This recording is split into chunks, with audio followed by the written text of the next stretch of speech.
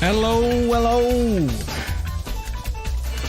Right. Have I got everything? I've double and triple checked already, but yeah, right. Hope you're all well. Another week coming to a close. Christ, where's it gone? I thought the same thing yesterday when I realised it was Friday, but I've just spent I spent this whole week recuperating from 2 days of insane streaming with Cyberpunk. But good evening. Yeah, exactly. Good evening. It's a late one today.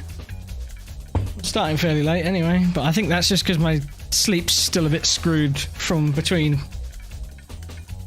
sleeping too much when I was ill and then streaming as much as I was. But waking up earlier and earlier each day, getting there slowly. But how are you doing? Hope you're well, I'd say. Your week's been good and your weekend's going swell. I've got to quickly fix part of my OBS because it's not showing correctly. But hello, Master of Asses, Chris, the beardy guy, and Cam as well. It was a pure bang, you're right. Gran Turismo. The what's it called again? Moon over the castle or something like that. I should know this. Moon over the castle, yeah, that's the one. Right, so plans for today. Probably going to be a split, half and half of talking and driving. Because it's not quite my shoulder, it's like my upper back, almost my neck, like the base of my neck, where it joins into the sort of my right side, top right side of my back, sort of where the shoulder is. I have slept funny or something, and I can feel it. And I did a bit of driving last night, and then after waking up this morning, I can still feel it, and it's not a nice feeling. So the driving, well, the good thing about these talking drives is I very rarely am going at it straight for too long, so I can have breaks. But I've got a bit of an itinerary in mind today. Got some new mods I want to try out. Got a couple of things I've poked at as well that I want to share and drive a bit more as well, because they're a bit fun. But as the alert and the description says, we're going to do a little talk about top 25 games today.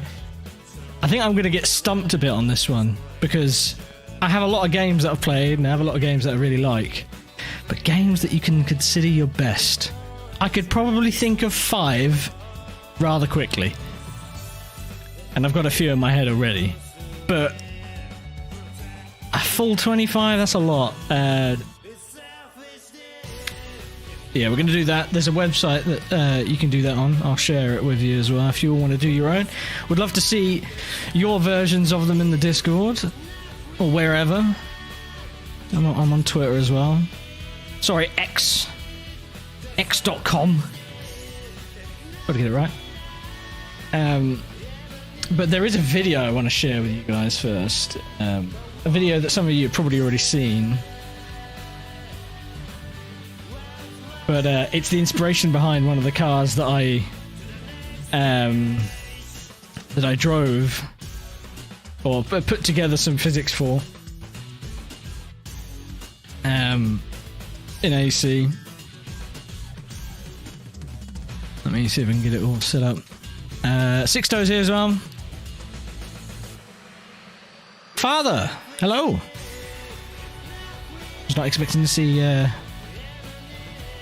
Dad here right at the beginning. I spent. I again, really unaware of what day and what fucking time it is. I'll get there eventually. Chris, good afternoon.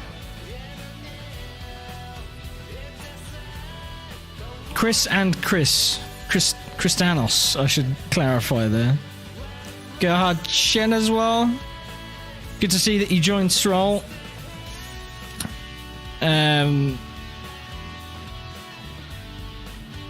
I know a few folks joined Stroll. What made you guys decide to open Stroll at the public? Well, Stroll used to be a forum, right? And, you know, it's on the internet. Anyone can join. That's how it got started. It's not really much of a conversation we had, but why not have more people, right? Like, there's always the concern of quality of drivers, and I don't mean skill level, I mean quality of drivers, quality of racer. You want people to behave and be sensible. I think there's rules to motorsport, but most importantly, there are agreements that, common sense, shit you just don't do on track, and that's the kind of thing you want. So when we had it private, it was people we knew. Most of it was people that we knew behave, and then others were people that had participated in other stuff in the past. Like, I hosted an F1 league not too long ago, a few years back. To say not too long ago, a few years back, that's kind of contradicts each other, but yeah, and some folks from that came over as well. So there's a mix and match, and it felt like for the plans of next year and what the aim and the target and the things that we want to do, why not open it up, sort of thing. Anyway, we've got better capacity on servers now, so we can accommodate more people if need be. So nothing set in stone for next year yet, but there are obvious things that we want to do, like the 60s 2.4 of Le Mans. That'd be a great one to do. I definitely like the idea of some more classic events, and more one-offs. Nothing set in stone, but the likelihood of a series happening next year, at least at the scale that World Sports Car has, is very unlikely. But yeah, hopefully a variety. It is a day and a time. Indeed. Top 25 interested you? So that you in? Yeah. Is it mates race? Everyone's doubling down on the joke that me and Stephen Lopson are brothers, not father and son. And I can't really deny them that, right? Because it's amusing. Because most people just assume that we're brothers anyway. Beans moaning up a storm in the background, don't mind him. What? He heard me, I swear. He's just being I'm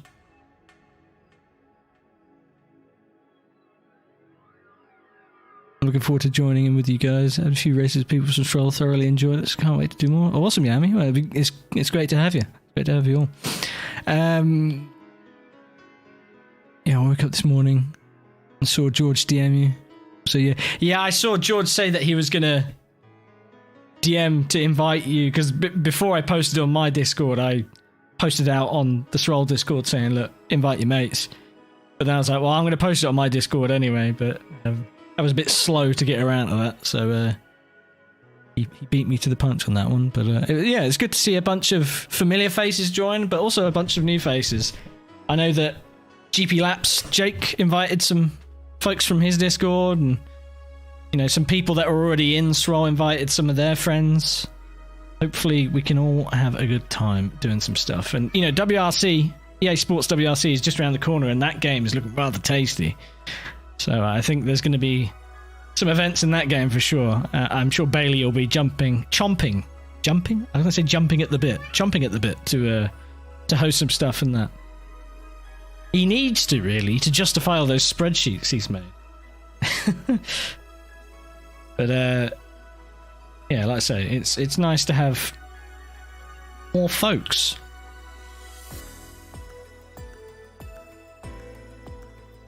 If you let me in shortly, open it to the public. Yeah, I get that. I've seen that joke a few times. It's like, look, you may have murdered me that time in Goodwood, but it's all good. You're fine. Is that why you didn't do it this time? Afraid of murder? It's fine. I totally understood why you hit me that time after driving the Mustang. It's just too quick. Just too quick. Well, I want to show you this video, right? Because I want to do it now because I'll forget otherwise. But it'll give you some context behind.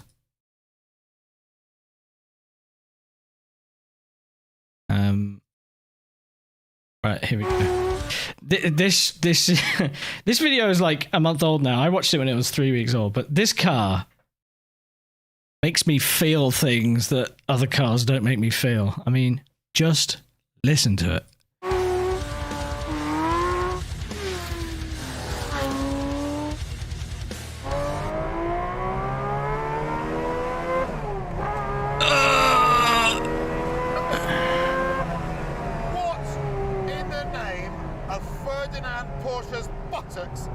Is that all about? Yeah, same. I don't often start driving a car and have to stop, but this time I had to because this is really quite silly. I'm here with Richard Tuthill, who created this thing called the 911K. We've started with such a good name for it as well. 911K. What they call a long bonnet car. And the aim was to create the lightest 911 possible, or was it the 11,000 RPM that you needed first? 11 or lighter? Yeah, see, Ivy knows. I know me well enough. There wasn't a whole load of thought went into this. Okay. Put those on. I've never ridden a motorbike on the road, and I thought that might be a thing to experience. So we could look at it as a four-wheeled motorbike. Okay, that's a good start. I've had a few experiences where you get out of a car and you don't know why it's special. Yeah. And then you weigh it, and it makes a huge difference. It's the number one thing. Carbon panels, carbon rear bulkhead, titanium cage. If it was steel and we thought we could get away with it in carbon, that's what we did. If it was something mechanical, then we went for titanium. Is there carbon in the structure, in the shell? No, it's a base 1972 chassis. So the floor pan is all steel? Yeah. Okay.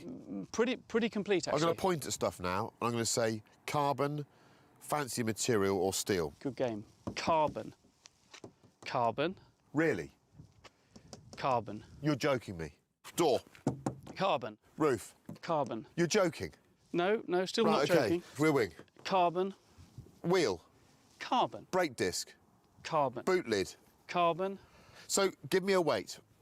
846 kilos sitting here before you get in it, ready to drive. Okay, so that's what we call a wet weight. It's ready to That's go. fucking 846. bonkers. The thing with all this carbon is I don't actually like carbon. I don't like the look of it. Yeah. So the wheels, for example, painted. So this should be something you can park in the street and everyone walk past it and think, well, that's a lovely early 911. That's the thing. So the interior, the seat, is that super lightweight? Yeah, that's our own seat made for this car. I think it's about 8 kilos, 7 or 8 kilos. Steering wheel looks fancy. 846 kilos wet weight is just gross. So we reduced the diameter because they're quite big, and then we made it out of That's carbon, yeah. Carbon. And I think that's a rather lovely finish, which is why you can see it. That looks a bit like 80s Kevlar to me. Okay, the engine then. 11,000 RPM. I've been doing this a while. I've not driven... Fucking 11k RPM. It sounds... And I've just had a very brief... like a wail from hell. One hell of a shriek. I thought it was a bit scary. How big? 3.1 litres. Seems quite a lot. I thought you'd go for 2.5 or something. Why 3.1?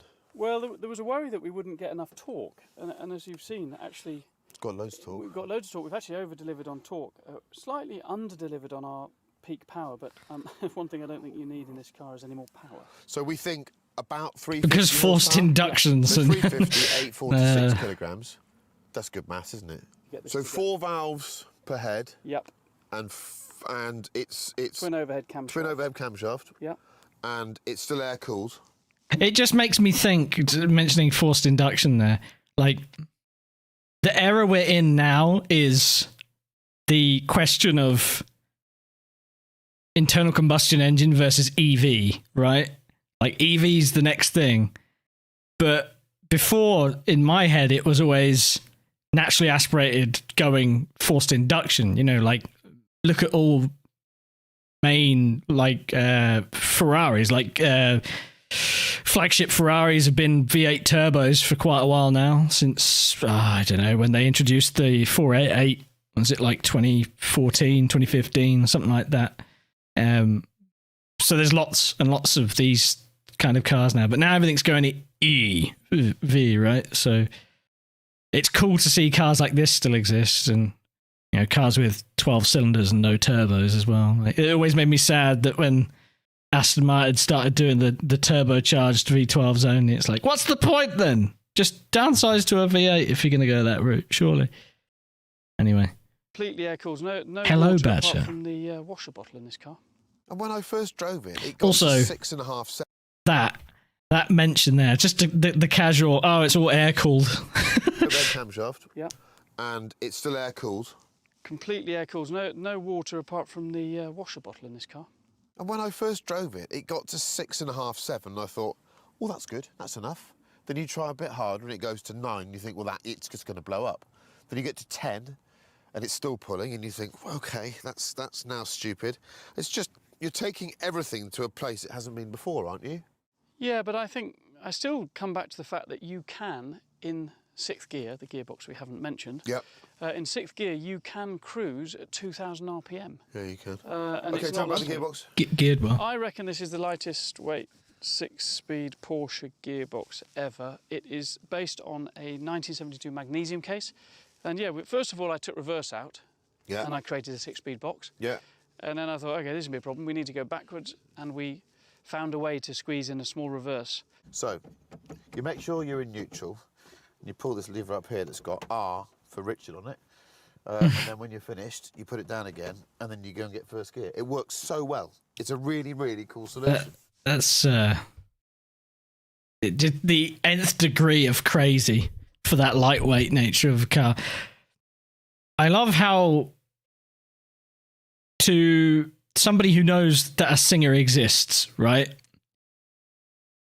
It would seem like they're in the same sort of realm, but they couldn't be further apart if they tried, really, could they? Like, a Singer is all about the aesthetic of a classic and everything else modern, which I love, by the way. Singers are fucking awesome. But then you got something like this, which is just, all right, let's keep it as old school as possible. Keep as much of it as original component-wise, but really with the ulterior motive of just keeping everything as light as fucking possible. And like you said, it's one of those that most people who know 911s would look at it and think it's a fairly normal-looking 911 with some extra bits on it at best, not a 350 horsepower, 11,000 RPM rev range that weighs less than 850 kilos. It's insane. And that, for those that are interested, is the old heater lever. So you're not actually putting the heat on at that point. Driver position's a bit offset, like it is in all 911s. That's your own rally pedal box, isn't it? Yep, spaced I accordingly. don't know, man. I think this car's got a lot of details on it too. Nicely. Yeah, nice. It's not spared Speedometer because it's not finished on the yet. interior either.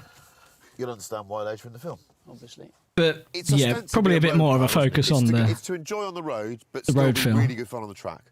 Fair enough? Yes, absolutely fair enough. It's to be driven. It's to be driven hard, and it's to be driven on, in English terms, A and B roads. It's between 40 miles an hour and 80. I'm not sure there's anything better out there, actually. OK, I better go and find out, because I did actually pat myself first time round. So if you don't mind, I'm going to go for driving it now. Yeah, I'm going to sit back and just enjoy this bit. I've watched this video like 5 times now. I love it. Not like many things I've driven. It's an overall assault on every sense, on every muscle. It's a workout. He's not even revving it out, and listen to it. When something drives like this, we normally call it an animal. This isn't an animal, this is an extraterrestrial psychopath of a car. 11,000 RPM, the noise just fills your body up. It almost doesn't drive like an 911 because I've never driven one that requires so much attention. What have they made here? You have to recalibrate what your head's doing, because it is very fast, but it's more of a sensory overload. When you concentrate on the speed at which you're covering ground, it's not quite as fast as you think it is, but moving around so much. It's more like managing a superbike, because it revs so high, it's got quite closely stacked intermediate gear ratios. But the engine is just... Oh, what have they done here? The car is so light. 846 kilograms as you get into it. That's with fuel. But think about it, 846 kilograms. I mean, there are, I think, 911s that weigh twice as much as that. New 911s. Engine 3.1 litres, about 350 horsepower. Do the maths. Everything's carbon fibre. It feels... Yeah, I do enjoy how the rear bodywork is just like melted away from where it's been spitting flames. It's awesome. Rides beautifully. Those big chunky sidewalls. It's beautifully damped. A lot of people will be saying, what's it like compared to a Singer?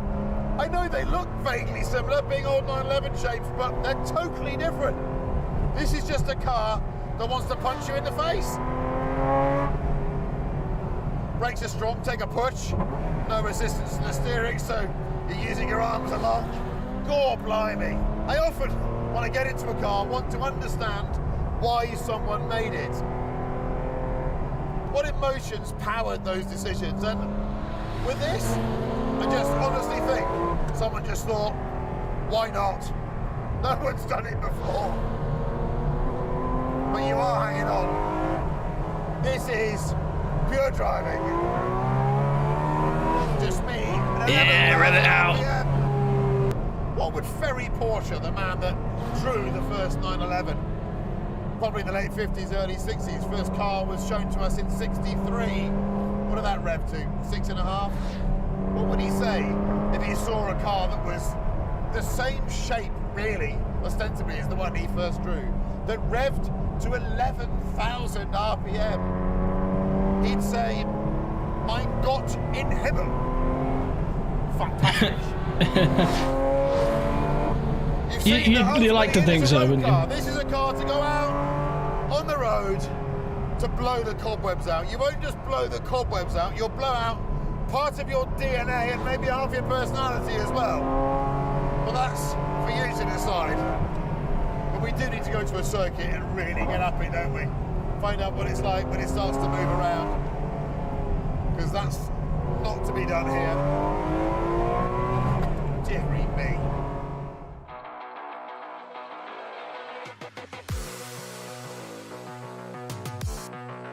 Yeah, I appreciate it, but we're going to the important. Very helpful advice. Thank you very much, sir. Will it do 120? Skid risk. The fucking okay hand gesture. Before we do that. Here we go then. I don't think I've ever driven a car with so little power relative to modern cars that I'm so intimidated by. So little mass. We've now walked around it, you know, all about the tech and the obsessional attention to detail. We're at Blyton, a little test track in the north of England. It's pretty as hell. It's narrow, it's technical. Oh, the sound. I've got 11,000 RPM. It's otherworldly. Takes quite a bit of initial steering input to get the car turned. The wheel's quite light off centre, but really weights up when you're in the corner. So it's a steer it from the shoulders job. Don't forget it's an old 911 this, so we've got trailing arm rear. Got some nice dampers. Real deliberate gear change from that 915 box. That's Absolutely insane. Noise. That's at 6,000 RPM, another 5. The flames as well. There it is. Look at the melted bodywork. Does stop well. He's got to really like, commit to the pedal. What a play it car. with some He says it's not a track car, aluminium or something. it lights the circuit. He's not right. You can see it, really steering it from the shoulders. Properly manual experience. I really like Chris Harris because not only is he entertaining and really enthusiastic about it, like, oh my god, look at it! No wonder it's all melted. But yeah, he's really good behind the wheel as well, so really means you get to see one of these things There's not much else ragged. like this. So much information because all the control surfaces are wiggling away, it's rolling. My head is being lobbed about.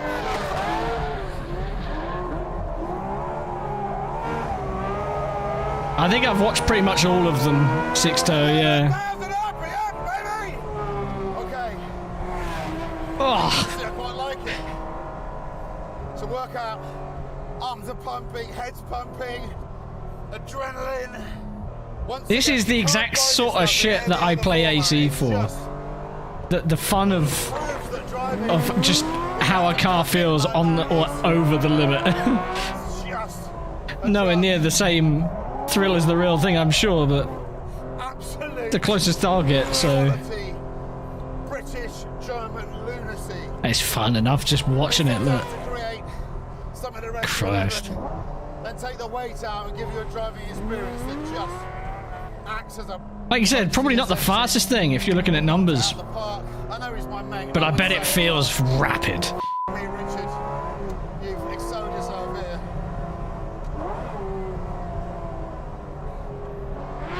Yeah, it'll tripod. To get used to this thing, but It'll kick a front wheel up for sure. quite good at driving these 911s, Richard. I think that says all you need to know about how it's Than sit in set up for roads, buddy, yeah. driving like a dick. Let's go and pick him up, slot him in the driving seat, and then we can just giggle our way to the end of the day. Oof, I think I need a break anyway. You know what we say about end of day cocking about? Just have a laugh. I want to get home. Have you done a lap yet? No. One. Brake. Dip. Third. That's third gear. This one's second. Watch out for the cameraman.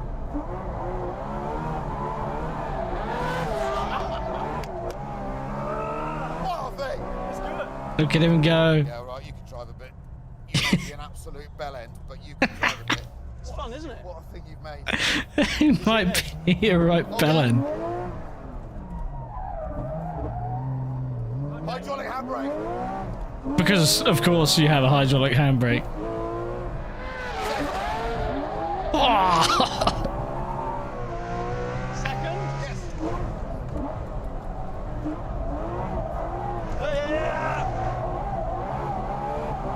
Look at him go. 10-4 at the apex. Third, stay third. I'm back in now. Yes, Richard! Oh, fuck. Really working it. T. Yes. Man, what to be a passenger in that. That's great. Yeah, I'd be as giddy as Chris is. The thing is, he does this for a living so often, right? You'd think that, not that it'd get old, but that you'd get used to it and it'd numb you out a bit, but no. When you love it, you love it. Ah, so fucking cool, isn't it? Awesome. Right, I'm gonna switch back to the starting screen for now. And then we'll switch over to this top 25 list I was talking about. But what a car, right? Fucking awesome. Let's music back on. Just think the stream peaked early. Yeah, really flattering that when it wasn't even my own content I was sharing. Feels bad, man. The rally car one with the Italian driver, the 3.7 was amazing. They looked genuinely alarmed. Yeah, going for it. But yeah, I took the Singer Porsche mod and I made a new engine for it, and basically got it set up to have the 11k RPM, 350 brake, the weight as well. Changed the weight. Did a few things to it. Definitely not finished with tinkering with it, but not in a rush either, because it's not like it's something I can exactly release. So there's not really a model or anything I can use, but it's pretty fun. I feel like I took a sound mod for another 911 that probably had a rev limit of about 9,000, but used extension config to tweak it to make it sound more like it was revving higher. And I'll give it a drive later on, and then you can give me your you can give me your own thoughts on how it compares. But yeah, Tut Hill Porsche 911K, what a fucking car. Okay, there we go. We got this. Someone backed in a truck into the front of the Fiesta on Friday. Oh no. How bad is it?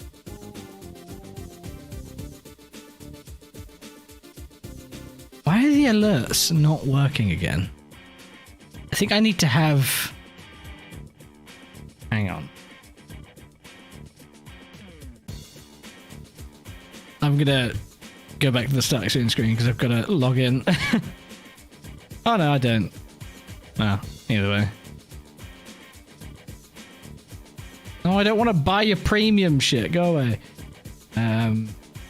Recent events. At £400 of work.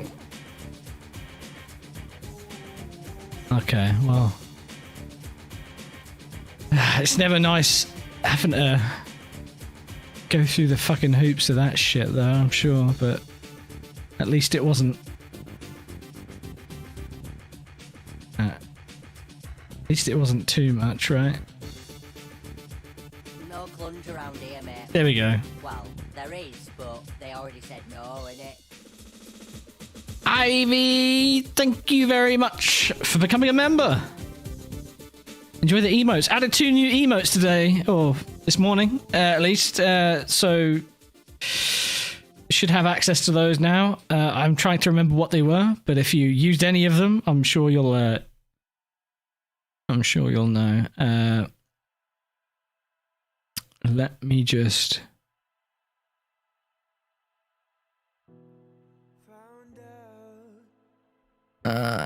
just adding a dock so that they come through, because without the dock, they're not activating. Oh yeah, I added female dog, of course, because I knew people would appreciate having that one.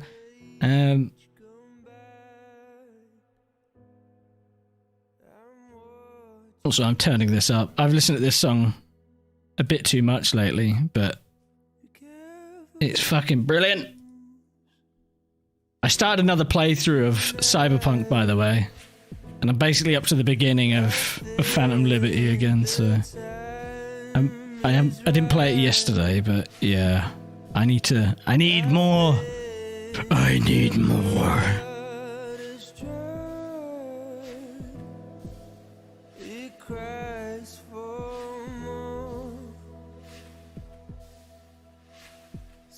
Oh God.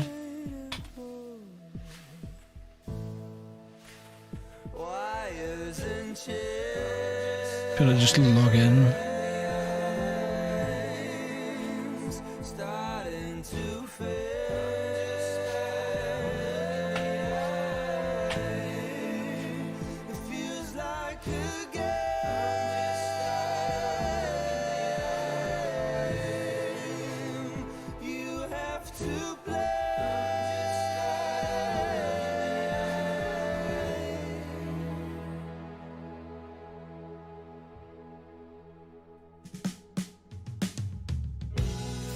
I don't remember my password, chat.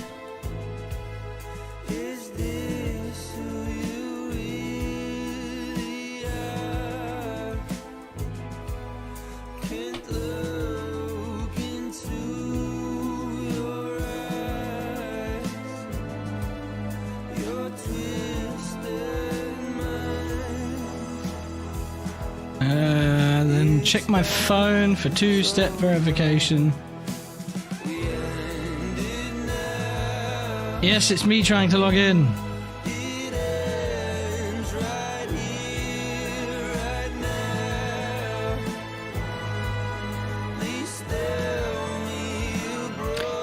Thought it was a James Bond song for a second. I mean, they've done their job well then, because I think that's entirely the idea. There we go. Got the recent events up now.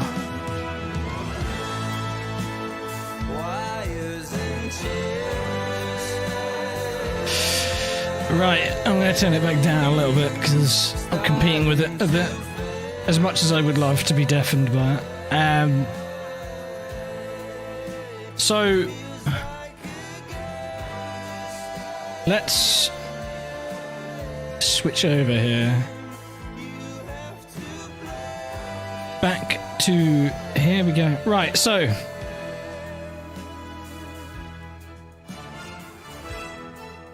like I say, I would love to see your own lists at some point, if you're willing to do one.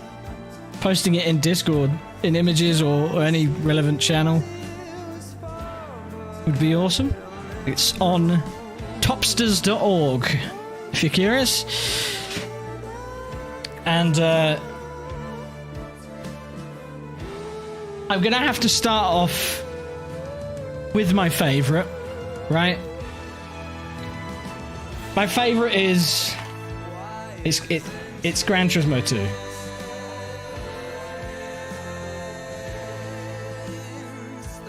I'm sorry, but it just is. Now, to clarify, I shouldn't have to clarify this, but some people seem to misunderstand.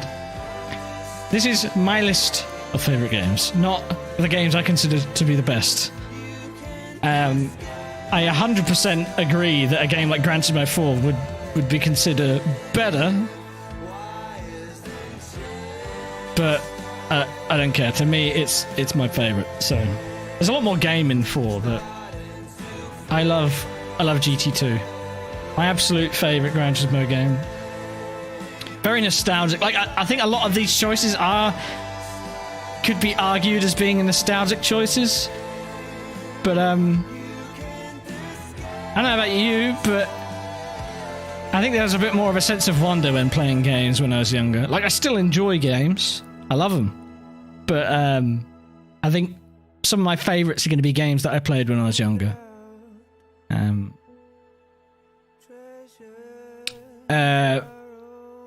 Now, on the contrary, a game that I played quite recently, within the last sort of 12 months or so, I still haven't even finished it.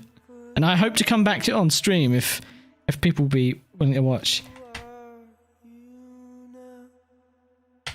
Outer Wilds. This game is like... I've never been all that interested in space.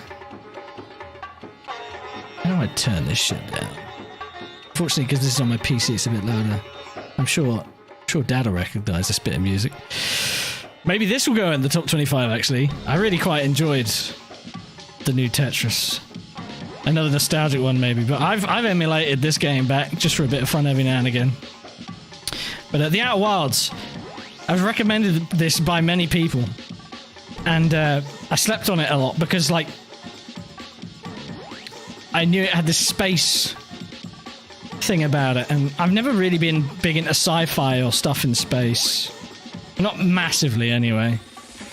But this game is something else. If you've not played Outer Wilds, it's got great space exploration. And after playing the likes of Starfield, and I know I go on about Starfield, and I grumble about it, but after playing Starfield and playing this, like, they are, no pun intended, worlds apart. They, like, one game is really about exploration and getting a sense of the scale of space, because it's a very seamless experience. The other is very much, you know you're playing a video game when you're playing it, because you're constantly looking at loading screens and menus and using them to get around. And I think that's what makes a game like Outward special. That, and the concept is really neat, if not a bit bleak. But yeah, brilliant soundtrack as well. I think soundtracks, more often than not, carry games. A great soundtrack can really make a game. I mean, let's talk about my next pick, Cyberpunk.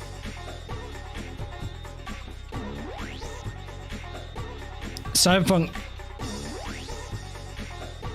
2077, the base game alone, I really enjoyed, and it has a brilliant soundtrack. And I think the soundtrack really does carry it. When you talk about the bugs, and you talk about maybe how not fleshed out as an RPG it is, especially if you maybe think about the Witcher series. Never really got into the Witcher series myself. I know they're great, but something just hasn't clicked. Maybe one day. But yeah, the soundtrack in the base game carried it for me. And same again with the expansion. Although I really love everything about the expansion, because it feels a lot more like Act 1 of the base game did. It feels a lot more like you have options. There's branching paths, things that will have an impact. You don't get so much of that after Act 1 in the base game. I'm sure that's what they would have loved it to have been start to finish, but you can only delay so many times, and well, a lot of things got scrapped as they usually do in game dev, right? But yeah, love Cyberpunk. Valhalla, this one, it wasn't even one I thought about, but I really quite liked Valhalla. But while that's on my mind, I'm going to also try and keep it to one game per franchise, so only one Gran Turismo game. I think I'd have to go with Polo Justice.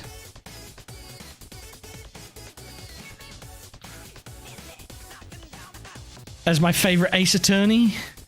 I mean, Trials and Tribulations is brilliant as well. They're very tied for me. Like,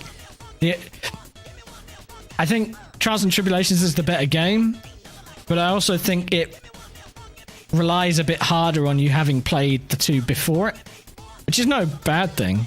Having played all three of them in a row, I loved it. And it's probably more depth than that, but there's something about the setting and the music in Apollo Justice that I really liked.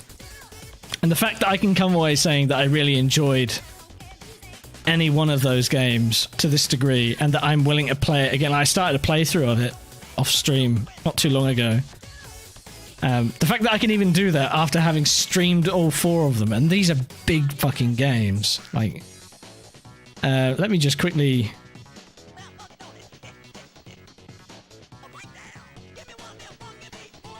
$140 hours. 140 hours on 3 games.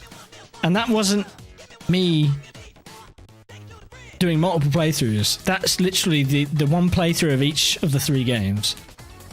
So you definitely get your money's worth. Yeah, it's all reading and there's a lot, and I probably would have played it much faster if I wasn't having to read it all out on stream and things like that. But yeah, really love those games. So that definitely gets up there. I'm not doing these in order of 1st to 25th because I couldn't tell you what that order is. Not at all. So this is when it starts to get a bit trickier.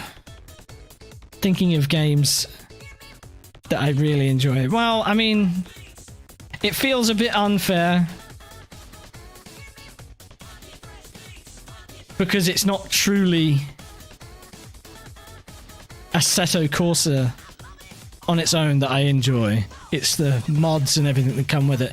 There's barely anything left of the base game now, right? But with the 2,400 hours that I put in this game, it's the game I've played the most ever, I think. Absolutely love it, and we'll be playing a bit more of it later on, so I suppose that's a testament to how much I really enjoy it. Another clear choice would be Sloshy. Thanks for the sub. Good to see you. Thanks for joining. Silent Hill 2. I could put Silent Hill 1 in here as well. Ain't nothing like a phone, baby. 2004. I think it's 2,400 hours.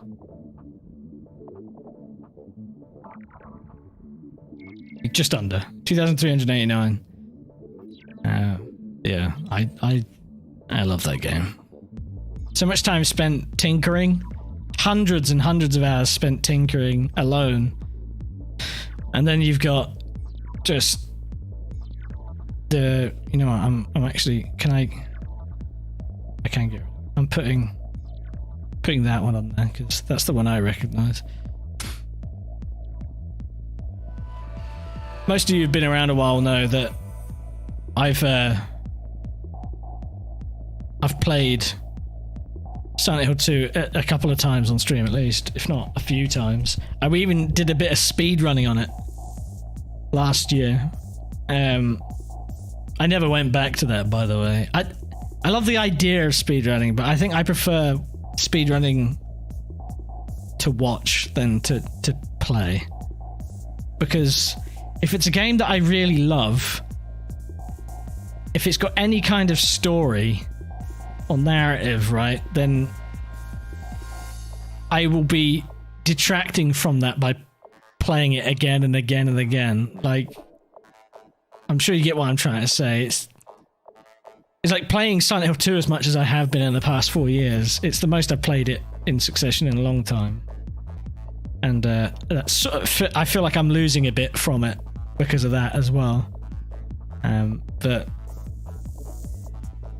there's one simple solution to that is stop playing it. Right, I'm going to start needing help here because I don't actually really know off the top of my head beyond this some other examples.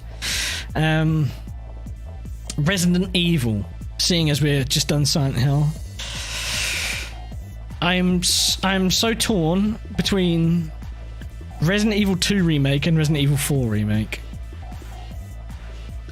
2 and 4. I think I have to go with 4. It might be relevancy bias.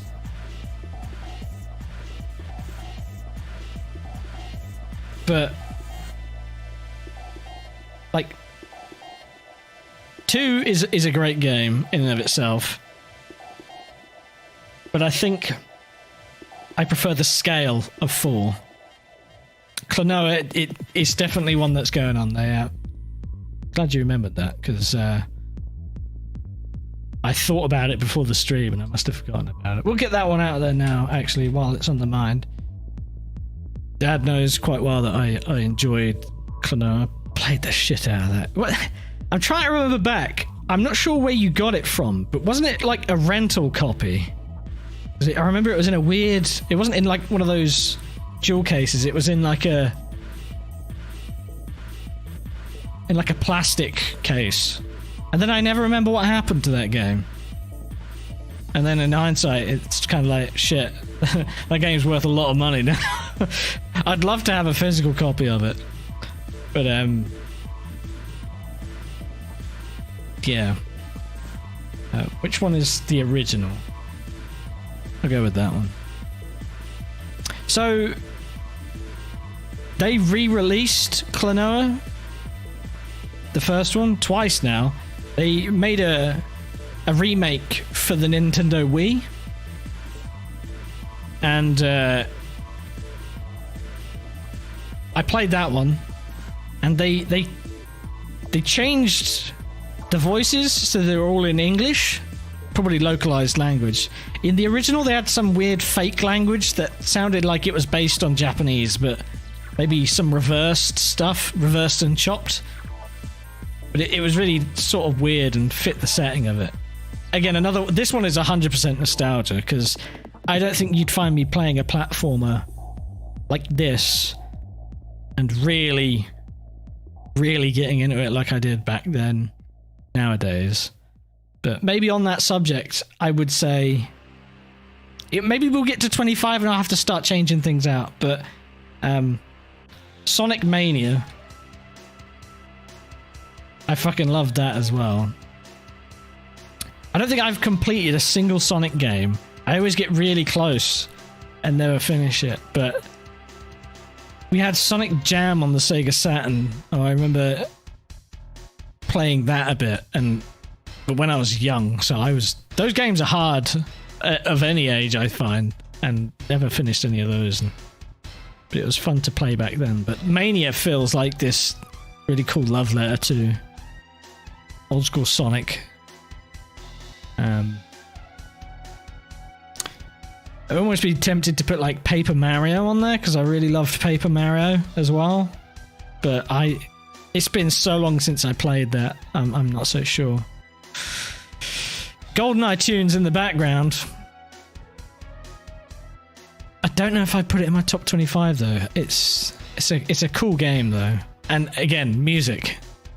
I think the music carries that game for me as well. Like, the game was fun, but I don't know, music's so well done. Ooh, Conker's Bad Fur Day though.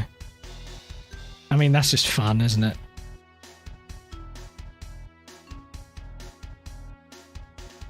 The original. It was Blockbuster, was it? Okay.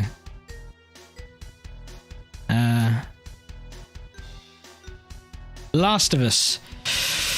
I don't know. Like, I love that game, but I don't know if I... Yeah, I don't know. I have to think on that one. It's a great game, but I'm not sure it'd be up there in my absolute best. Oh, I've got Steam open on my other window to remind me. Mirror's Edge. The original, not the sequel or the reboot, remake, whatever the fuck you want to call it. No, that one does not mean as much to me. But I've completed Mirror's Edge on every platform it released on, I think. Multiple times. Remember we did a blindfolded run of the first main level of the game last year as well? Like, I'm not sure I'd want to do that in any other game. I don't think I'd want to do it in that game again. That shit was lengthy. I might try and reorganize these a bit when I get to the end.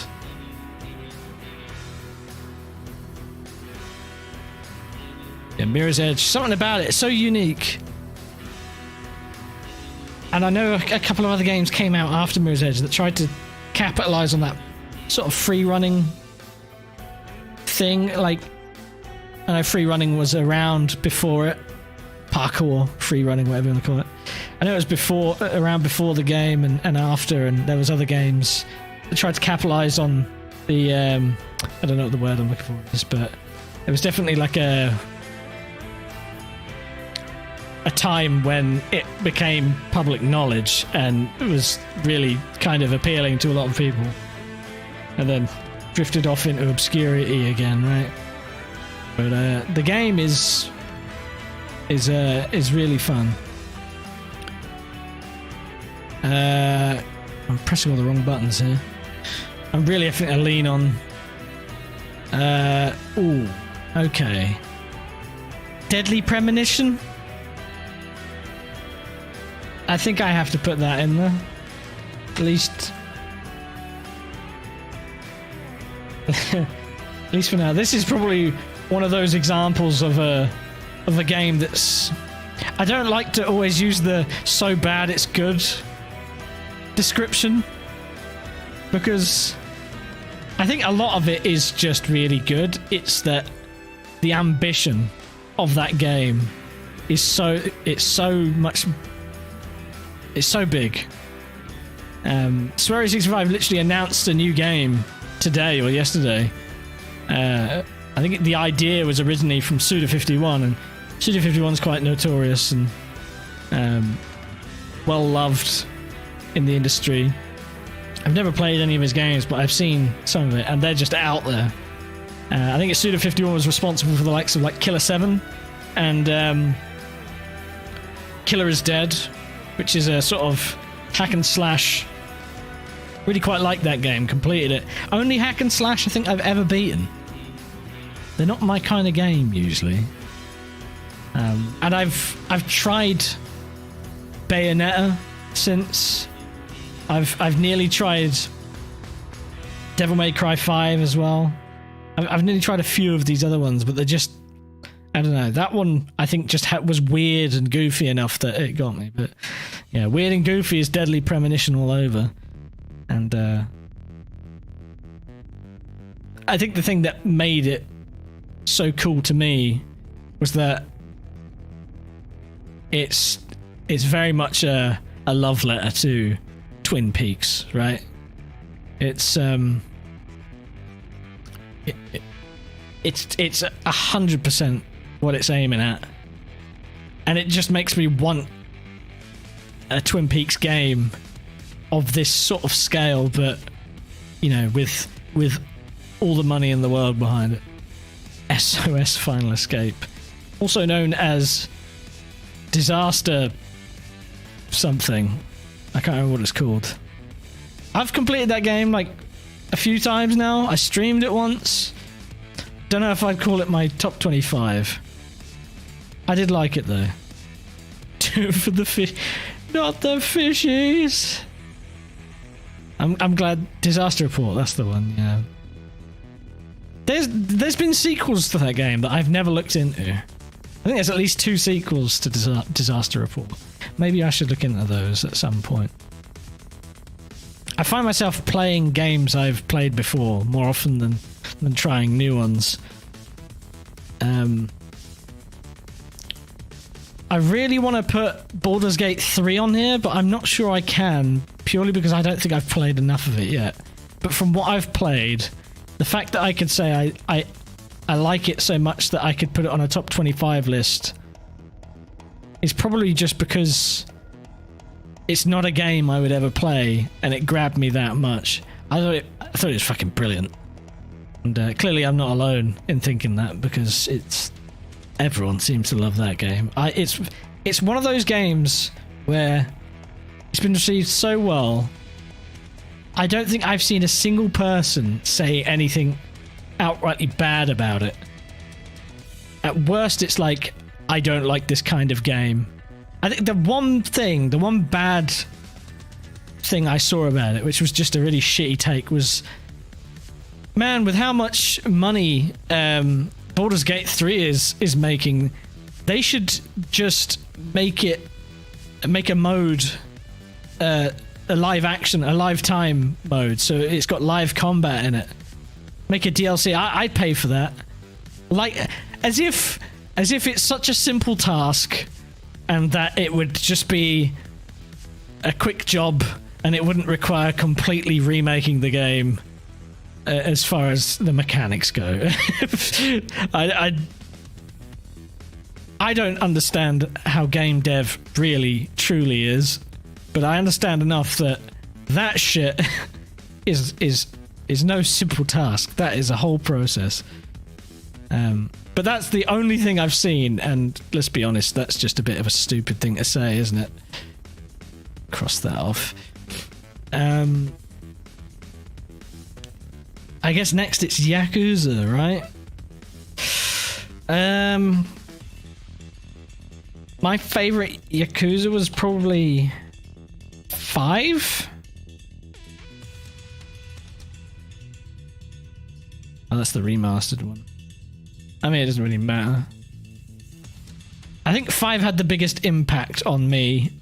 I'm trying to remember the order in which I played these games. 4 was my first one. I remember because that was back when I didn't have a PC. It was after my Xbox 360 had died, and I'd gotten a PS3. And it was part of PlayStation Plus, one of the free games for that month. I couldn't tell you what year it was, but it was before Yakuza 5 even existed yet, so I think that puts enough of a date on it.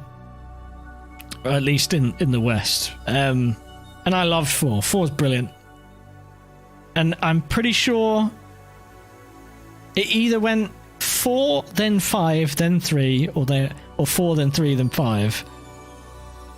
Either way, I remember playing 3 and finding it very frustrating of an experience to play.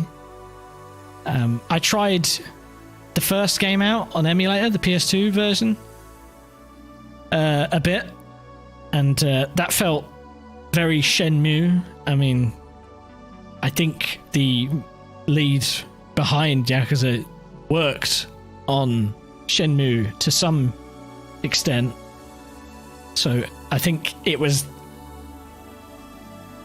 the things they loved about Shenmue, like I guess the immersive sim like elements, if you could call it immersive sim,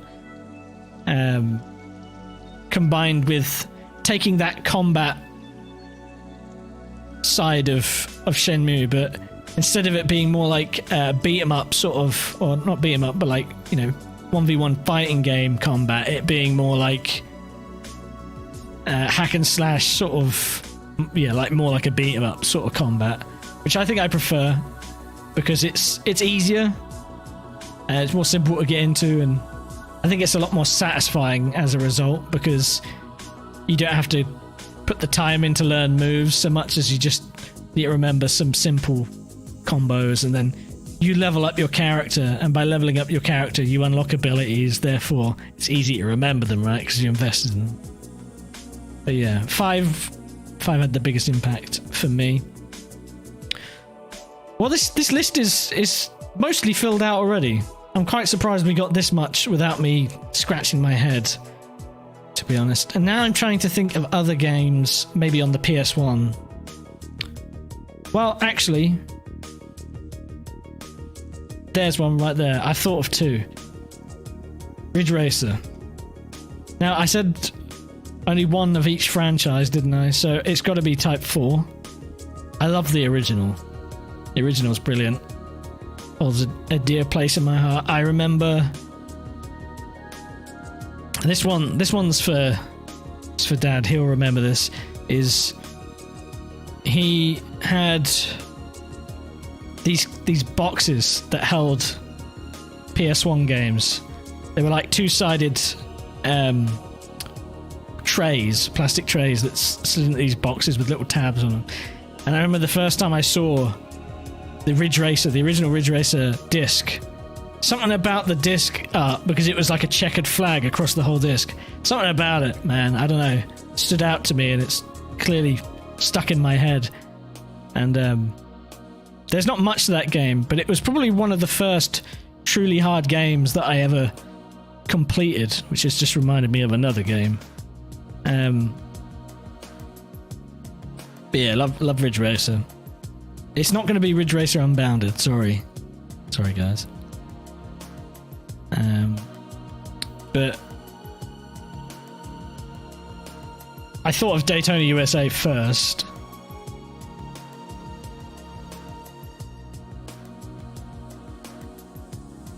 Which made me think of Ridge Racer. Catch you later, Pop. And then this also made me think of Driver.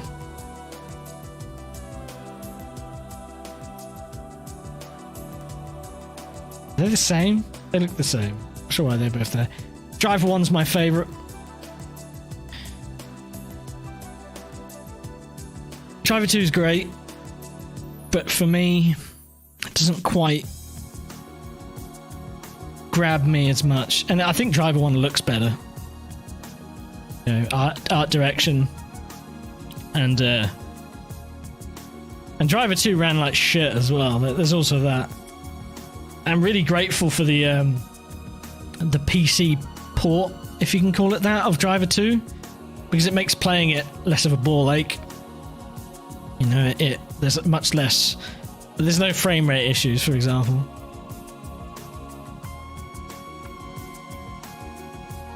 I preferred 2 as well. The weird lags and walking animations. Yeah, they were ahead of the curve when it came to that aspect over the likes of GTA, but yeah, handled like shit. But then again, even Driver 3, the movement in that game on foot felt equally as horrible. But that game's a whole conversation in of itself. I don't hate Driver 3, but it's not a great game. It's pretty fucking rough. And the shooting segments really ruin it, which I think only cements my argument of Driver 1 over Driver 2, because any moment you're forced on foot in Driver 2, it's like, oh god, make it stop. 3 was a failed attempt at getting to GTA success. Yeah, 100%. It was trying to keep up. You know, they were pioneers, and then, you know, you think of the original GTA games, GTA 2, you know, the GTA London thing. They're not, Driver and those games weren't really in the same ballpark, but suddenly the scope of 3D games getting bigger, they were in each other's ballpark, and GTA 3 was amazing for its time, right? I don't think I could put a GTA game on this list though. I think GTA games are great, but the only way I could describe it is GTA games are jack of all trades. You know, they can do a bit of everything, and they do that bit of everything really well, but they don't do any one thing other than that, the process of doing so many different things. They don't do any one thing well enough for me to really think they're the best, like story / narrative, gameplay, mini games, stuff like that. I think that's why I like a game like Yakuza a bit more, is, you know, there's no driving in it, but the dealing with enemies is a way more fun process. I do love GTA 4 though, so if I was to pick a GTA game as my favourite, it'd probably be 4. 4 or Vice City, because music. What else? What else, champ? Trying to think. Now Dad's gone, he can't help me. Can't help me pick things out. Stardew Valley, I don't know. Oh, Mortal Kombat maybe.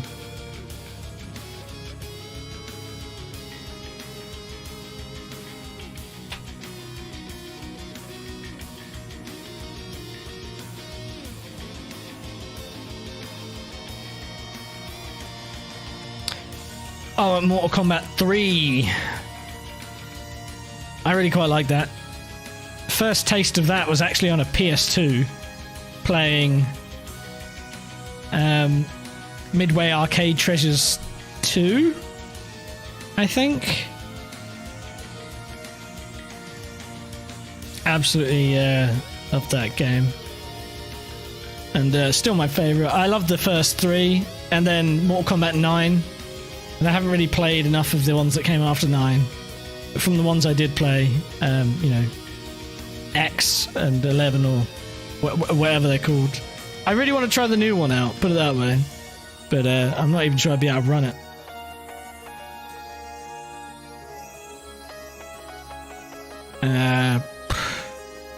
This is where it starts getting difficult.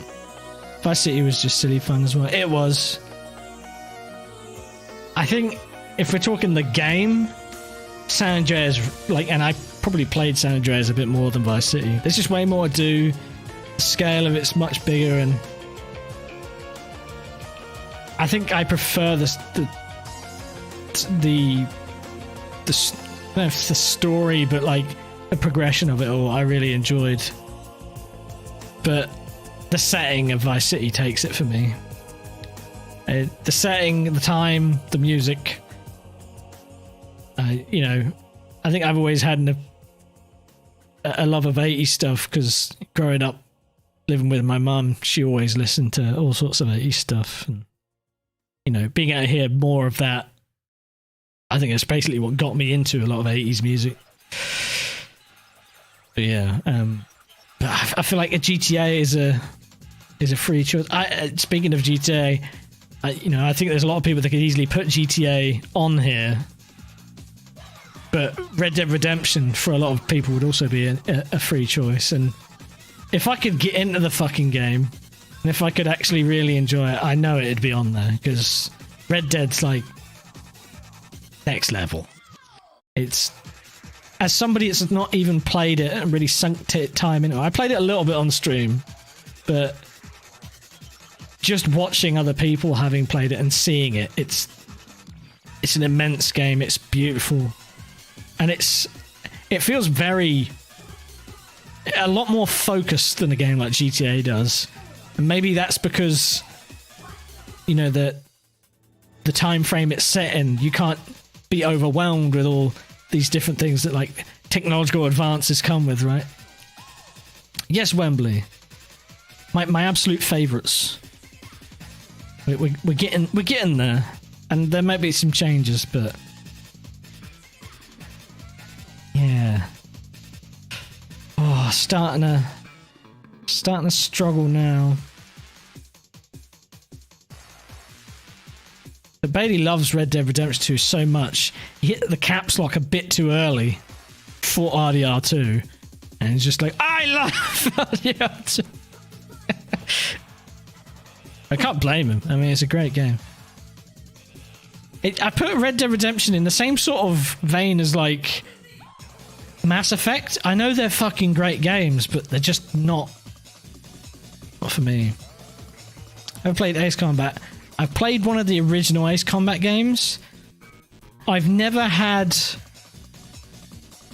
a massive interest in planes and jets and shit, which I don't know why. Because my brain understands they're fucking awesome and they're really cool. Like you like cars? Well, they're cool because they're fast, right? And they make cool sounds. Like, fighter jets are fucking awesome because they go really fast and make cool sounds as well. But like, it doesn't gel with me. I never have really had much of a love for it. So I know they're great games though, and you know the music in them is great as well. Because we're listening to Ridge Racer soundtrack right now. People who made music for Ridge Racer made music for Ace Combat as well. But yeah, never really got me. I heard the story. They go quite ham with the story. I mean, it's crazy in my head that you could have a game that's about flying fighter jets and shit and somehow inject this meaningful story. I can believe it because I play games like Yakuza, and that's like about Japanese mafia gangs, but like has some of the most heart-throbbing shit and like some of the tear-jerking shit I've ever seen in video games. And it's also hilarious. It's got a really good sense of humor as well. So yeah, I think I think if I was interested in aeronautical or anything of the sort, then yeah, it would probably be a favourite series of mine. Hey Noah, and hi Wembley, did not say hello, but welcome, and Bailey as well.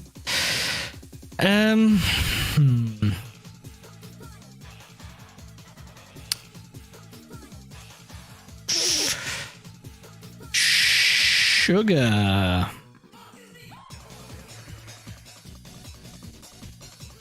Oh, they tied them together today, Wembley. Nice. I didn't know that. That's interesting. Let me pull up my Steam again. I've got a favourite section on Steam, but not loads of these would I consider my absolute favourites. To answer your question, though, about Metal Gear, I have played Metal Gear games. I've not completed one, and I've never played it, but I've seen playthroughs of it. I've not completed 2, but I've played a bunch of it and seen people complete it. Never played 3, but I've seen people play it and complete it.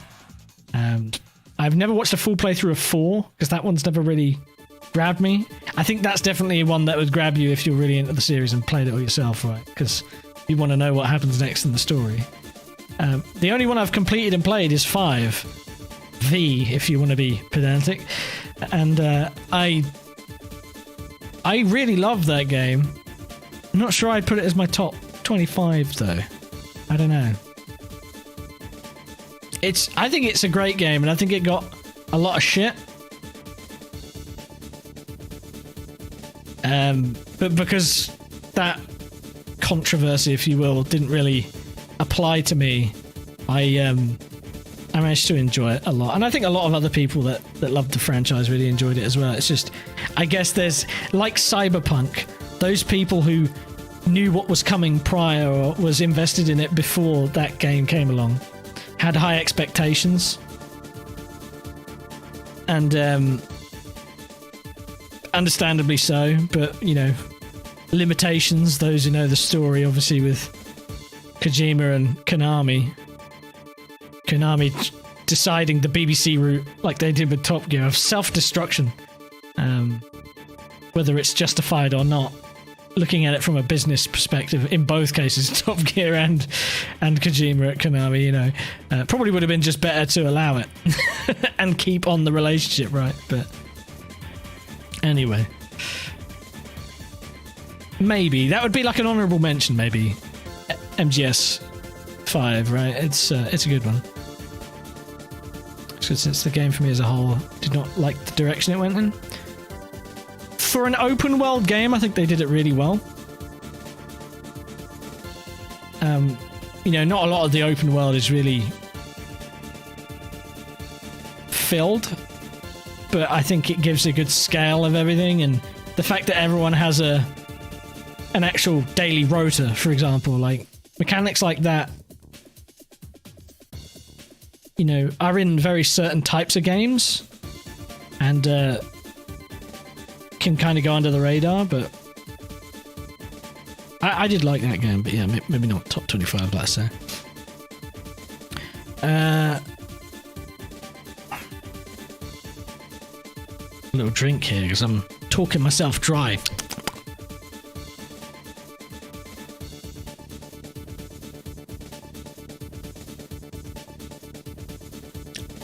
For those who have joined after the fact, I'm trying to stick to one game per franchise.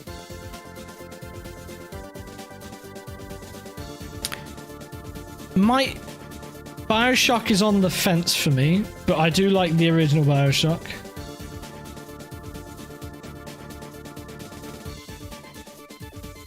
I don't know what that cover art is. Let's go with that one. That one works better for me. I really like the original BioShock, but it would be towards the bottom of my top 25, which isn't to say it's bad. Over the years since playing it, my love for it has waned a bit, but yeah, it's still a great game. Oh, Sega Rally. I think I'm going to put on there because it's in the back of my head.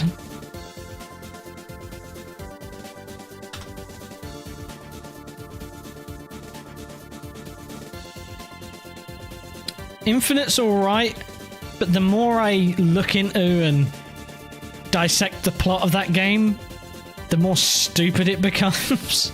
And like, the plot holes surface, and it kind of ruined it for me in a way. I think being ignorant of that stuff made me enjoy it a lot more, but it's a fun game to play still, and the setting's awesome. Cody's Rally games. Spent a lot of time on Rally 2 back in then. Yeah, they're great. It's I don't know really, like I'm not sure if any rally game has ever been that important to me. Like, RBR is fucking amazing. You know, the Dirt Rally games are really good as well. I played Colin McRae Rally 1 was the first game that I learnt to drive manual gears on a keyboard on a PC back when I was really young. And ever since that day, every driving game I ever played, I played with manual gears from the age of like, probably like, it was before I was 10, I'm almost certain. But oh, definitely before I was 10 now I think about it, it probably would have been like 7.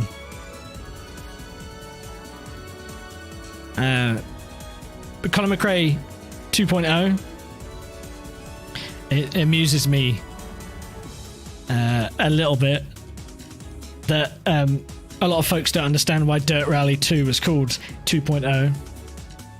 Obviously, those who know the history of the series or played them get exactly why. I was watching GP Laps do his hype video for the new WRC game, and he said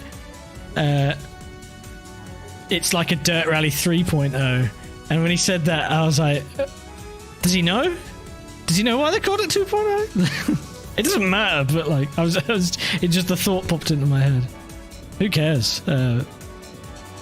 That is a game I'm looking forward to. I'm looking forward to for WRC more for everyone that's been awaiting a complete rally game than I am for myself. If that makes sense. Like, I'm not in a rush to buy it, but everything I've seen about it, it looks fucking awesome, doesn't it? I think rally, loose surface driving of any description is never really something that has appealed to me. I just love, like, I love doing tarmac rallies, but off-road stuff in a more realistic sense especially doesn't appeal to me. On the subject of that, if I was to pick another rally game, it'd probably be Rally Sport Challenge 2, the second one, because it had such a variety of cars, a pretty good variety of rallies and locations as well, but it's an arcade game, and you know the stages reflect that. But it had normal rallies, it had rallycross, it had ice racing, sort of rallycross, it had hill climbs, and then you had cars from different eras. You had the current cars, which were early 2000s stuff, like 2004-ish. Then you had Group Bs as well. Even some older stuff as bonus unlocks. But I loved Colin McRae Rally 2.0, but Rally Sport Challenge 2, I think I prefer it. DICE made that? Yeah, I think so. I didn't know it at the time, and I hadn't learned about it until recently. I think when Grizzle, he went to I don't know where it is, but when he went to look at, I think it was he went to DICE and or whatever, and he took pictures of, which one did DICE do? Rally Sport Challenge 2, I think. But yeah, they had all the games they had made framed on a wall, all the art, the cover art for them, and that was on there, and I was like, they made that, really? Because like DICE made, well, what I know DICE for is Mirror's Edge. Obviously what DICE are known for mainly would be something like Battlefield, right? They've done a lot of variety.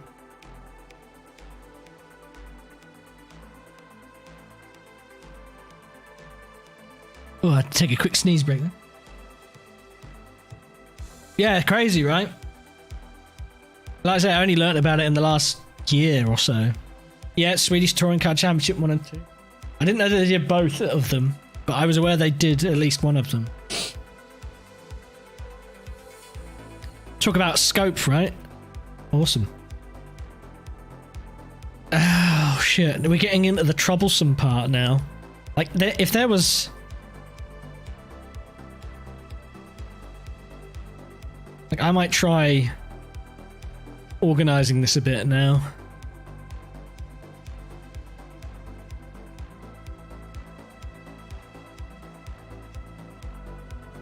Oh, this is going to be hard to organise.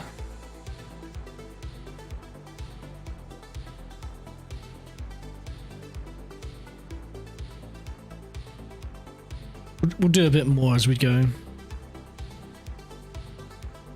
They made the Race of Champions game. I liked that game. That was fun.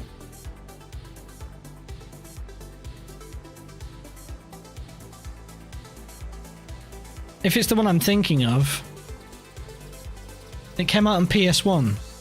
And it's probably on PC as well, but I remember it had like a RAV4 in it, and it had some of those super special stages because of it being Race of Champions. It did also have a Peugeot 306 Maxi with 7 gears, which is questionable. I know ever since I was made aware of Mobile One Rally's existence, not a game I knew about until it came up on TeamSpeak with the lads years ago, and Bailey played it on the stream very recently, I think it was yesterday. It's one that I feel like I should look into at some point and give a go, because I think I could probably get behind playing an older game like that. And there's a lot in there, so. Oh, why no one gets the Race of Champions license as like a side race? Yeah, it would be cool. And I think about that with like Pikes Peak, and then realize Gran Turismo has like had the Pikes Peak license in some form or another for a fucking like decade, and have done nothing with it. It's like just put the track in the game, please.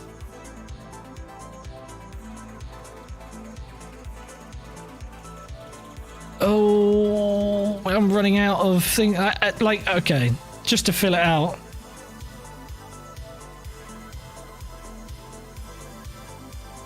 Need for Speed Most Wanted. Yeah, call me a basic bitch, but Most Wanted 2005 is my favourite Need for Speed. My first Need for Speed was Hot Pursuit 2, and I loved Hot Pursuit 2, and I would have said it was my favourite,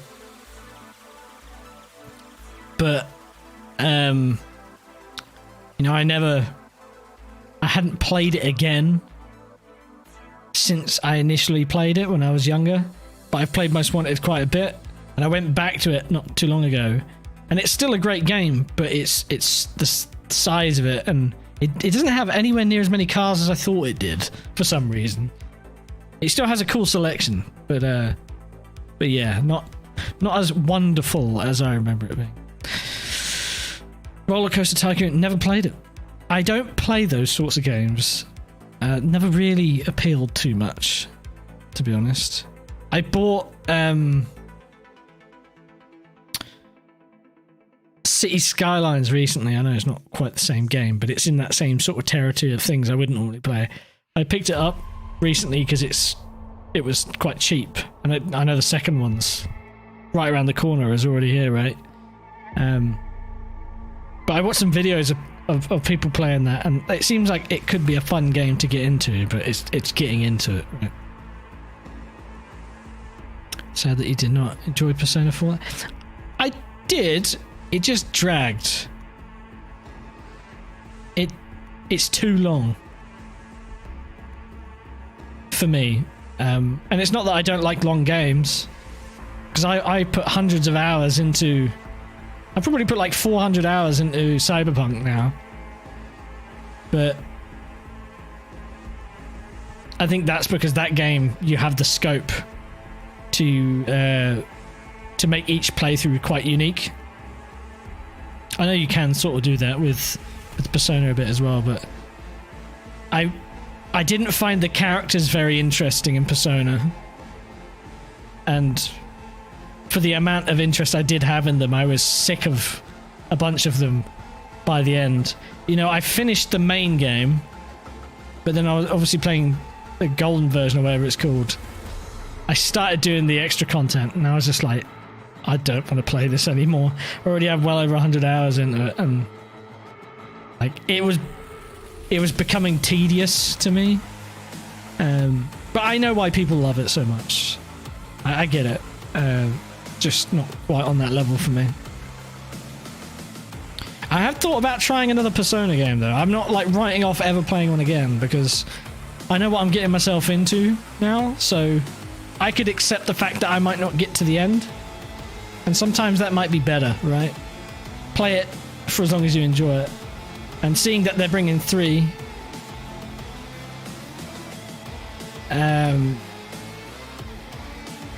Maybe that's a good opportunity. I thought about getting 5 as well, but never got to it. Persona 4. It's damn earworms. Yeah. Hey, Todd. It's got good tunes, though. I give it that.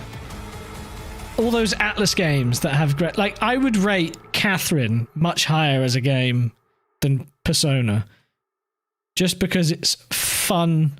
It's a fun, unique take on a puzzle game. With a really weird story. But it's got all the awesome music that you get from those Atlas games with the same composer. I'm not sure who makes the music, but really like it. So it's kind of like Final Fantasy since they're different. Yeah, like I've never played a Final Fantasy game, and it's not because I think they're bad, or it's mainly because I think I wouldn't like it because of the scale, or not the scale. I love games with good scale, big scale, but it's the length. Just so much game. And I can play games of that length, but they've really got to grab me by the gut as far as the setting or the story, or both, most importantly. But Todd saying PG4 reminded me Project Gotham Racing 4.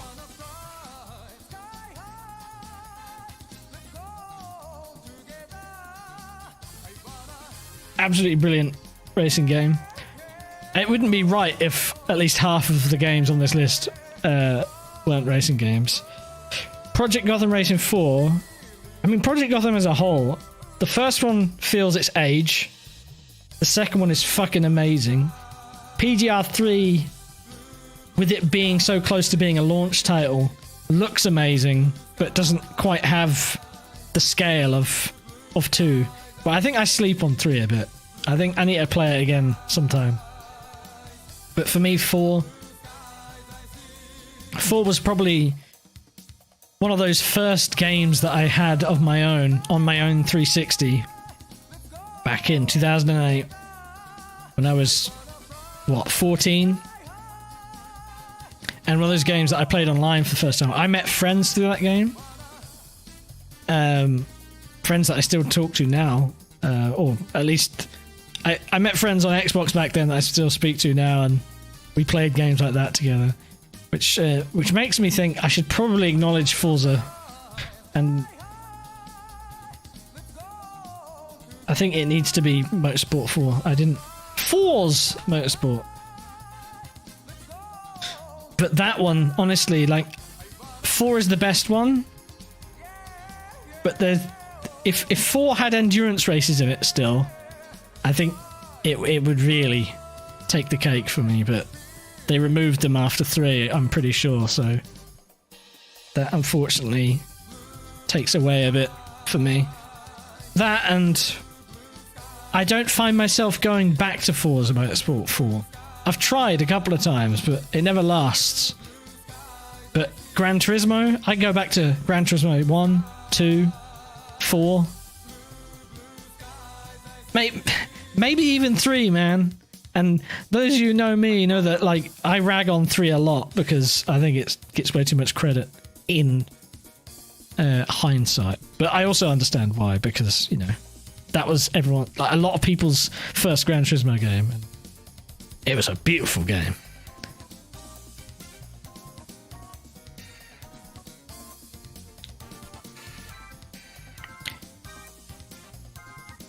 Because I am an uncultured swine and I can only speak English, I don't even know what to call you. You'll have to give me a name that this uncultured British twat can call you by, because I can't read that. I can't read it, but welcome. I'm glad you caught a stream. See, that's the best feature of Twitch. Having some romanized name in brackets next to any name in another language. To go back and play Forza Horizon 3, it's impossible to now. You just can't buy it anymore on PC. Oh, really? I fucking hate that shit, man. I hate it. Why's it gotta be like that? I saw that Gran Turismo Sports going offline, And that's an online-only game. Like, you have to be connected to the internet at all times. Now, from my understanding, they're keeping the online access running so you can still play the single-player stuff, right? But that's most of the game just gone there. But as someone pointed out, I think Need for Speed 2015, I won't be sad to see that game go, but it's more the principle, right? That games that are always online, even if they take away the online features and support the online access, eventually they'll have to cut that, and then there'll be no game. Literally no game. And the argument for or in defense of online-only games being that, oh, it's 2023 or whatever, everybody has an internet connection all the time. It's like, that's not the reason. The problem is, what happens when they stop supporting it? GT7's going to be screwed in a decade time. I think if Polyphony have any interest in preserving their history, even though GT7 isn't one of the best GT games, it's still a great game. If they have any interest in preserving it, they will do an update in the end of its life cycle that makes it non-reliant on being always online. Because I appreciate why a game like that could be always online, and because of the competition aspect and not wanting the game to be easier to hack or cheat in, right? That's the excuse they usually have, and I can believe it, right? But most of the people who play that game played the single player alone, so I don't know. But if they leave that game to fucking die, I'm gonna be sad. Even GT6 to a degree lost a lot of its life because of the online stuff going away. I know a lot of people don't like GT6 very much, but the best thing about GT6 was, the seasonal events and the online stuff, because the single player in GT6 was not very good.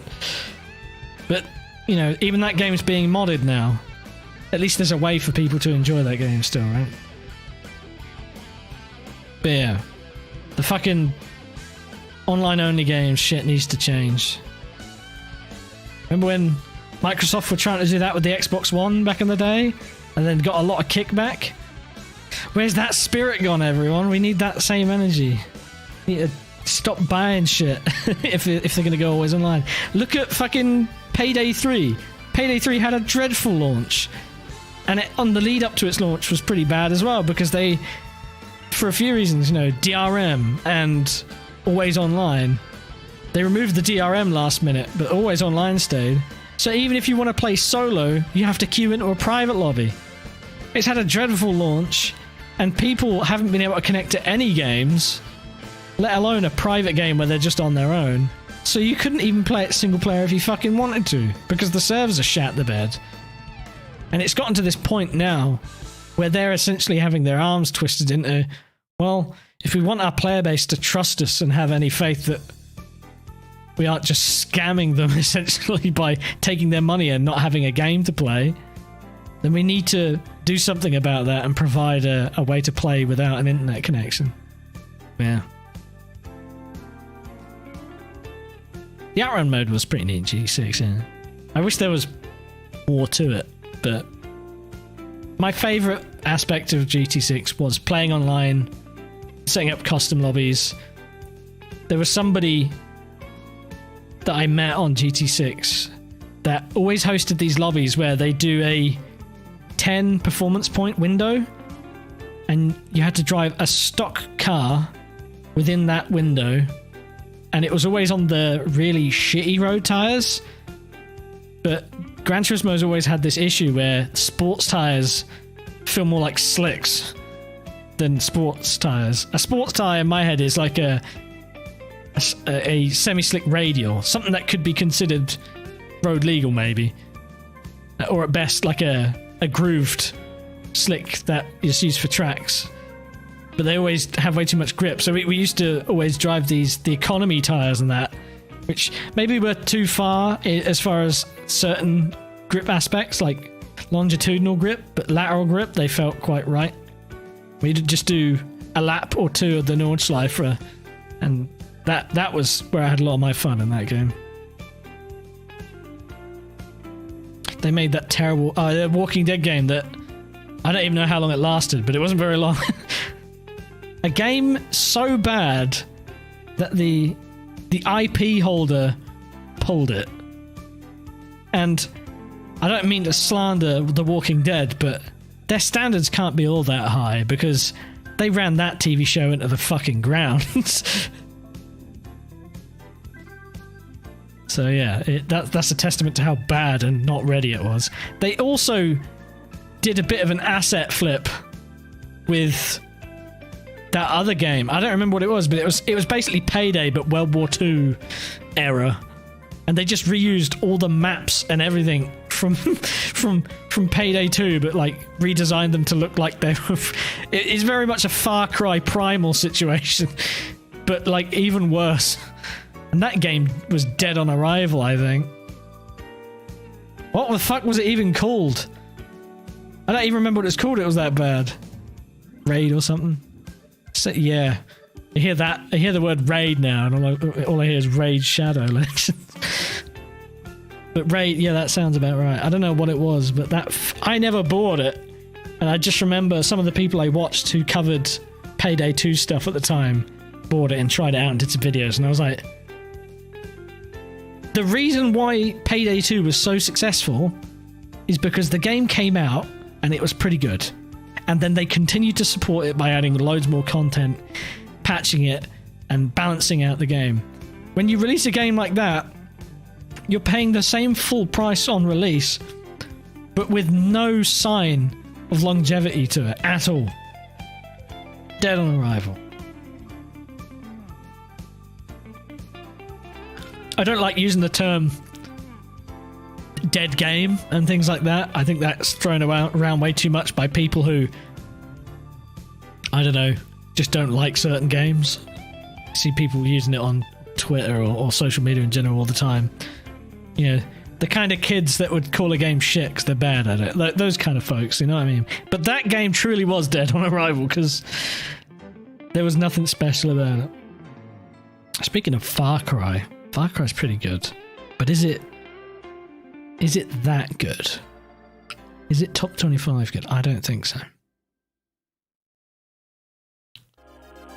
Raid World War II, that was it, yeah. Man, what a piece of shit.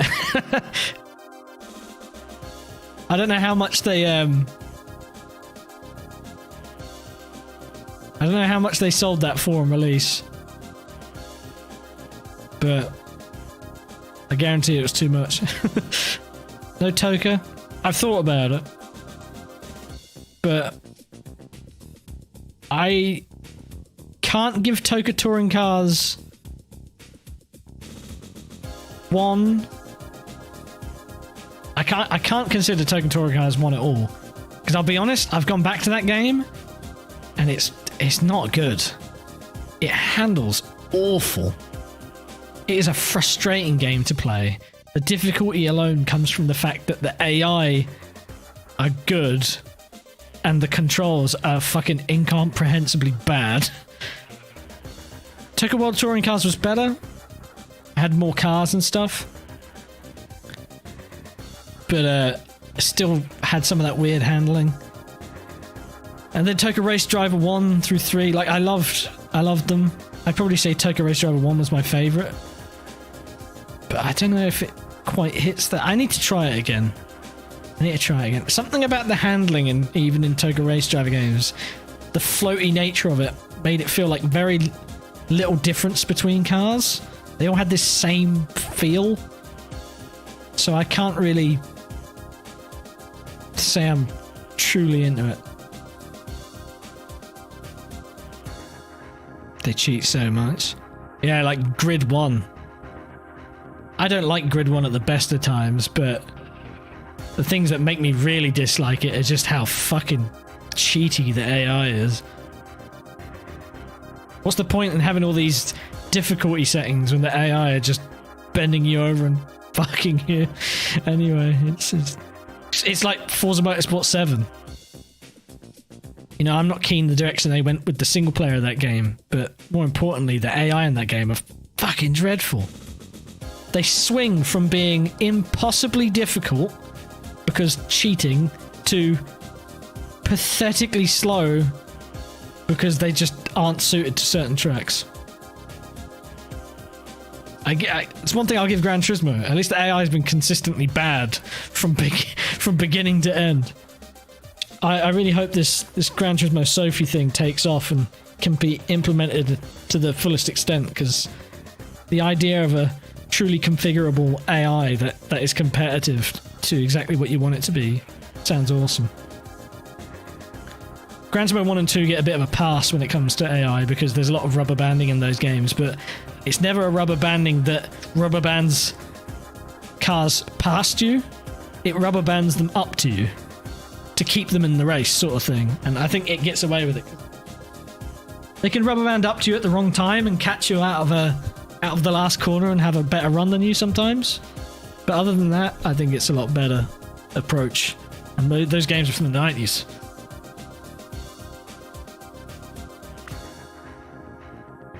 Sometimes you need to switch to simulation, not arcade, since the AI would drive away.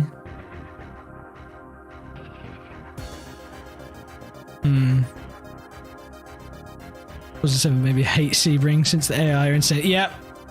I remember doing a Sebring race in the Group C series, and I used to always go back on the replay, and you know you can bring up telemetry. I'd bring up the telemetry, and you can see that they're cheating by looking at their power output on the telemetry. And there was like a Porsche 962 that had over 1,000 horsepower. And it's like, what the fuck? Not only do you have ridiculous power, but you get extra grip in the corners. Like there's that video that I will never forget that is really just taking the piss out of the game. That's just, it's, some of you will know the video I'm talking about. It's a video of a Cadillac limo going around Le Mans against a bunch of different cars of different shapes and sizes. Oh, sorry, no, it's of somebody driving an Indy car, I think. But the AI, there's an AI in like a Plymouth Prowler, a Cadillac limo, a VW Samba bus, amongst other things. And the rubber banding. Well, I think they didn't patch it, Wembley, because they never acknowledged it existed. As a matter of fact, they denied it existed. Let me move this over here and see if I can find it on the side.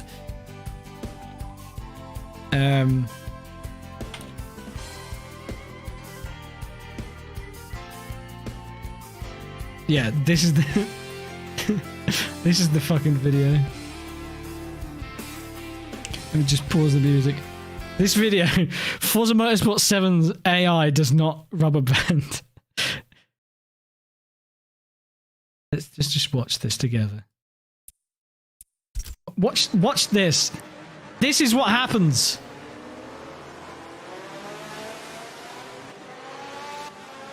Casually in my Indy car, going very quick. But what's that in front of me? A Plymouth Prowler and a limo. Now, Forza like doing this thing, right, where they say they build the game from the ground up and then they have this very Todd Howard approach of 16 times the detail and all these like lots of trigger words and phrases, right? It's all bullshit because it doesn't really mean anything in the grand scheme of things. The game will be good or the game won't be good. I don't think you can sell it on the metrics of how much more depth you put into an inferior or flawed system, right? And I'm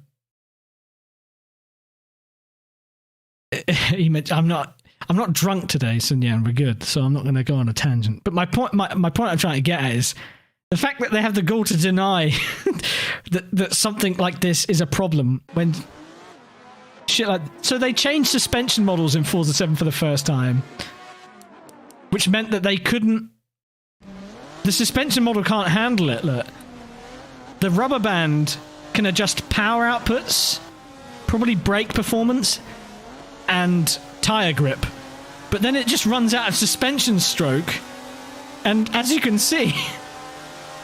I mean, look at this fucking thing. It's going over 200 miles an hour. The only thing stopping these cars from going 300 miles an hour is a 4-speed with not enough gear ratio in it.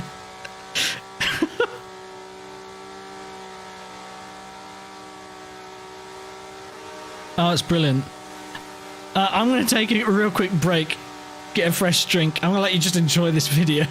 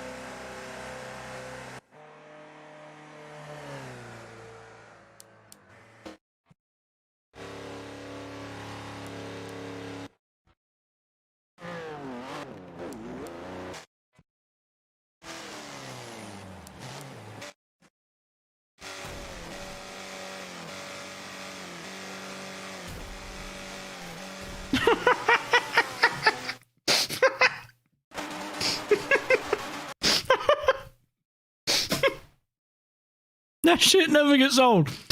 This one's just fucking broken. It doesn't even know what to do with itself. Does not compute with rubber banding. Just flies instead. Brilliant game.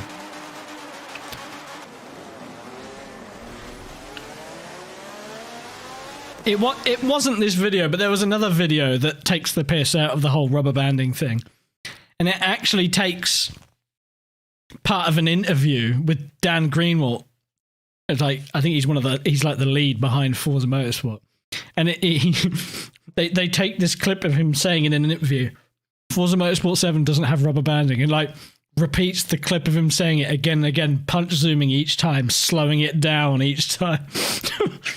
I thought it was at the end of this one, but it's not.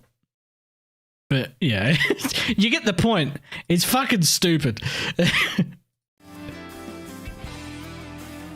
Now that's a really extreme example because they've made a custom race, right?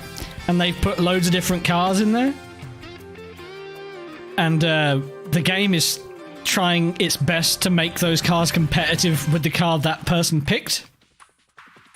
Which loads of people use as an excuse as to, whoa, it's not the game's fault that it's like, well, yeah, it is. Stop trying. Like, there should be a limit, all right? Rubber banding should have a limit because the physics seem to have a limit, right? I mean, look at that fucking Samba bus. Shit was just doing barrel rolls on the start line. Didn't even go anywhere. It's stupid. It's so stupid. Anyway, that's why Forza 7 is bad. Inherently. It makes my complaints about why I thought Forza Motorsport 3, you know, why I thought that was bad, make it look trivial and make it look like a fucking flawless game. Oh, but yeah. Fun stuff, eh? Man, I'm still trying to think of more games to put on here. We've got 2 more slots, but I think some of these could get bumped. I guess feel free to just start throwing games, your own favourite games at me, and maybe something you'll twig, you know? I'm curious about what you folks are into as well, but I'm sure there's some things I'm forgetting. Try and order these up a bit, though. Undertale, that is a great game. It's a great game, but I'm not sure I'd put... Like, it's real unique. Project Cars 3. Please tell me you're joking. DDLC? I hate that I know what that is. No. It's a smart game, in ways. I'm just going to assume the person who says Project Cars 3 is joking. But, you know what? I think some people genuinely quite like that game. And I can understand why. It has some neat ideas behind it. But from someone having played the first 2, it really went in a direction that, you know, anybody that's... The intention of this franchise was sim racing. And I think they started off pretty well. And the second one was pretty damn good as well. But it was a very lateral shift. Yeah, had some really cool features with the weather stuff, right? But 3 was a backward step as far as I'm concerned. But I think the handling of Project Cars 1 and 2 and the AI were the weakest points of the games anyway. So I wouldn't be surprised if Project Cars 3 is a more fun game to play because of the handling, right? Hades, haven't played it. Looks great though. It's one of those that's been on my wish list. Not typically a game I would play though. Transistor, not played it. Recognize the name though. I like the idea of the race conversions, Dan, but I don't know. I think the downsized scale of the races and the game, you know, pit stops not being a thing, kind of pulled me away from it. One day I'll probably play it. Could make a good stream. First impressions. I can't be too critical of it because I never tried it. But if you're expecting a sequel to Project Cars 2, it's a bad one. But people said the same thing about, like, Resident Evil 6. They said it was a good game, but a terrible Resident Evil game. So, maybe.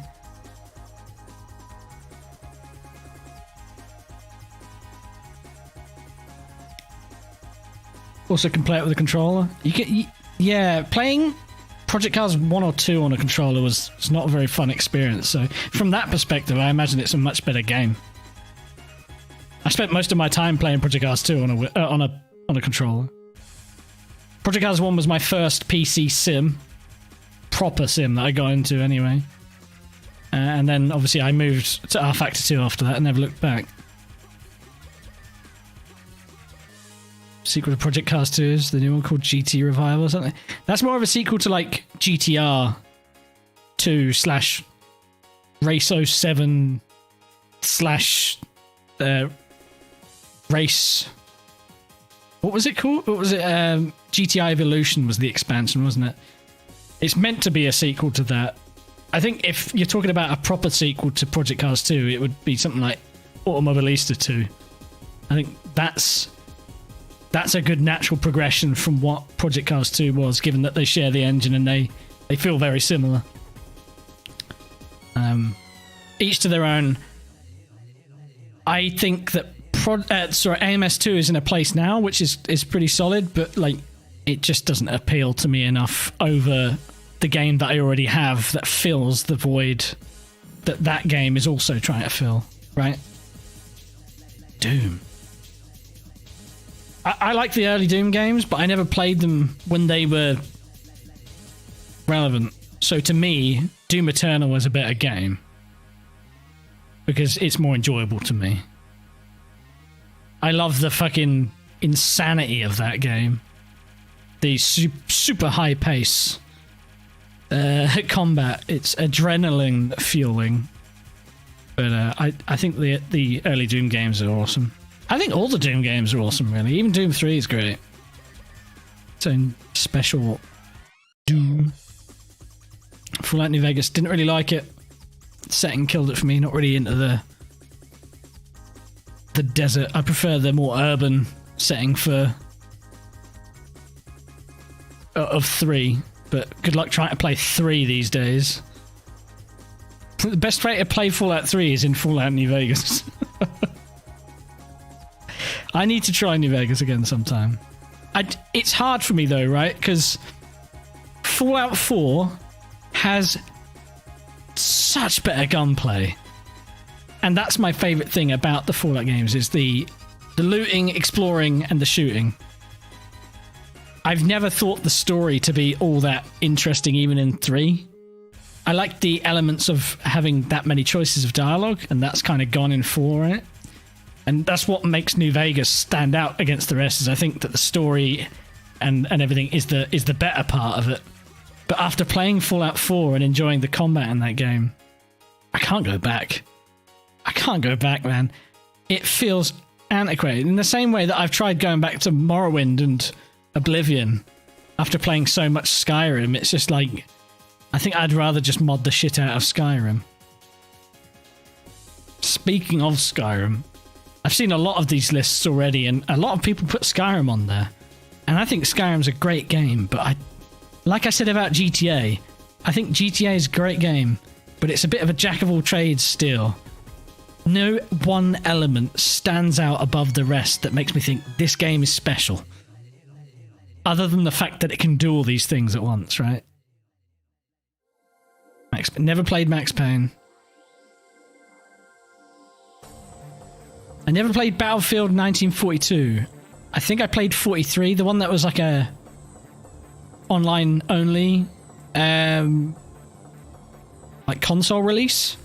I played that one because obviously I didn't have a PC back then, so I missed 42.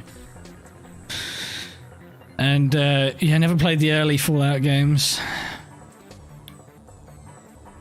I need to get back on Baldur's Gate 3 because I was saying earlier on, like, for the limited time I've played that, I'd still be tempted to put that on this list because it's great, but I haven't played enough of it.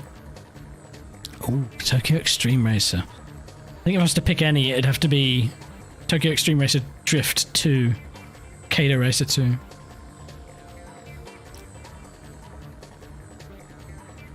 I'm probably with you, Side Switch. GTA 4 would probably be my favourite. Or Vice City, like I was saying earlier on. 3 is great, though. It was such a... I wasn't there day one to play the likes of GTA 3 because I was so young that, understandably, my dad was probably erring on the side of caution and not letting me play it because... What year did GTA 3 come out? Like 2001? I would have been 7.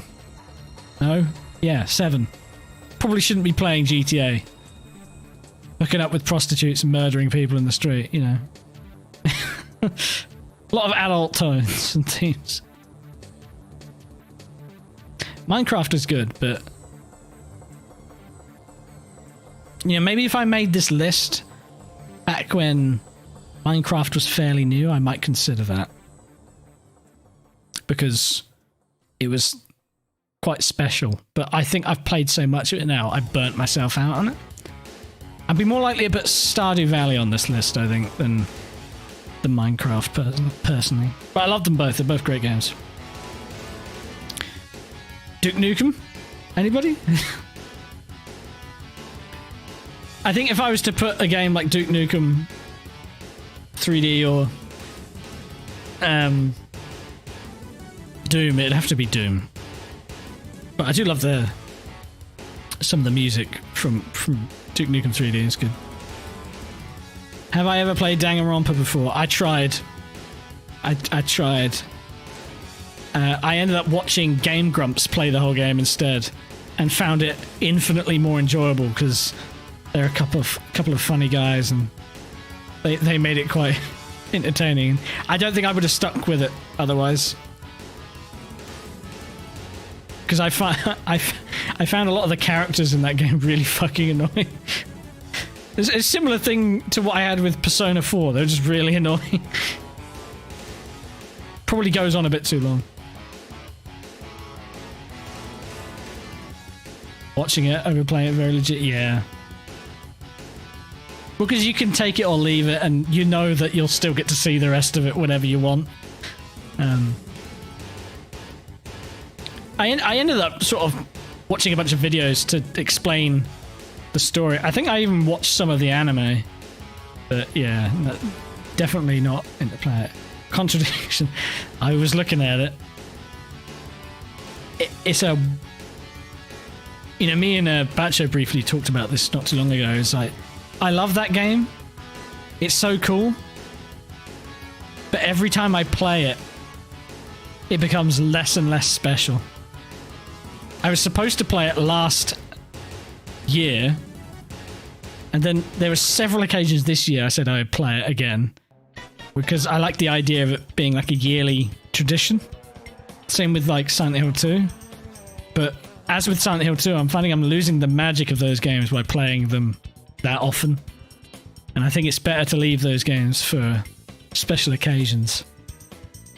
I think Silent Hill 2 works a bit better replayability wise, because it's a very thought-provoking game. And if I'm in the sad mood, let's say, not a sad mood, but in that kind of mood, I think it's kind of thought-provoking. But Contradiction, I think it's like a one-time thing. The first time was really special, but yeah, I don't know. You know all the beats, you know what the ending is, and there's only one ending, so yeah, I don't know. Great game, but not big on Nintendo games. Didn't really play many of them, to be honest. The only Nintendo console I personally ever owned was a Game Boy Color. GameCube, I guess I could say like Eternal Darkness. That was a great game. Never finished it though. I always feel like putting games I've never finished on the list is a bit cheaty, because I haven't experienced the full extent of them. But I've got Outer Wilds on here and I never finished that. I think all these other games I've finished though. Yeah. No, I haven't finished Mania either, so that probably would come off. But Outer Wilds is definitely one of my top 3 games all time. That thing's awesome. Mario Kart? Mario Kart's pretty good. But before I put Mario Kart on here, you know what I put on here? Crash Team Racing. I think it's a better kart game than any Mario Kart. Sorry. But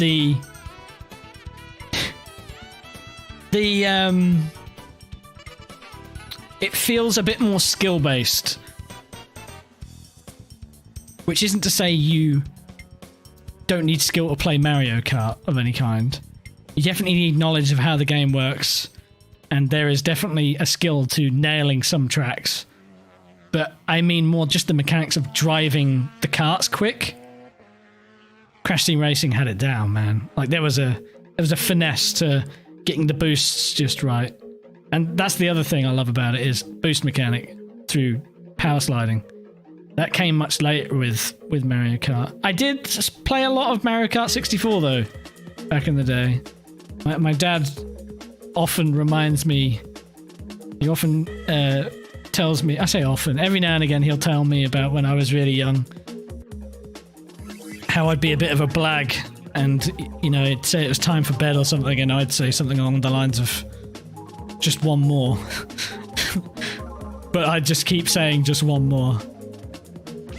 But he never saw it as me trying to be cheeky, rather than just like very genuinely just so engrossed in it. But yeah, I don't know. Maybe I need to play Mario Kart 64 again sometime for the nostalgia. Speaking of N64, if I was to put any N64 game or Nintendo game, it would be like the game that we're listening to the music for right now.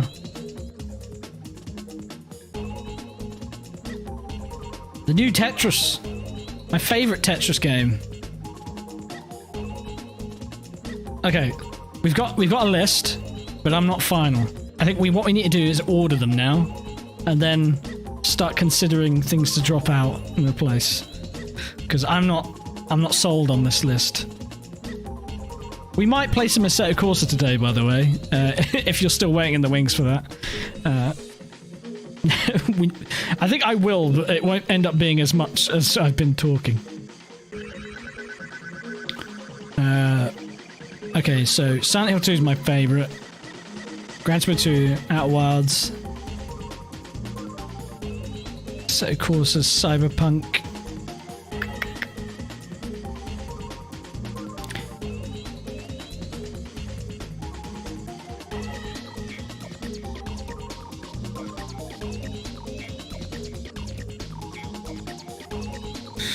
Oh shit, this gets difficult very quickly because a lot of these are very similar.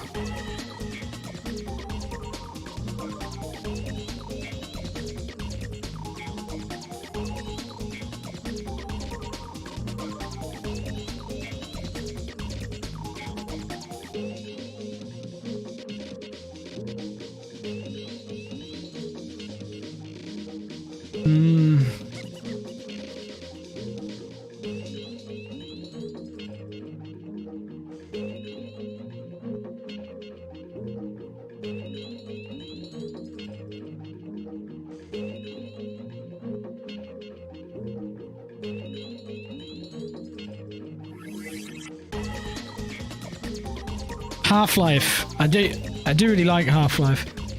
I never finished the original, but I finished up to the Zen chapters on the Black Mesa version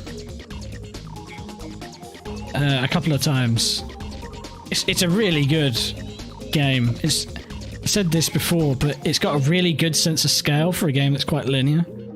You really feel like you've traversed the distance that you have in that game, which for a game you see a lot of the same sort of environments for most of it is pretty impressive.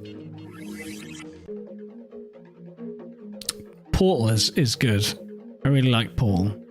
That probably deserves to be on here more than some of these games. Hang on a sec.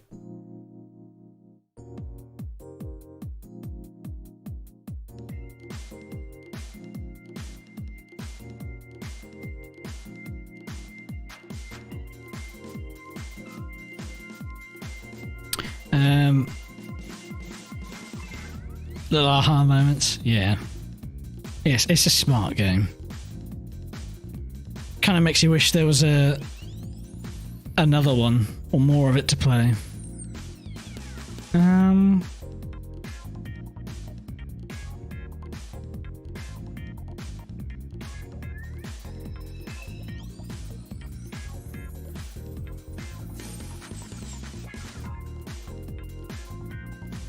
Put it all together there. Yeah, it's a smart game. I'm not sure how I feel about the story elements of the second game. Like, I think and the same with some of the extra mechanics they added in. I kind of like the simplicity of Portal 1. And then them flipping it on its head when you escape the test chambers and shit. That shit was really cool. Like, all the sludge stuff in the second one kind of lost me. I think the character... I forget the name of the character who founded Aperture Science. I think he was great. He was the highlight of the game, I think. That and Wheatley as well, of course. Very, very funny. And a really good sense of humour, the second one, but... That's like... All of the characters in Portal 2 are great, you know, because GLaDOS was great in Portal 1. Even the little behavioural orbs, or whatever they're called, at the end of the first game were fun. The one constantly just reading out the the ingredients and directions to baking chocolate cake. Yeah, fun. Yeah, I think I might have to put Portal on there, actually.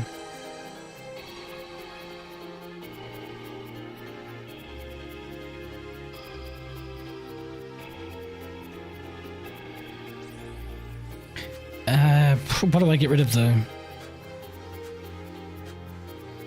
I think I'm going to remove Mania, just because I never finished it, and although I love it, it's like... I think if I sat down and finished it, I would find that I found it more frustrating than I remember it being. Portal would go a bit way up here, though, I think.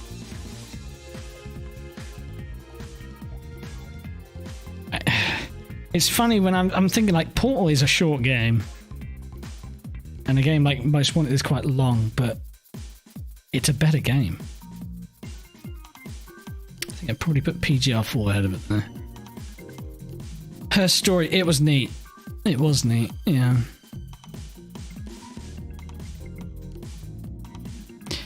I'm trying to stick to one game per franchise, so having Silent Hill 2 on here means I can't put it on, but I really liked Silent Hill Shattered Memories, and I think somebody who helped write Shattered Memories did Her Story. There was a connection there somewhere, I'm not sure what it was off the top of my head. But that's what put me onto Her Story, was that connection. Tacoma was great. I only played it once, played it years and years ago. Really liked it, but feel like I might have missed out on some of the flavor stuff. I say flavor text, a lot of it was sort of like you'd interact with stuff and see scenes acted out that had happened before you got there, right?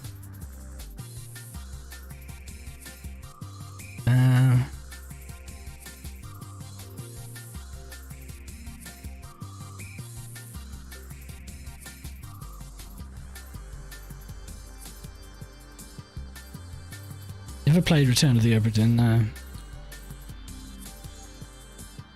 Or well. Yeah, I ought to try some more of those out, because I tend to like those kind of games.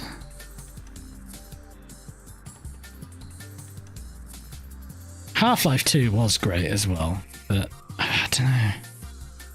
I still need to finish Half-Life Alyx. VR is just not... I think the cons outweigh the pros for me. Not by much, but just enough for me to... Like, I bought the VR years ago, and I haven't used it in ages. And it's not like a super nice VR, so... It's not got the resolution like a HTC Vive, whatever the fuck has, so... Screened or you know... Seeing the gaps in the pixels and everything is... It's a bit of a drawback. And with my eyes... being as susceptible as, you know, having moments, for lack of a better way of putting it, I don't think strapping two screens to my face is necessarily a great idea. Anyway. Any RTS games for you? Not really. I've tried them, but they just never clicked. I'm trying to think of something turn-based, and like the top turn-based game that I probably enjoyed, other than Baldur's Gate Baldur's Gate 3 so far, probably Paper Mario on the N64. But I loved the original Mario Brothers. That game was awesome. I say the original. I had Mario Brothers Deluxe, which was the Game Boy Color port, which I've tried to go back and try and play, and I don't know how the fuck I got as far as I did in that game back in the day. That shit's hard on the Game Boy Color because it's so zoomed in. You can barely see anything in front of you.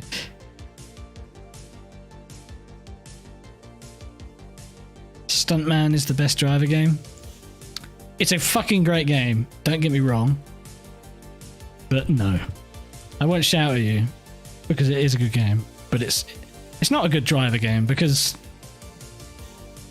it's not a driver game. It's a follow everything to the letter game, and for every 10 moments of greatness there are in that game, there is one moment of why is this specific stunt have to be so pixel perfect? It's frustrating.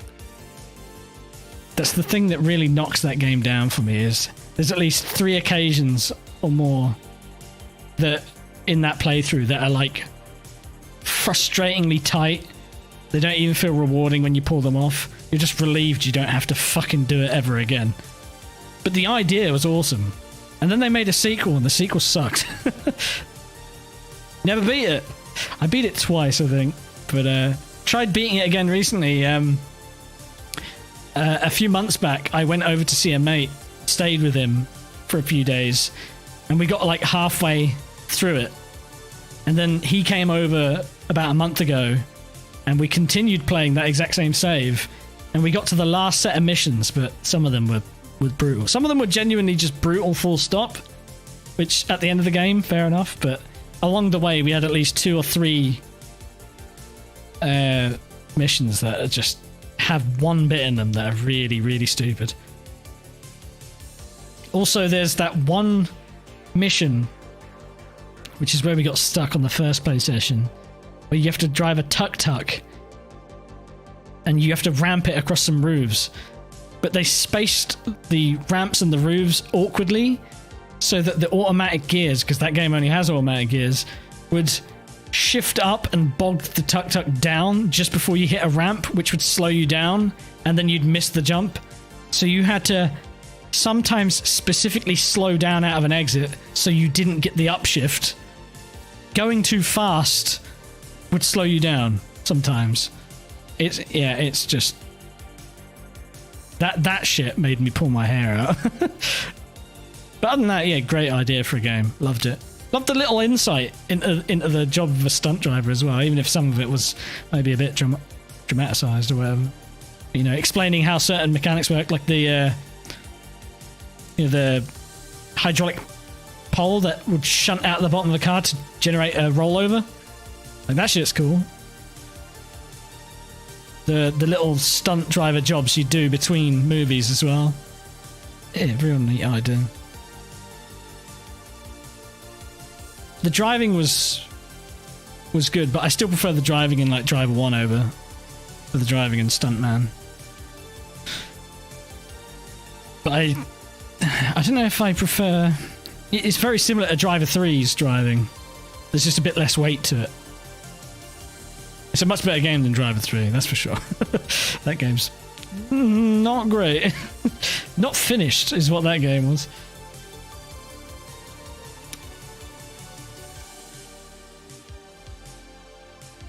All the cars are different.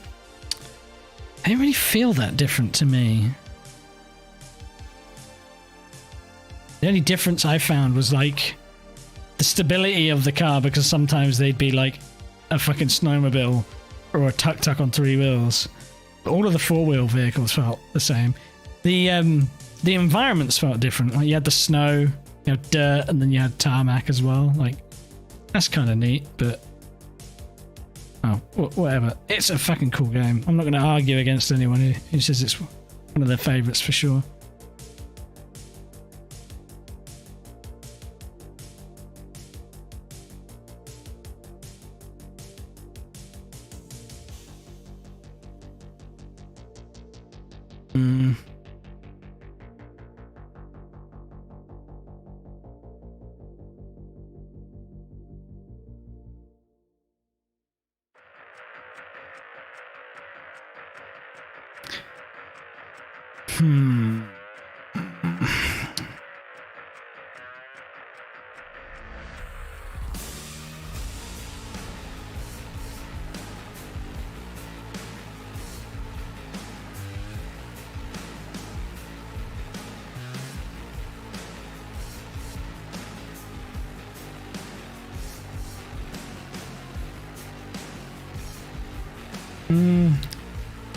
This is looking a lot closer to what I'd ranked them in order.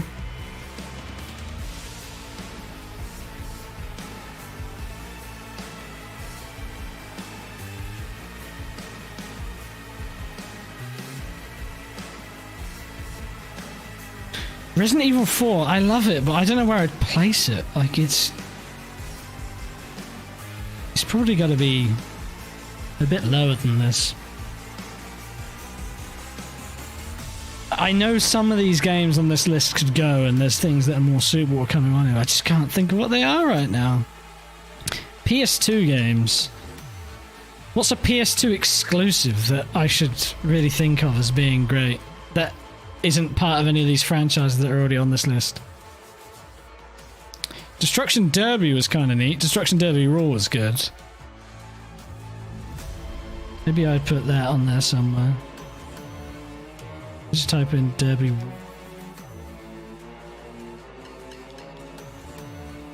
Let's push out.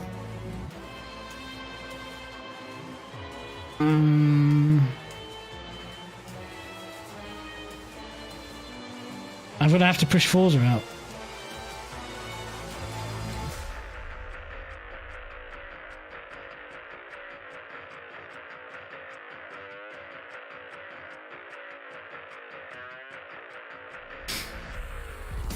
Destruction Derby Raw is awesome. Burnout, Burnout. Oh, I forgot about Burnout. Thank you. Burnout. I agree with you, Bertha. Burnout 3. I have a real soft spot for 2. Nostalgically, right? But having gone back and played them all, 3. 3 was peak Burnout for me, and it was downhill after that. Which is to say that, like, even the ones that were downhill after that were still great. Like, Revenge was brilliant, but it had this thing where you got a certain distance through the game, and it became nigh on unplayable. I think Paradise City is good, but I think it's maybe I don't like to say overrated, but I think it's... I think because it was open world and like it came at a certain time, it got a lot of attention, but Burnout 3 over it any day. Open world games are overrated. I'd say that comfortably. Open worlds in games are overrated. I think 9 times out of 10, a really good linear game will outperform an open world game.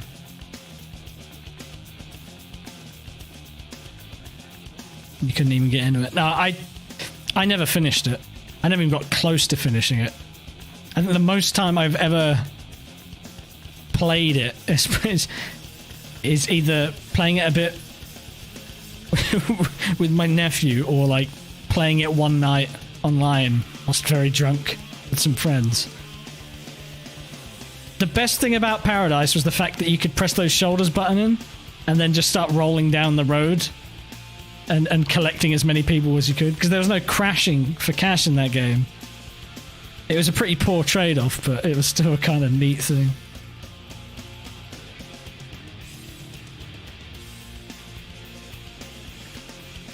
I most wanted 2011 or 12, whatever year it was. That game was not good.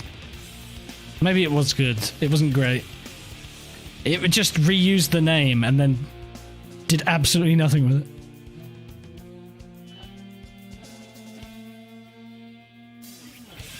Oh no, you didn't look at reviews or anything. So you're expecting a proper sequel and it's just nothing to do with it at all. It's disappointing. Excuse me. Test Drive Unlimited 2? I don't think so. I had a lot of fun with that game, but I also had a lot of pain with that game. I had that game on launch, and for the first month straight, your game save file would just get corrupted, and you'd have to start again. I lost count of how many fucking times I'd start that game, do the intro sequence, and then go straight to the casino and spend all my money on the slot machines, trying to win money and winning that Audi R8 V10 Spider. And I won that car like 5 fucking times because of how many times my game corrupted itself, and they were so slow to fix it. And I've gone back and played it recently because there's this whole community that have modded it to get it working online again, which is awesome. And it was fun going back to the casino, but my favourite thing about Test Drive Unlimited 2 was playing poker with my friends and then maybe going for a drive afterwards. It was never like the single player or the racing. That shit was just tedious. But there's so many great ideas in Test Drive Unlimited 1 and 2. The real feeling of ownership of a car, going to a dealer in person and speccing out your own car. Like, no other game does that to that degree. Picking your rims, interior, and paint colours, and then the extras being extra money on top of the base price. Like that, it sounds so trivial, but it takes the game to another level as far as immersion goes. It just wasn't enough shitty apartments and houses to buy. They're all too nice. No early EA Sports games. Didn't really play any, to be honest. I didn't play many sports games full stop, to be honest. I'm not really into sport. I'm not really into motorsport quite as much as a lot of people around me are. Like, I watch a bit of it, but I don't watch it to the same scale that all my mates do. Well, I say all my mates. All my friends within the Stroll community, anyway, they definitely watch a lot more motor racing than I do. I think I enjoy the communal aspect of watching racing together more than I do of watching a lot of racing. I do like the endurance races, though. They are, there's something special about them. Like, I watch F1 mainly out of habit now, I think. Oscar watches the most. 100%. He fucking watches everything. He will watch, and he will claim this himself, he'll watch any motorsport. He'll probably watch pretty much any sport as well. Yeah, very diverse as far as his interests go. Which is power to him.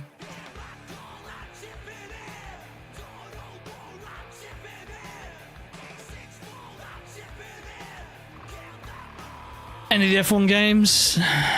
No, none of them really stand out to me. There's too many of them, and too many of them are the same. Which F1 game did I have the most fun on, though? I don't know. Probably like 2020, I think.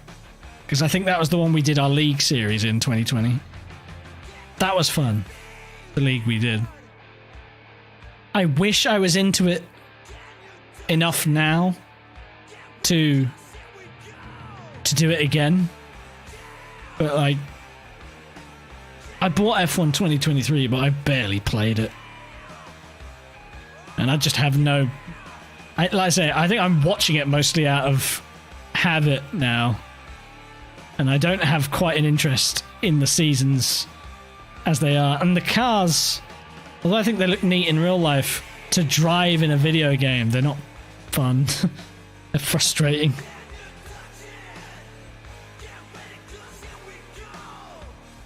I'm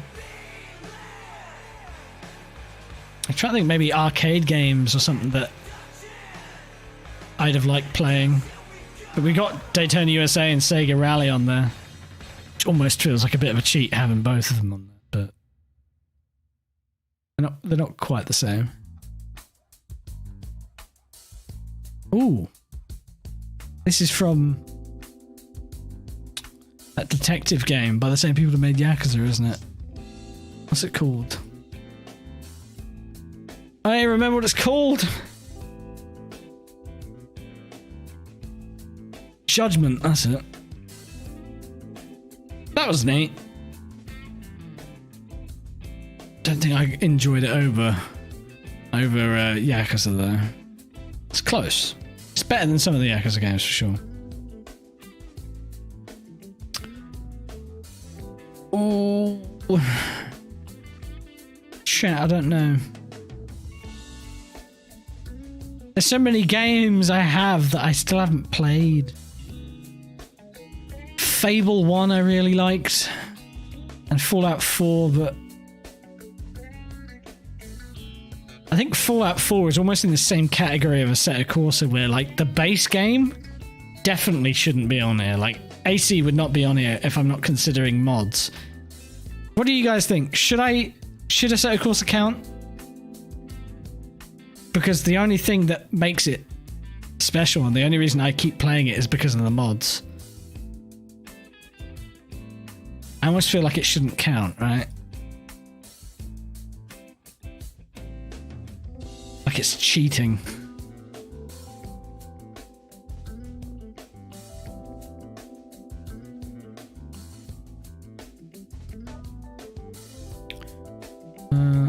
What else?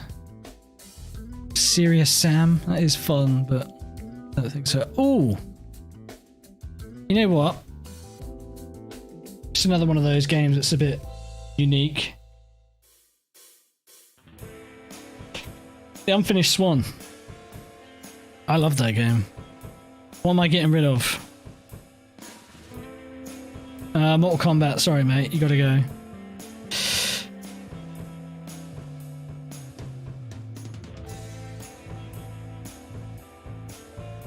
Unfinished Swan's great. Oh, wrong button. It should count, you think? Happy to see Bioshock. It's on the bubble right now. It's on the bubble. I do enjoy it, but it's weirdly one of those games that the more I play it, the less I regard it. And it's not that it's bad. It's a great game. It's just not... It's not top 25 great. The fact that it's even arrived in here at all means that I really, really fucking like it, because I think I've got a lot of games under my belt now. Most of them I have enjoyed. So it's good. I don't like Bioshock 2 though. That game I would consider good at best. Infinite, much better, but not as good as the first one.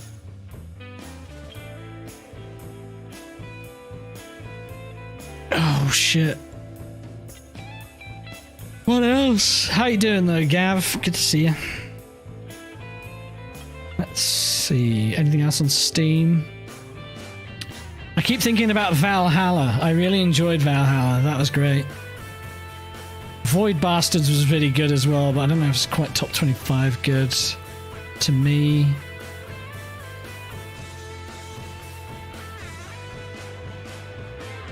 Moirai. Does anyone remember that? That Steam game, Moirai? It's free. It's really short, but it's kind of smart. It's kind of a neat little game.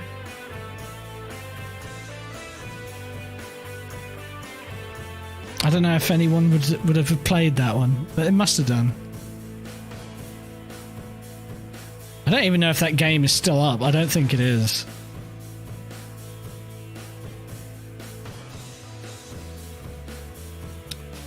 Portal over Portal 2? Yeah, we were talking about it earlier on. Portal 2 doesn't... There are parts of Portal 2 that are really neat, but as soon as you go into the old facility, it loses me, that game. Like, I love Cave Johnson's character, but other than that, that whole area to me just is not that good. I hate the sludge mechanics and all that stuff. I prefer the simplicity of the first one. But, like, maybe hate is an exaggeration. It's still a great game. It's just Portal 1 edges it out by a good margin. I guess it's neat that there's multiplayer in Portal 2, and that it's, you know, quite, you know, it's unique to the base game, against the base game, that is.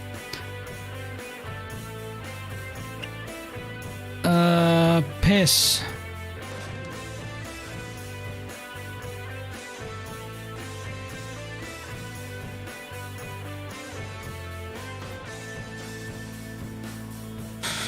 Oh, Crazy Taxi.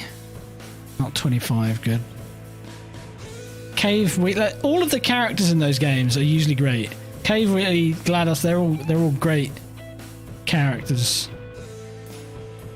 But I don't know.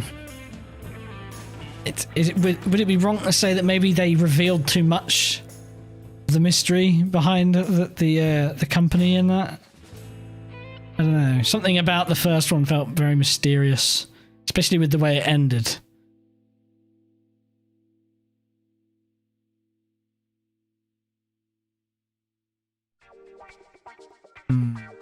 Yeah, I'm not quite sure how I'd put it, but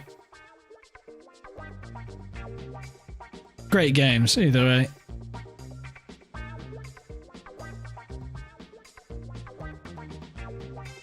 Alan Wake.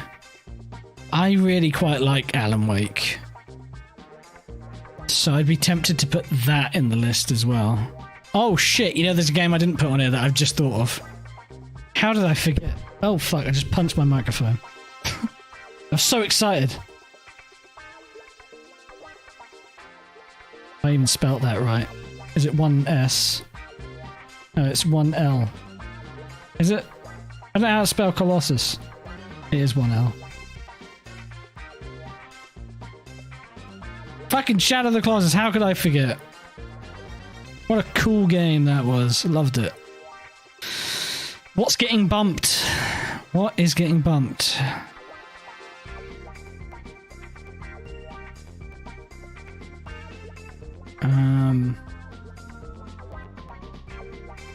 I think Tetris is getting bumped. This is the case that I had. This one's got to go way up there. This is like one of my favourites, for sure.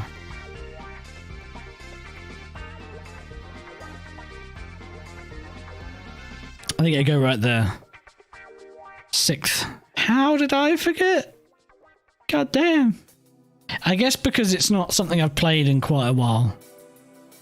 I guess I'm repressing it because I've got the PS4 version. I can't play it because my PS4's dead. And you can't emulate the PS2 version very well because it's buggy. I don't have a hard copy of the PS2 version anymore either, which sucks. I have the PS3 version. Maybe I should boot up the PS3 and play that one sometime.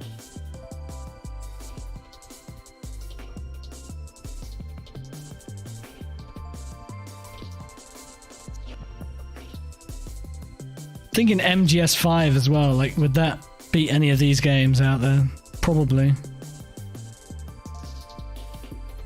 I think if I was to pick another game that'd have to go, it might be Sega Rally.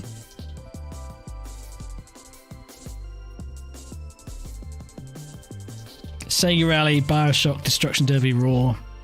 One of those.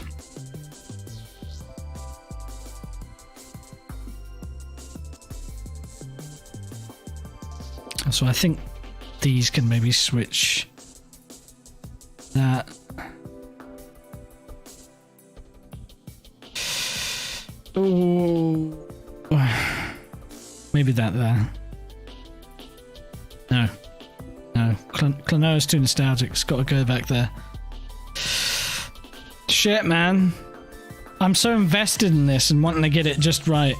Thing is, no matter how hard you try, you're going to finish it and then something's going to pop up in your head later on.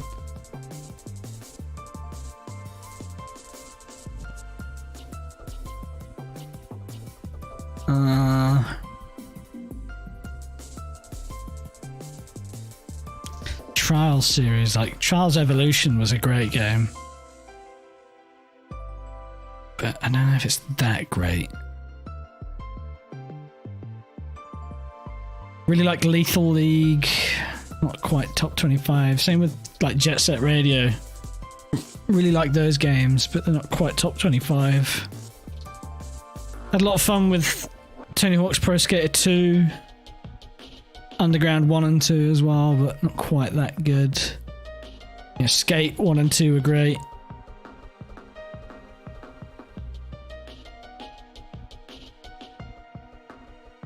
Loved Hotline Miami. Never finished it, but not quite top 25.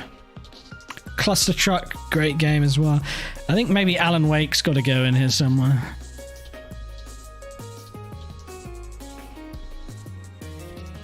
I think I prefer Alan Wake over Bioshock. So I think Bioshock's got to go, unfortunately.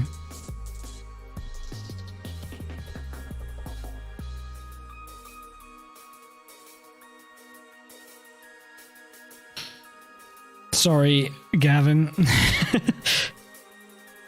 Is Assetto good? Just bought the Ultimate Edition. If you've got it on PC, it can be as good as you want it to be with mods. But if you got it on console, I am sorry. It is not the same game. But it's a great game. It's just very versatile, you know.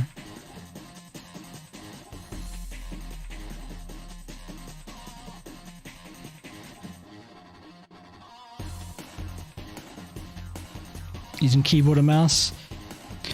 I remember I spent my first time playing R-Factor 1 keyboard and played a lot of mods on that and had a lot of fun. I think you could probably have some fun with it. It's way too expensive, plus all the other games. Sure. A gamepad wouldn't be a bad idea. A gamepad, you can get some... With Content Manager, Custom Shaders Patch, there's these good extra things that make gamepads much more playable.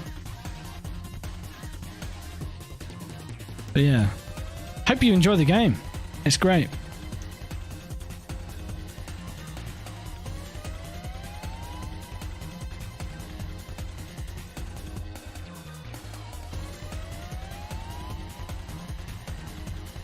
Pushed your list in other games. Nice.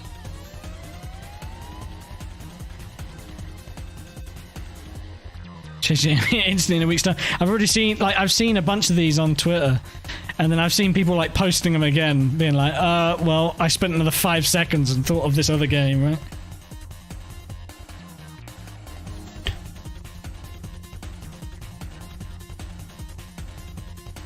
Oh shit. What else?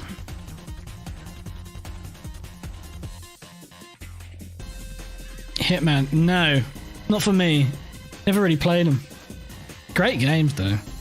Everything I've seen about them looks neat. I get a bit lost on which ones are considered great and which ones aren't, because I know a lot of the new stuff has been considered good, but amongst that there was one that was not so good, from my understanding. Outrun. Outrun 2 is good. Outrun 2 is good. Outrun 1 is good, but Outrun 2 is better.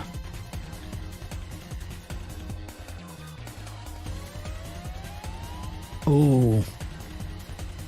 You know what? You've done it now.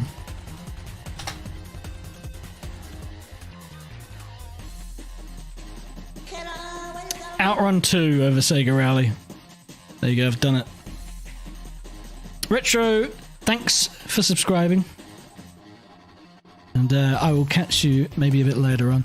I will still be doing some Assetto Corsa for those of you curious. We've been doing this for 3 hours. This is the talking section. I will not be doing 3 hours of Assetto Corsa though, I'm afraid.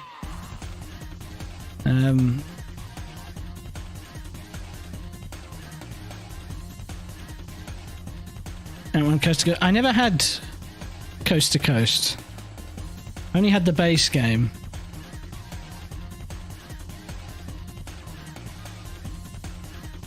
Wait, was Coast to Coast the console version? Or wasn't there like a base Outrun 2 that came out before it? And then Coast to Coast had some extra stuff in it.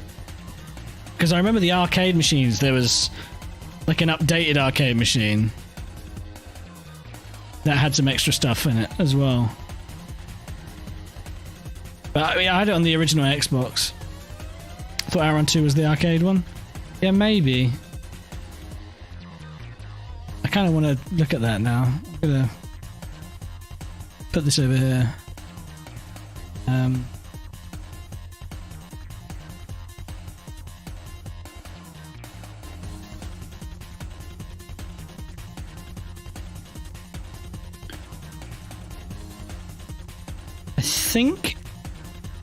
I think Outrun 2, yeah, Outrun 2 was on console as well.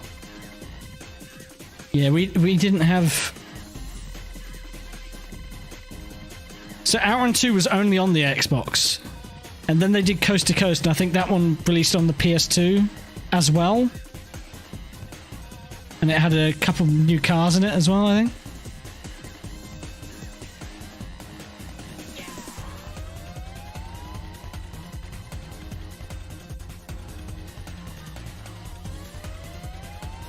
Maybe they released Outrun Coast to Coast on Xbox as well, or maybe when they eventually put it on PS2, they just called it that. I'm not quite sure, but there was definitely 2 versions of the arcade game. And a new map. Okay, that's neat. This list is getting closer to being done. PSP as well. Okay. Never had a PSP. Always kind of wanted one though.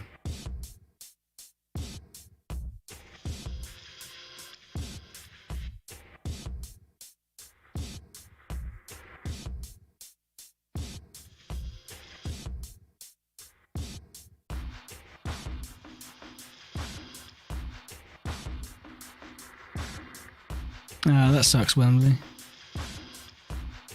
Oh, I can't think of anything else, you know? If there's any games that I'm questioning being on this list, it would be the bottom 2 games. A little bit questioning RE4, but I think it has earned its space there. I would put Baldur's Gate 3 on here if it wasn't for the fact that I've barely played it. I say barely played it. I've got the hours on it. I just haven't got past a certain part because I've played like 5 different playthroughs now.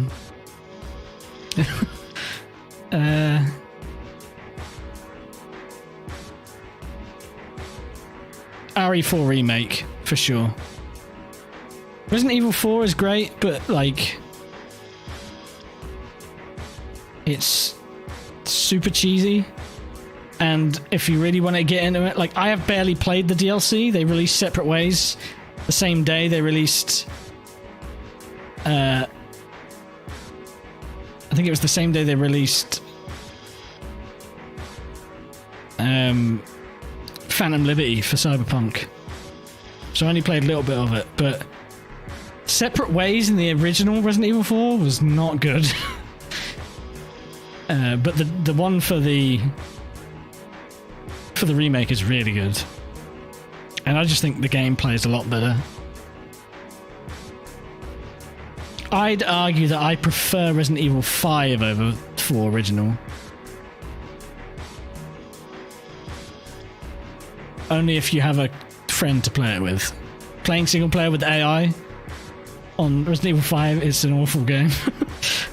Try playing it on the hardest difficulty, it's frustrating. But Resident Evil 5 is such a good co-op game, it's so good. It's just not a great Resident Evil game. It's not scary at all, but I wouldn't say RE4 is scary either. I'd say Bioshock is scarier than Resident Evil 4 is. But, yeah. RE4 plays great, it's quite wooden feeling, and I think that's why I prefer 5 a bit, just because it's a bit polished on the controls. But then, like, Resident Evil Revelations 1 feels even more polished than that, just by a little bit. Being able to strafe and aim at the same time and stuff like that, just move and aim at the same time, it sounds trivial, but it's nice. I need to try Revelations 2 as well.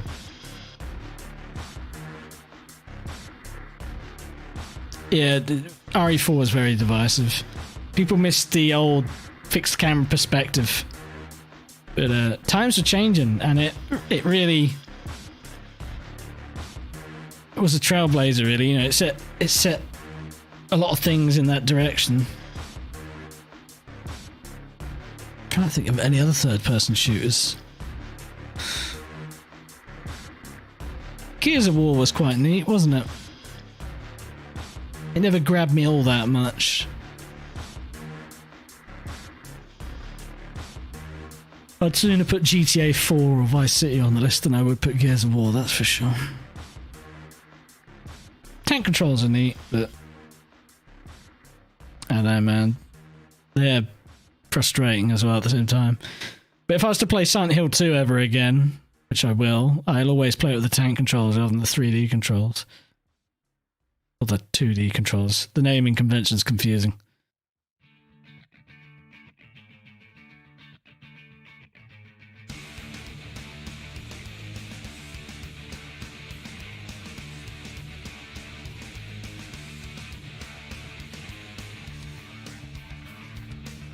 Yeah, but it's not like an action shooter, is it, MGS3? It's more of a stealth game.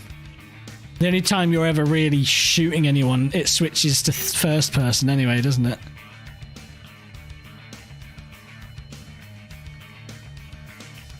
Well, I don't know. Not always.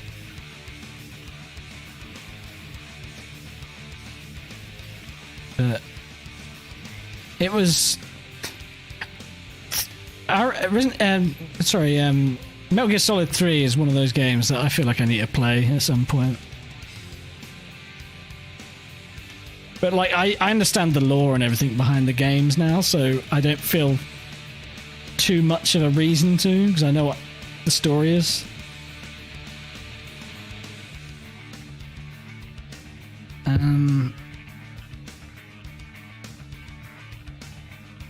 Oh, come on, there must be something else I'm not thinking of.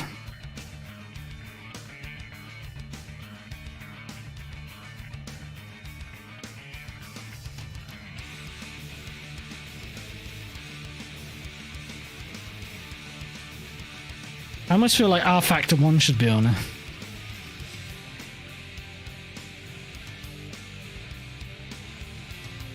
If Assetto Corsa can be on here because of mods, R Factor 1 should also be on here because of mods.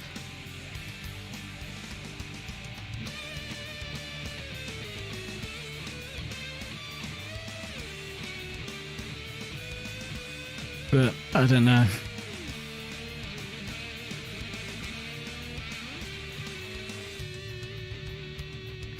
GTR 2 or Automobilista 1. Oh no. iRacing probably only just misses out for being on air as well. I rag about it and it frustrates me in a lot of ways. The pricing structure of it and the shitty netcode really annoyed me and really weigh it down, but it's still a great game. I think we might have to draw a line under it, because I might just be here for another hour umming and ahhing otherwise.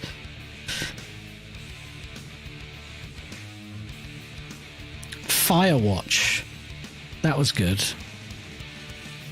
But I feel like one-hit wonder games, like games I could only really play once and really enjoy, I don't think I can put on here. All of these games on here, I could happily play more than once. The only game on here that I might struggle to play more than once would be like The Unfinished Swan. That's definitely a game I've played twice, completed once. But I think, with a few years, like 5 years between a play session, I reckon it'd be nice to go back to. But every other game on here, bar Outer Wilds, because that's the only game on this list that I haven't completed now. Technically never completed Destruction Derby Raw, but yeah. Monster 24, yeah, not a bad game, but not that level, unfortunately.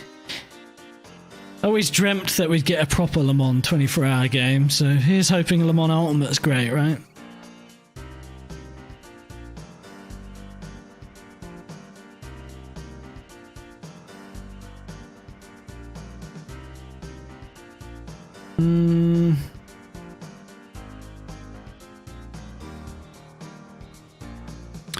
Quite enjoyed playing Call of Duty Zombies at times as well, but I don't know if I quite enjoy it enough to sit it on the list.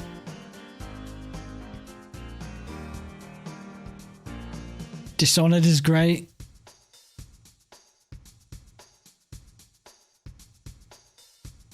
feel like Dishonored should probably sneak in on this list, shouldn't it? I've tried playing Dishonored again though, and I just can't get into it. Never really got into the second one either. No denying it's a fucking great game though, that's for sure. Art of Rally? Oh, you know what?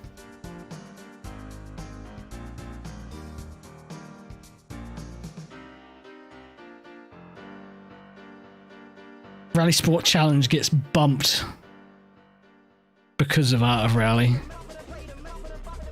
And then this gets moved up.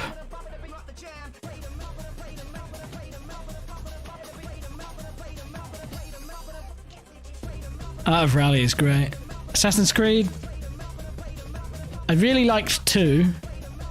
But again, once I'd played it, I've only played it once, and I really enjoyed it, but any attempt to get back into that franchise has just been met with boredom. It obviously wasn't that special to me.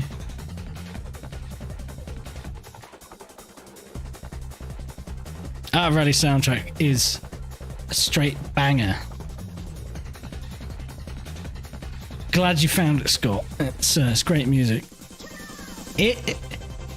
I'm not too keen on the phrase vibe or vibes, but that game is straight vibes. No denying it, bro.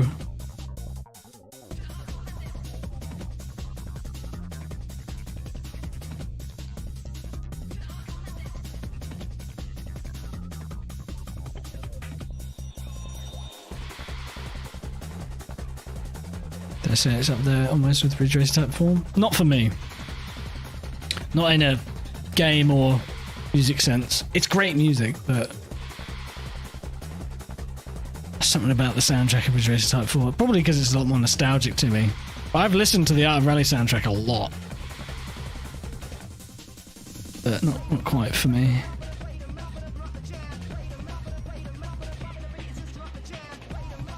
It's also probably a bigger soundtrack though than those other games, so...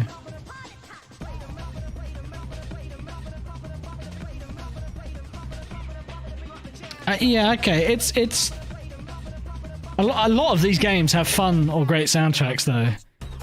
Silent Hill 2, great soundtrack. Gran Turismo 2, it's pretty good. Maybe not great. Outer Wilds, brilliant soundtrack. Assetto Corsa, Cyberpunk, great soundtrack. Shadow Colossus, great soundtrack. Ridge Racer Type 4, great soundtrack. Klonoa, pretty good, pretty damn good. Better than Gran Turismo soundtrack, I think. Resident Evil 4 soundtrack's pretty damn good as well. Daytona USA, say what you like, great soundtrack. Mirror's Edge, pretty good soundtrack. Ace Attorney, great soundtrack. Driver soundtrack, pretty damn good as well. PGR 4, not an original score, but like still got pretty good music in it. Portal's music, it's not really, there's not too much to it, but what is there is great. Yakuza soundtrack's great. Conker's Bad Fur Day is pretty funny soundtrack. The Rareware tunes of that day. Alan Wake soundtrack's pretty damn good as well. Art of Rally is straight bangers. Crash Team Racing is alright as well. Unfinished One had some good music in it, but nothing stands out. Outrun 2 has some classics in it. Most Wanted soundtrack's pretty fucking good as well, but not even there is original music in there that's really good. Deadly Premonition soundtrack is yeah, it's entertaining. And then Destruction Derby Raw, I don't remember any of the music in that game, so I can tell you. But there is definitely a theme here. I like games with good music, good soundtracks, but who doesn't? A lot of my other favourite games that wouldn't make it onto this list have great soundtracks too. I was saying it at the start of the stream, man. Good soundtrack will carry a game. Oh... I think there's probably room for one more change in here. And I'm not sure what it would be. As I say, I'm resisting the urge to put multiple games of one franchise in there. Would I put PUBG in my top 25? I'm not very good at it. But I always find myself coming back to it. it's just fun. I love the idea. And even though I'm not very good, like, I played it for the first time in a while the other night. And me and my friend played 3 games and we won the first 2. 2 for 3. I was like, we just need to stop playing after that and never play it again. We've peaked. I don't know, I love the idea of battle royales. Good fun. Oop, whoops. Whoop. Didn't mean to click that.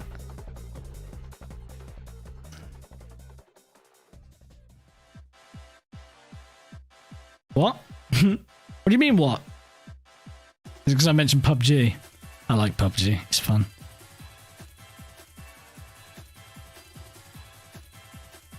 Definitely the Battle Royale thing has been overdone, but I just like the way guns handle in that game and how guns feel like they have kick. I'm not very good at managing recoil, but I like that. But it still feels like a game. It feels accessible for a game that it is a lot more believable in the way...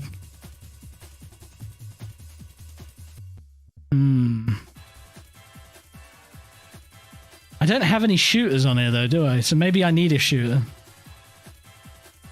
What is my favourite shooter though?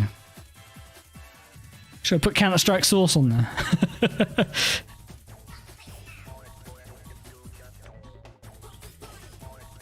Doom Eternal needs to go on there.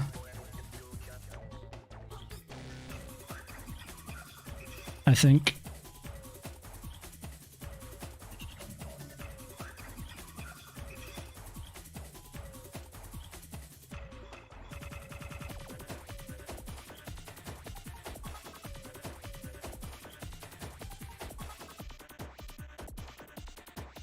Yeah, I definitely had a patchy time with it, Wembley. I don't think I was on it on day of release, but I bought it pretty fucking early. And the servers in the early days were fucking dreadful, laggy as shit. The rubber band lag, where you'd be like running around looting and then you just get slapped back. That shit was happening from day one all the way up until after the desert map came out, the first new map came out. And when they eventually got rid of that shit, it was a lot nicer, but I never really played it for longer than like a month at a time, which for a game like that, it's frustrating to play that game now, or to look around the menus of that game now, because it's very much a game that really wants you to play it daily. grind. Oh, really, Wembley? You'd be like, oh, this game's easy, and then just never play it again. Like, this is boring.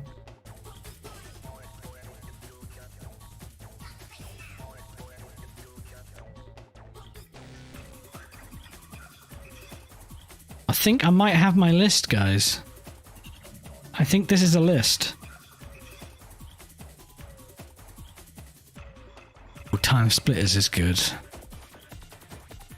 I think I probably prefer Time Splitters 3, like Future Perfect.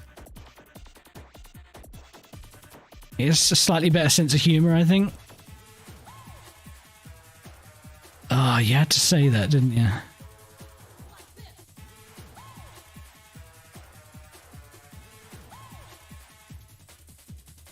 I don't know if I can squeeze it in, though.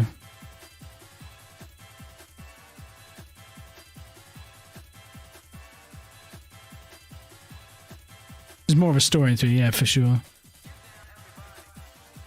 Well, it's a natural progression, really, isn't it? Because the first one had no story. The second one had a very loose story. But the second one does have some of my favourite levels, like Siberia, the very first level of the second game is probably my favourite level in all of them.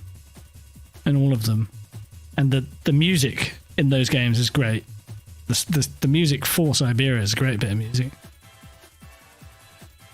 And it felt kind of nostalgic, like a bit of a throwback to the GoldenEye N64 game as well. You know, like the first level of that being Damn, it was, you know, drawing some parallels.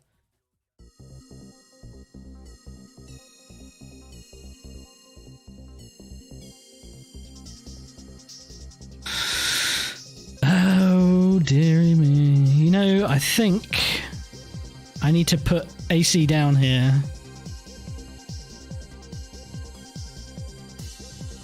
I don't know about these two. I think I might put Cyberpunk below it.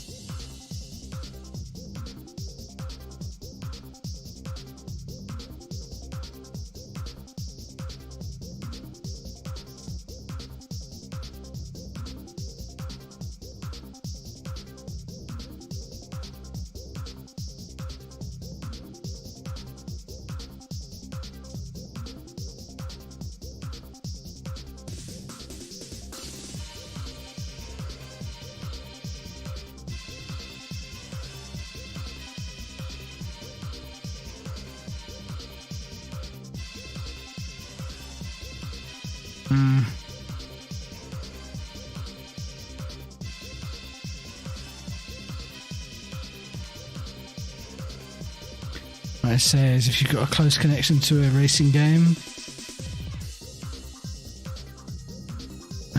up it high. Got love for game story, then put them higher.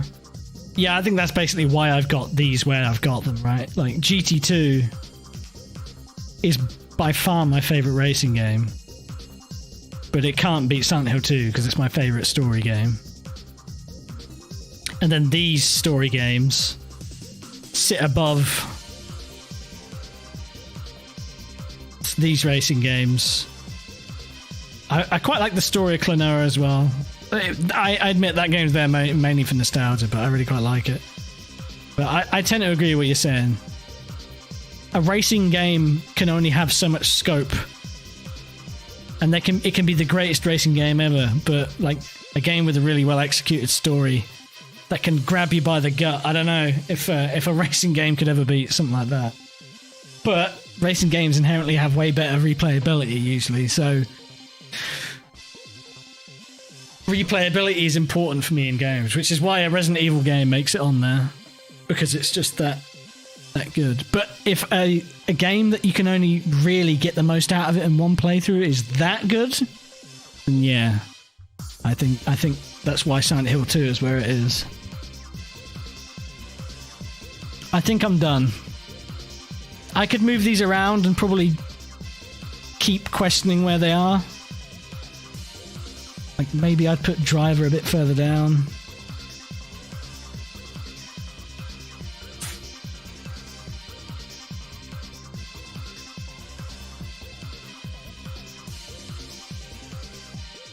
Doom Eternal isn't for story, it's just for gameplay. That shit's fun. Okay, I think I'm done. I'll be here forever otherwise. Right, I've downloaded it. If we stay here any longer, I'm going to be here for the rest of time. I'll leave that on the screen for you for a few minutes. I need to get the rig set up and switch over. But then we're going to go and drive some road cars. Do I have a be right back screen? It's pretty bare. You just look at that, I suppose. I also need to set up the bit of text on screen, so yeah. Give me like 5 minutes and we'll get to driving.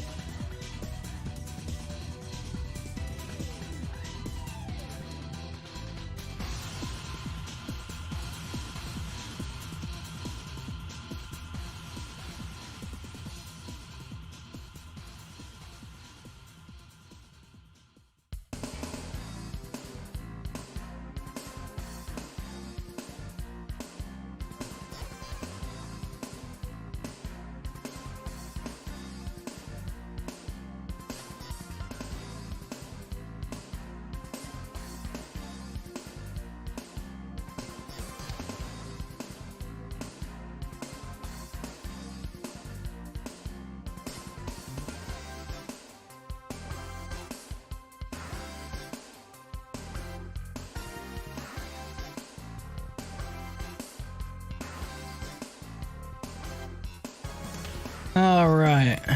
Okay. So, I think we're ready. Just put my wheel rim on. I'll start off with the round rim. Might stick to it all day, actually. There's only one race car on my list of cars to drive today. On goes the round rim. Might even wear me gloves today. Save me hands. I might end up driving for a bit longer than I intended. Let me change the gate on my microphone a little bit. Means I'm going to have to make sure I don't mumble, or else I'm going to get cut off.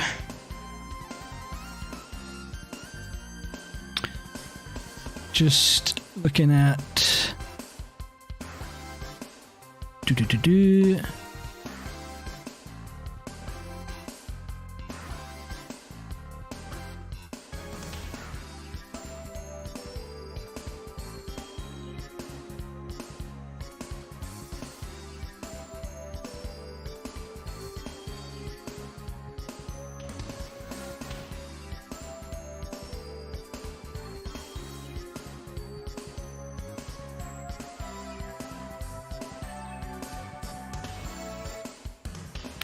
Okay. Right. I've put my list of cars up on the screen. Was it a 99 or was it a 98? The Evo? I don't remember. Did I even install it? Should be around here somewhere. I suppose it should be 98 if it's an Evo 5, shouldn't it?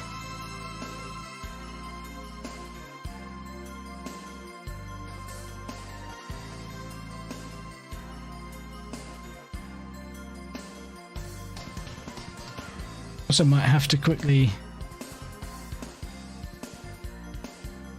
close that off and then reopen it. It needs a refresh. There it is. It is 98. God damn it. I knew something was wrong. Not that it really matters, but it matters to me, okay? But anyway, I hope you found us going through games fun or entertaining, I think. I'll be posting that one on Twitter after the stream. And it'd be great if you'd like to quote retweet it with your own ones. I'll post it on Discord as well when I put the tweet up, so if anyone wants to share theirs, that would be awesome. Right, there's a few things I need to do. We'll start at the top of the list, shall we? The yellow Evo.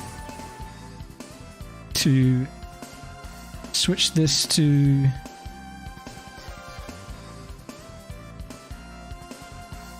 him.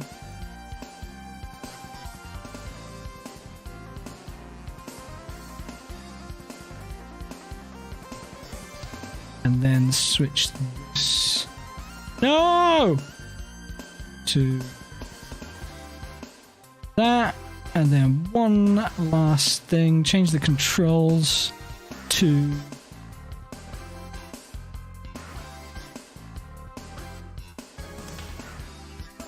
okay. Just checking all my inputs are assigned correctly. But my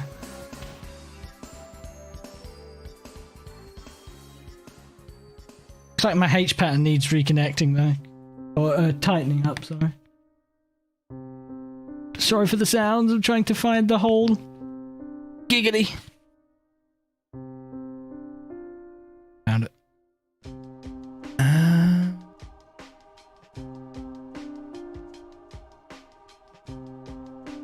To move this over here.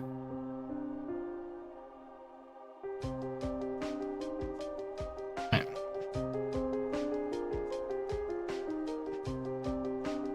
But the axis that's working. Pedals are working. Good-o. Where am I driving this thing then? Probably somewhere in Japan, right? Probably a mountain road would be a good pick.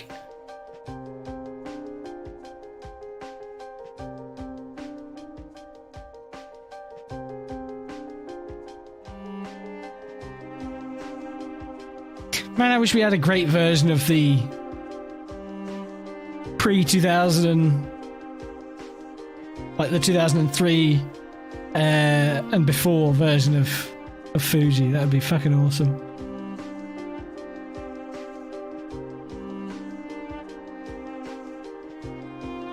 Oh, we've got some of these Ibisu tracks that have been added. Okay, are the oh, what's it called?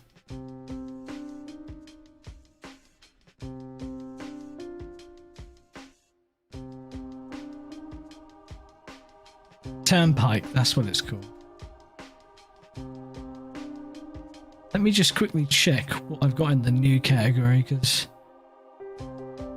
there's some stuff added. I subbed to the Project Ibisu Patreon. I don't know if you know about this, but those of you who know Ibisu know it's like it's a collection of tracks. I think there's at least four venues, 2 main circuits, and I think 2 drift-like circuits. And this person's making a mod where all the tracks exist in one circuit, and you can drive on the service roads between them. It's still in the very early stages, so all the roads between all of the different venues are really primitive, but I think when that's done, that'll be fucking crazy. Awesome idea. Great place for it. Yeah, you know what? Given you suggested it, we can go for it. I think I've got all the updates.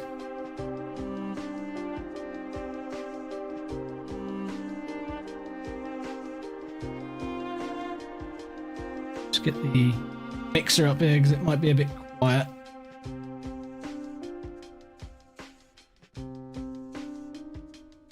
Switch from display. That text on the screen might be a bit big, but whatever. I haven't driven Turnpike in a while. It's a great little track though. It's one of the few that are quite fast, but I guess that's the point about it in real life, so it makes sense. I like Akina because it's pretty quick in places, but this one is pretty quick across the board. This mod just released today, I think. It's currently available for you to grab via the Toge Union Discord, I think it was. It's a Gumroad post, but it's free for the encrypted version. It is annoying that they charge for the unencrypted version. My weather's been balked lately. All I've got to do is open the pure planner and then it should fix. Semi-slicks? Nah, street tires. The question is it going to feel understeery like every other fucking four-wheel drive car people tend to make?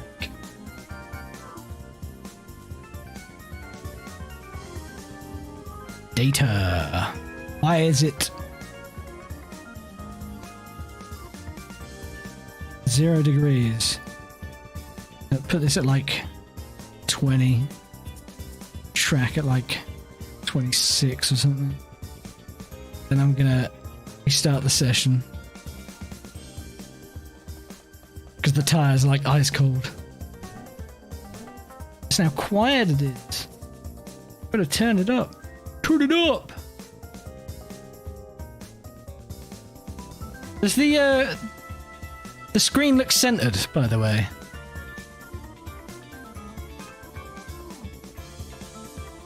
I think just because it looks a little offset for me, it looks a bit weird. Can I add a...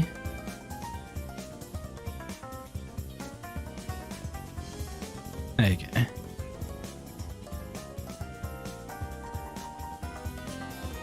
It's an EVO. Shut up.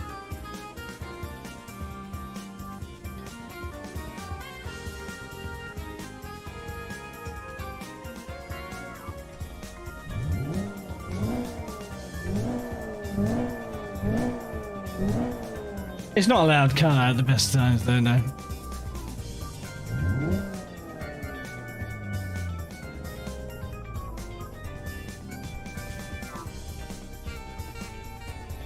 Deserved that, really.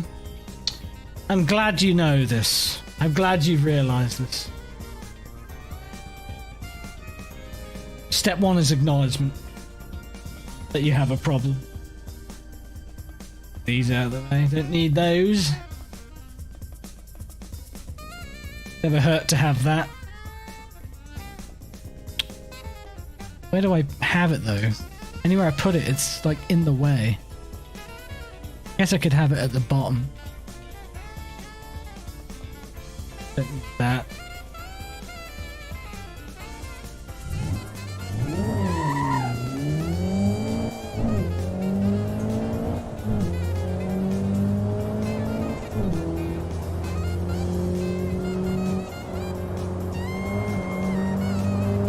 This track doesn't run the best. That's for sure.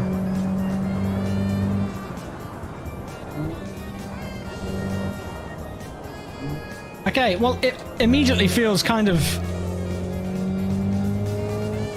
loose in a good way. I'm so used to these cars having too much grip. Like, it started on the semi-slicks, which is usually a bit of a red flag to me.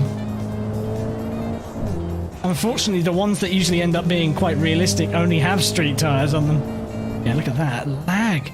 This... I don't know what it is that makes this track run bad. I think it's a lot of the grass stuff around the track, but... it can be a bit jittery at times, that's for sure. You can really get the rear rolled around, which is nice. Pressures are way too low, though. I think that's because, again, this is always the difficulty when you have a semi-slick and a proper street tire available, is you end up, if you want to make them realistic, you've got to have them run at completely different pressures. A street tire's optimal pressures is going to be a lot higher than a... Oh, we're alive! Is always going to have much higher pressure, optimal pressure anyway. The fronts are getting there, but they're now starting to overheat a bit. Which is quite realistic. Especially for a front-wheel drive car. Four-wheel drive car. It feels front-wheel drive at times. But I like how when you get off the throttle, you can really feel the weight roll off of the rear. This is pretty good. I tend to avoid four-wheel drive cars for this reason. They can be a bit bloody boring. Most simcade or partially sim games are the same. Evos are quite unique as well because they have like AYC. So the way it handles under and oversteer via the diff. I don't know how the systems quite work, but my knowledge they're sort of like how Skyline GTRs have the crazy Atessa stuff.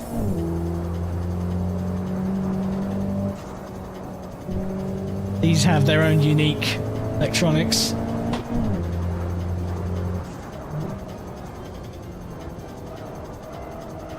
Oh, Christ. Should have died there, probably. Yeah, this is where things get risky.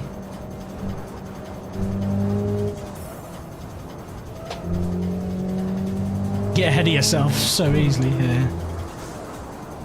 I think this bit's good, and then it's slower here. Yeah, there it is. It's fine. We're good. That one last slowdown bit, and then you're at the end here. But things are a bit overexposed, aren't they? Woo!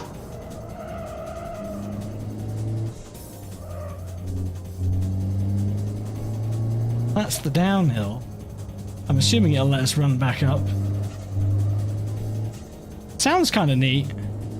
I don't think these cars have ever sound very good, but at least you can hear the boost.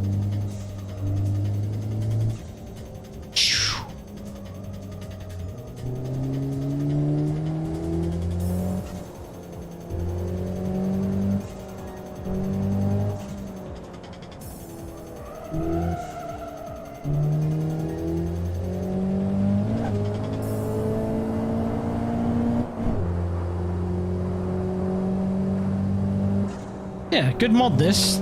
Gets a thumbs up from me.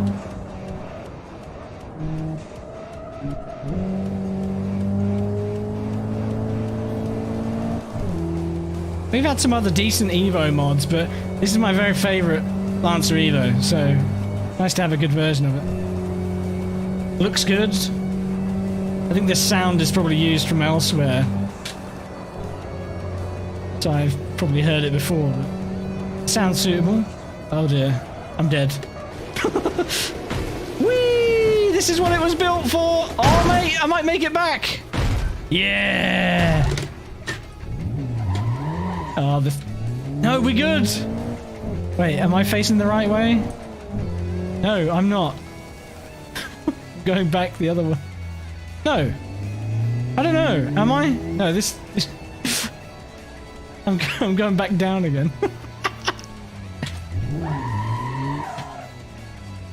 No, I think we're done. Good car, though.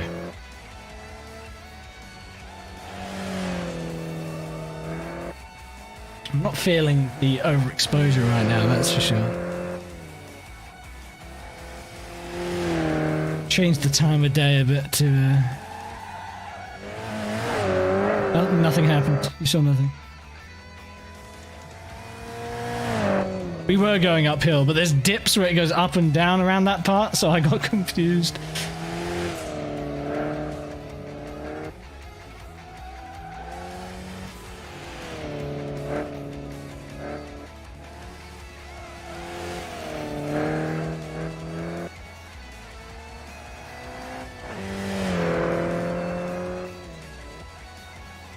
Love a yellow Evo 5. Before the meme existed, alright? I do not approve of the meme. It belittles my favourite Evo in my favourite colour. You do get the front end push in this thing, but if you work the weight transfer just right, you can really get it to rotate. Yeah, good stuff.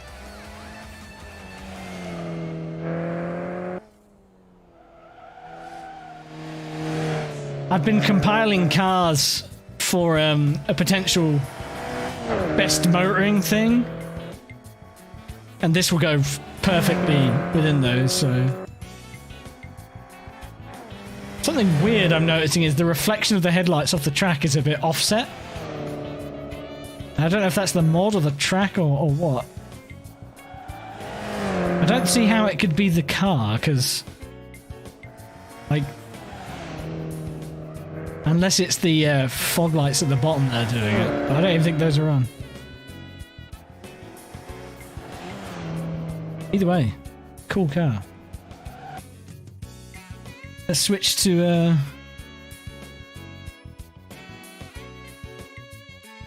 let's switch to something else.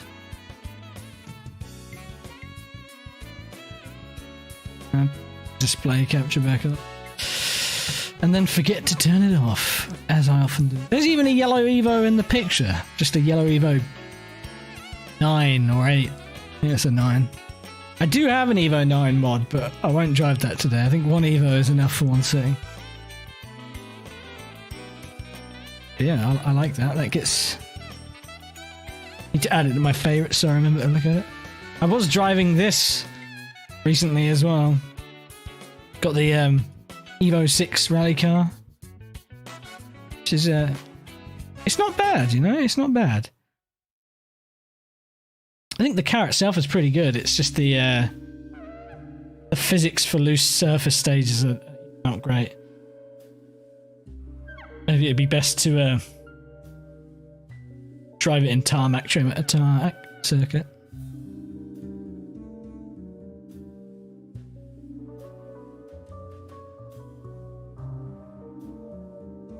The contract list. Contract?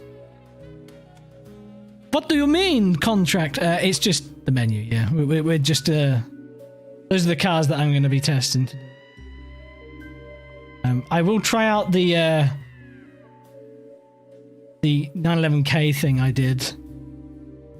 911K thing I did was tweak some things on the Singer so far, but it revs high and it makes me giddy, so I can pretend that I'm Chris Harris. That's all that matters, right? What would be a good track for this? Something I can really hoon around.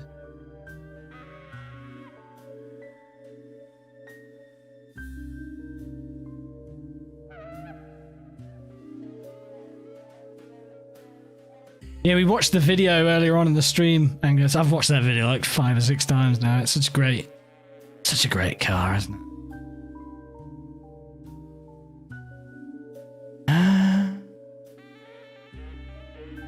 Yeah, anything that revs to 10k or higher it gets a thumbs up from me, that's for sure.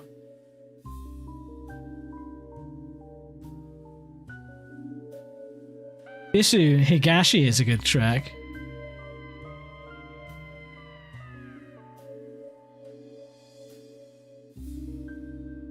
Yeah, I'm gonna do Higashi. I quite like Higashi. Fuck it, let's go.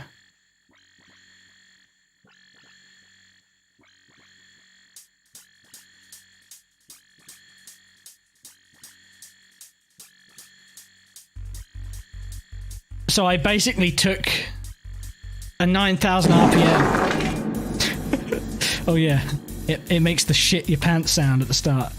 It's that same sound mod. You've heard that before. I think this revs to about 9k normally, and then I've used the extension config with pitch adjustment and telling it where the rev limiter is to try and make it sound more like it's actually revving there. I think it's going to be Marmite. Some of you might think it sounds cool, some of you might think it sounds awful, but I don't give a shit. It's fun. Street tires? Yeah. Oh, I took it around Streets of Willow last time.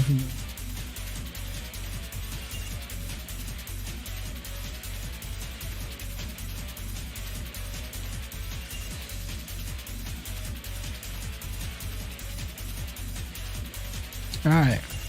Electronics, ABS. I'll allow the ABS.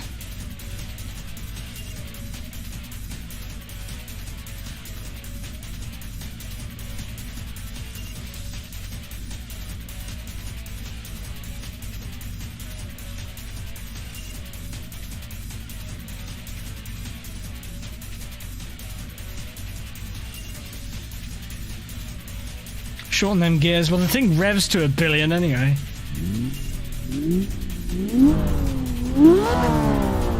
It already sounds stupid at 8.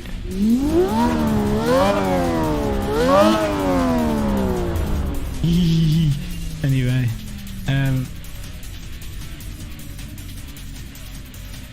so let's give it a go, shall we?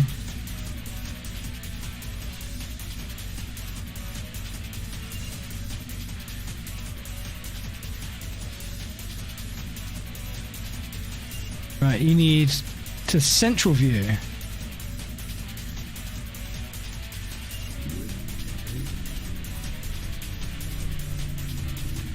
We tweak the mirror? Well, is it because it was offset there?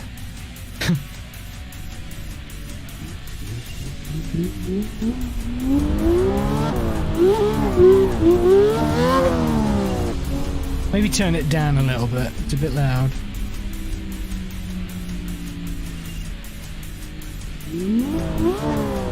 That'll do.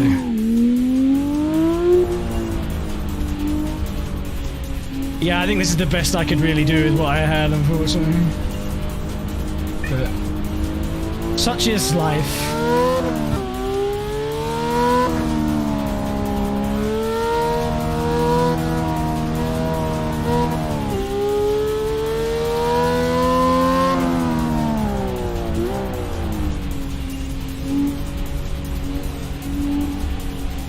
Tires up to temperature, shall we?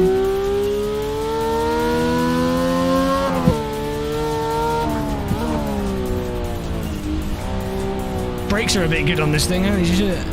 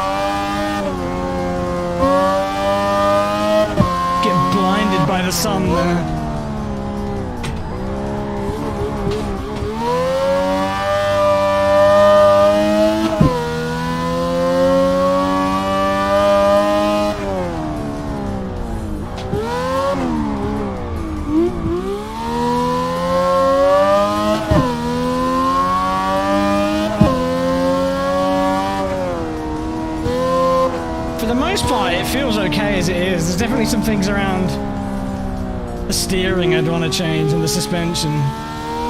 Reduce the track a little bit as well.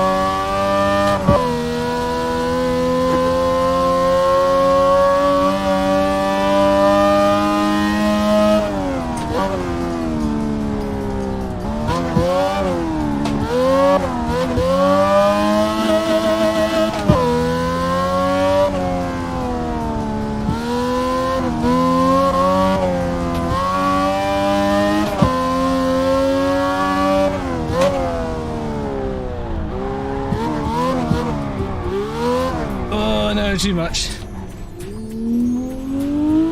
It's a fun car to drive though, and even though the sound ain't really close to perfect, it revs high enough and sounds silly enough that I lose myself in the moment, and I'm too busy going hee try to collect oversteer.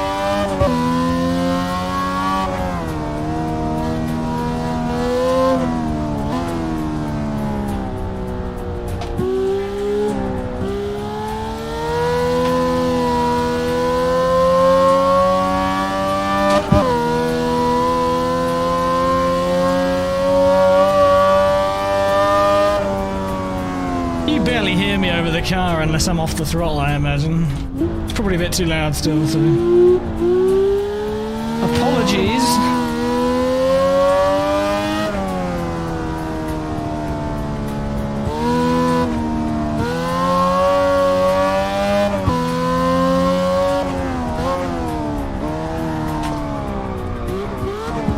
Oh no, that's dirt. I thought that was more tarmac. Way overpressured that rear left tyre. And the engine braking's insane. I know I'm going up a hill right now, but I think I need to change that. That's a bit too much, I think.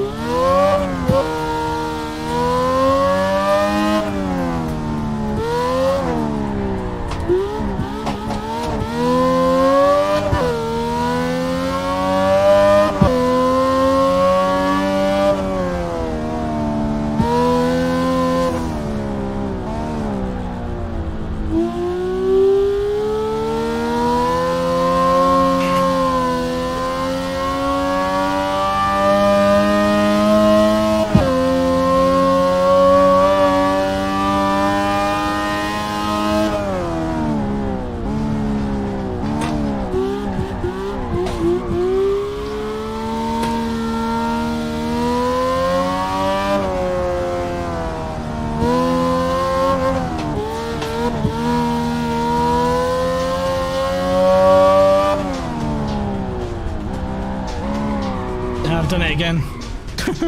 Right. All right. The way it sits, it's sitting a bit too high. Obviously, the tires on the model are too big, and the track's too wide, and it's maybe a little too stiff. But I think it's a fairly solid place to start. I think the way the camber works at the rear end is a bit off as well.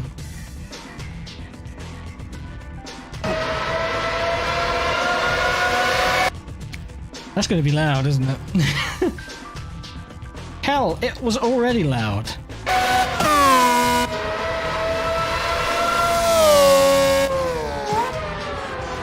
Sounds a bit much from the exterior.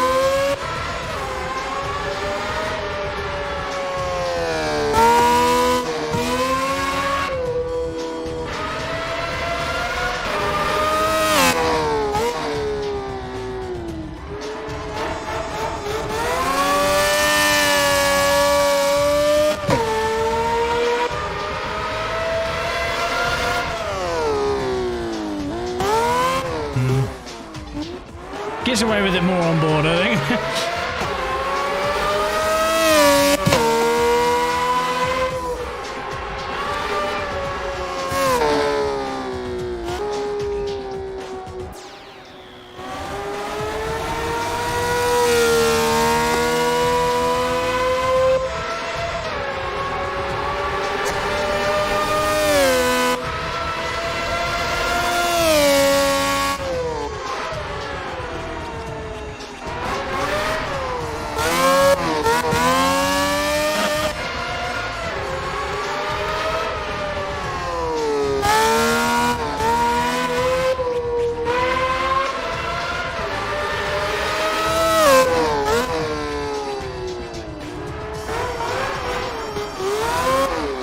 Wah, wah.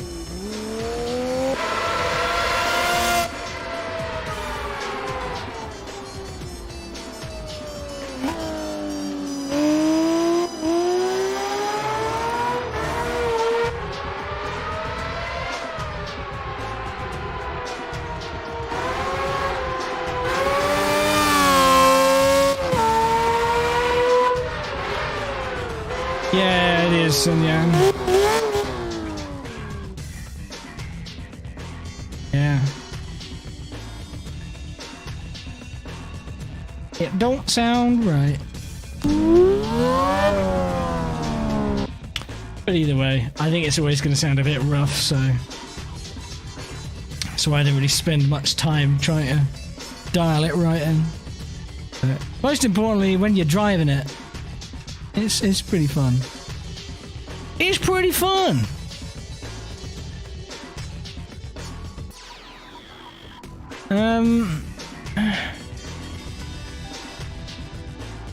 Yeah, unfortunately there's nothing I can do about that, Ivy.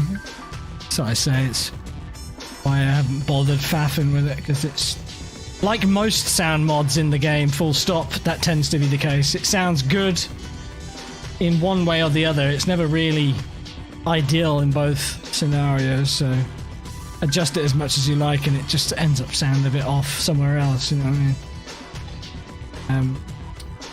On the subject of Porsches though, I haven't driven this on stream yet. This thing's really good. It's like a 911 GT3 Cup, but street car conversion. So it's got like a 911R interior, and it's got a H pattern in it.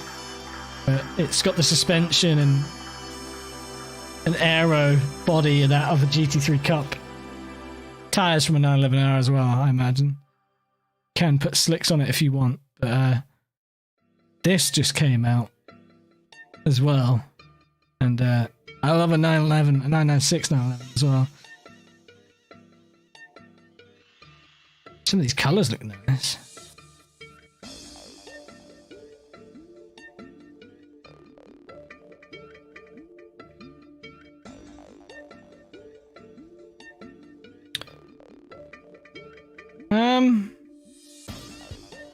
I don't want to try it in the green. I like the green.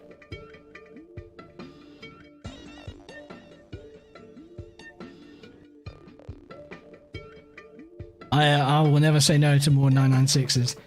I'm going to hazard a guess that this is the best 996 GT3 in Sim. I've got at least 2 others, maybe 3 others, and none of them quite have that something. I've driven one of the another car by this mod team or whatever, and I really quite enjoyed it.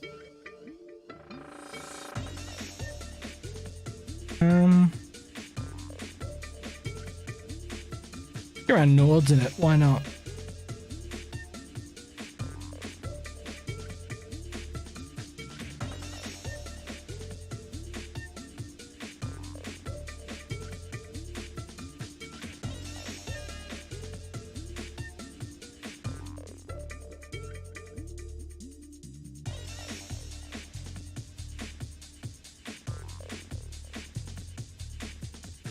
Bit of bridge to gantry.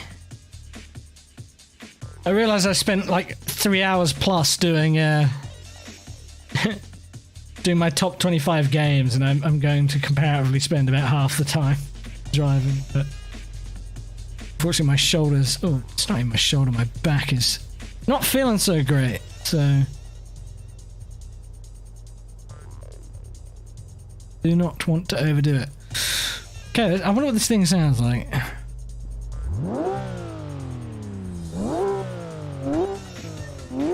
Sounds right. I think I've heard this sound mod before. Have we gotten the TA2 Challenger? No, I haven't even updated the TA2s I do have yet. I'll probably end up getting it eventually. I'm just like... I'm not in a rush for it. Maybe one day I'd like to host an event with them, if people are interested.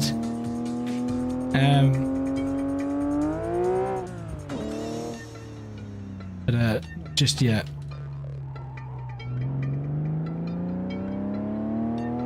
TC.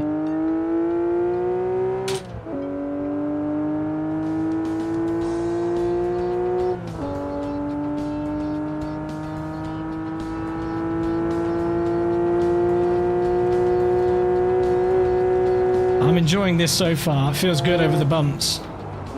Like I can feel the suspension actually working.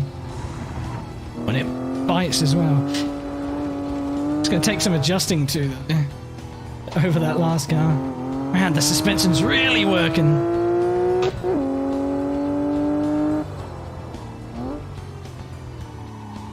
Almost feels like the suspension's a bit too active, but I guess back then, around the millennium, a 911 GT3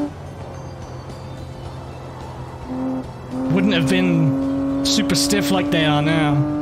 Suspension has come a long way on 911s in the last 20 years.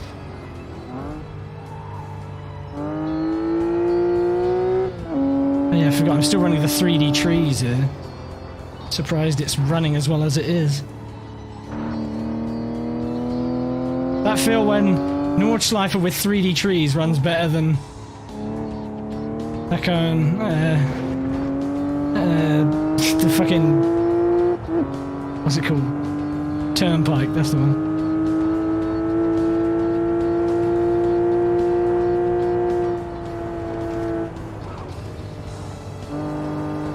Yeah, I like this. This is very alive, this car. I haven't really been revving it out though. Let's keep revving it. Seems like the tires have some. They have some CSP features on them because they have proper core temps.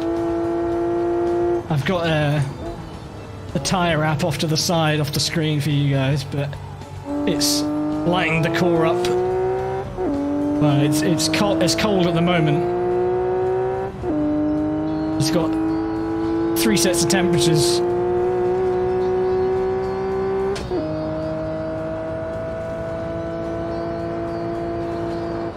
I think the force feedback feels a little odd in my hands because I'm getting a bit of clipping when it hits the peaks in the compressions, but everything beyond that feels pretty good. So I'm getting a lot of force feedback through the wheel because the suspension's definitely moving around a lot.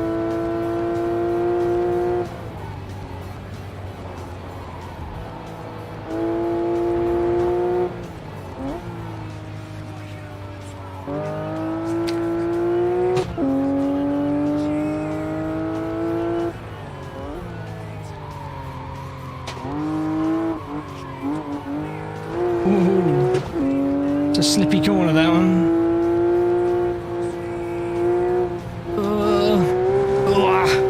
A bit too hot through there. Surprised I stayed out of the wall.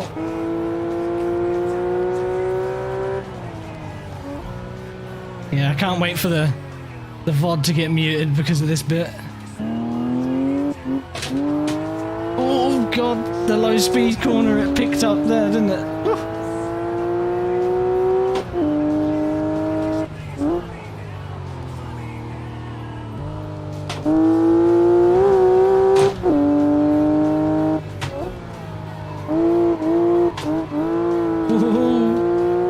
Sometimes it's hard to tell when it's slipping around quite so much because it comes on quite unexpectedly.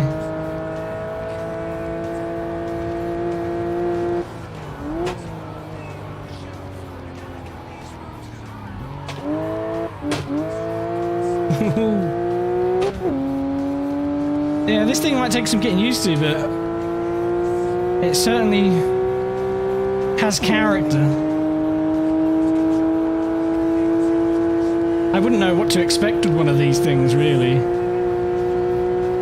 So I can't comment on its realism, but it's fun, if nothing else. But you see the point in shifting up here? Just run it into the red line. Oh my god, it's not that quick. Still probably could have held fourth there.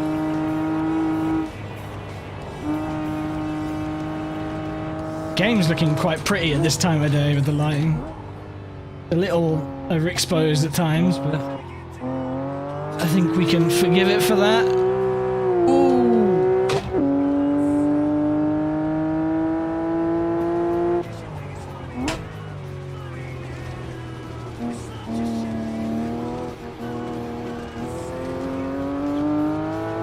The auto exposure is a lot quicker on this filter than any other filter I've had though.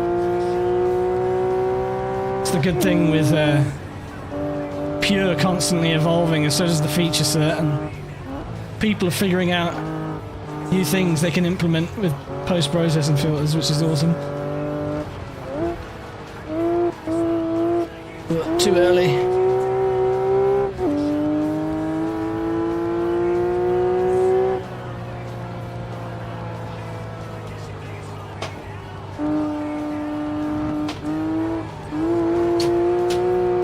Whoa!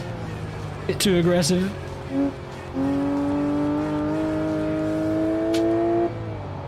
This thing's cool.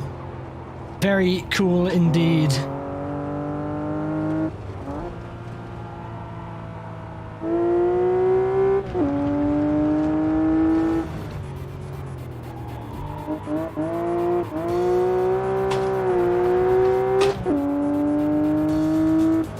I feel like that's all I've been saying about it. Praising it as we go. It's fun. Very fun.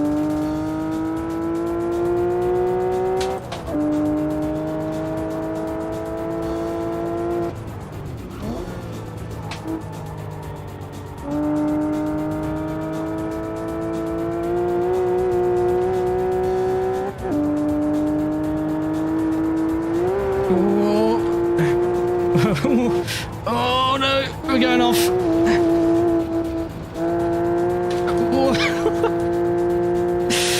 Jesus H. Christ.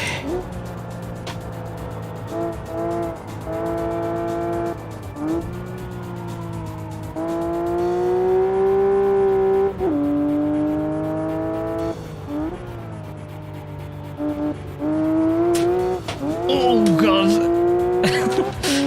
The rear really stepped out then.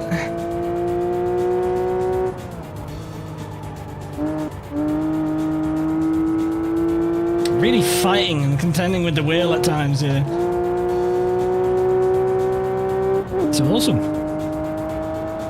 Oh, I'm already a little sweaty after that. 7 minutes 48.8. Sure, it could have been quicker. Too busy sliding around for most of it, but it's a fun car.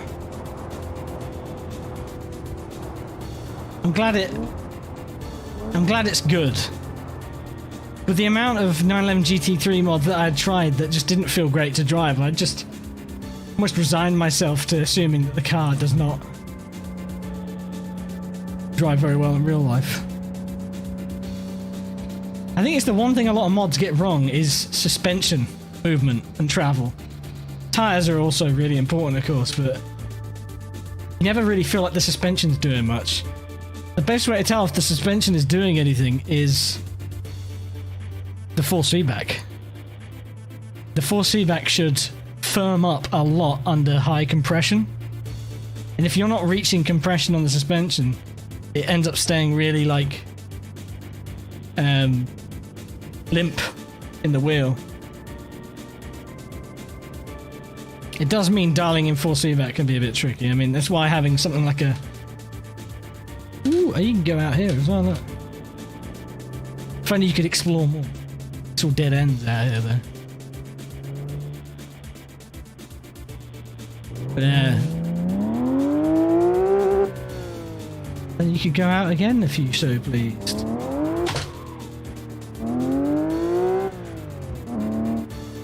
Speed limit. Ooh.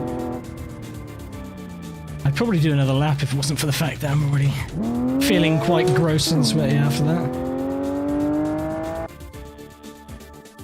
But it looks the part. I quite like the green. It's quite nice.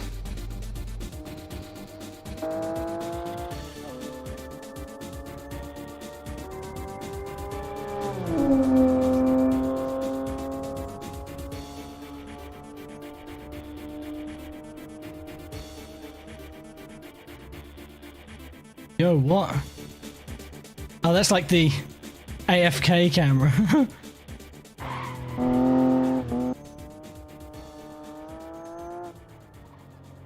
Another MSR candidate.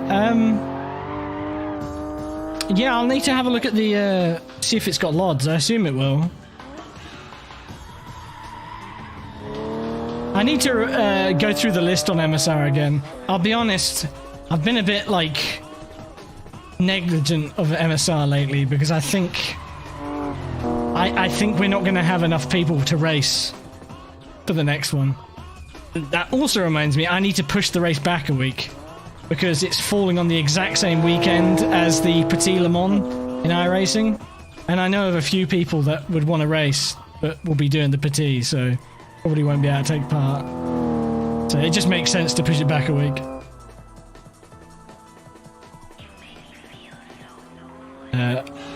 What I'll probably do is I'll do an announcement clarifying that and then see if I can get another read on interest, and hopefully then we'll get a clear idea of how many people will be there. Because last time I looked, which was a while ago now, admittedly, I don't even think we had 10 people showing interest in the Minardi at VIR.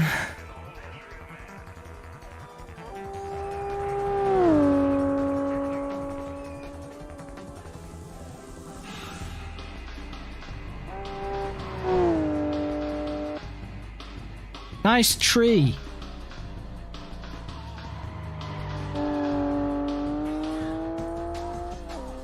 At this rate, half of the MSR... Oh, hello. Can't quite see this guy, but... Ah! Yeah, half of the list of cars on MSR are going to be Porsches at this rate.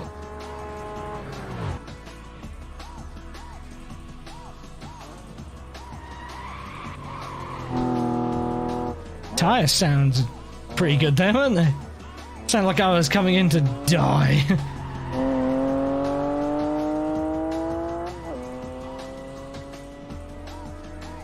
Made some good cars today. That, first of all, the Evo was a nice surprise. I mean, the Tahoe Porsche thing is whatever. This thing's great though. Porsche Spec Series it is.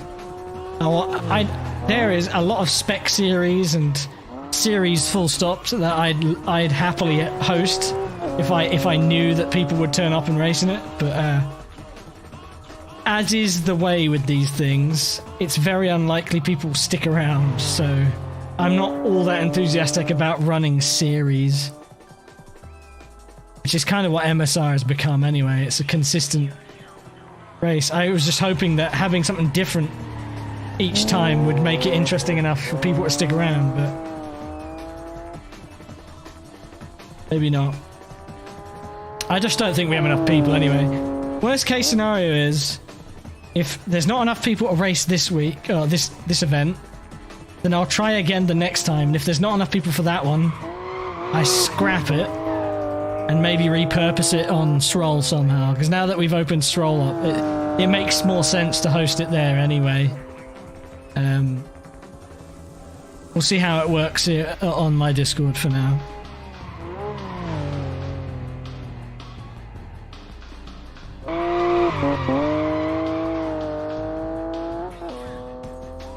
Minardi might also be a thing. What do you mean, like that people aren't interested in? It's a lot of car. It's a crazy car track combo, but fuck it. That was pretty much my response when it rolled up. I was like, I'll drive it, and then I was like, fuck it. It's not easy. I don't think it's hard. I think it's just hard to drive it really fast.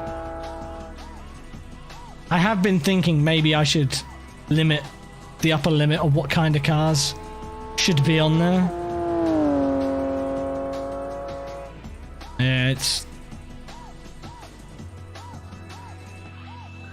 that is a very bright track.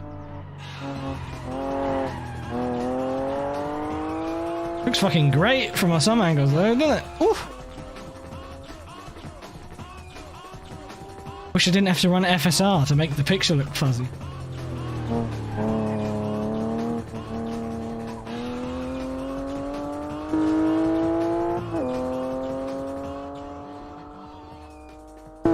It took a lot to not pick the yellow colour, but I do like the green. It is nice. But this car isn't easy to drive either. I'd argue this is harder to drive than the Minardi is, personally, but I think it just depends where you're at in your journey of sim racing and how much experience you have, and also,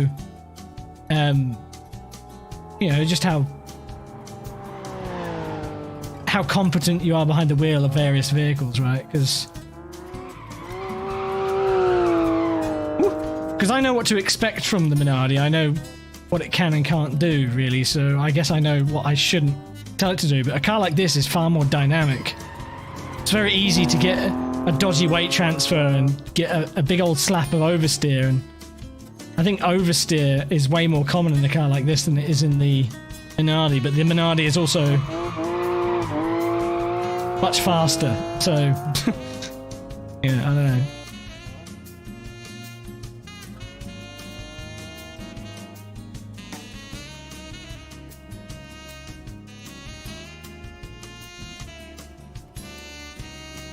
What a vibe right now.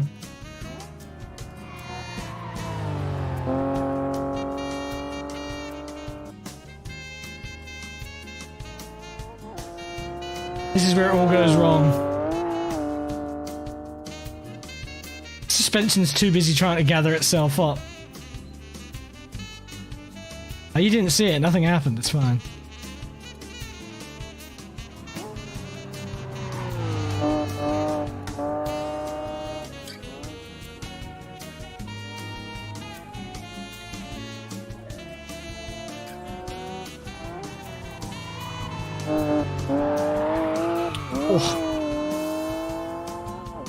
Oh man, I really like this.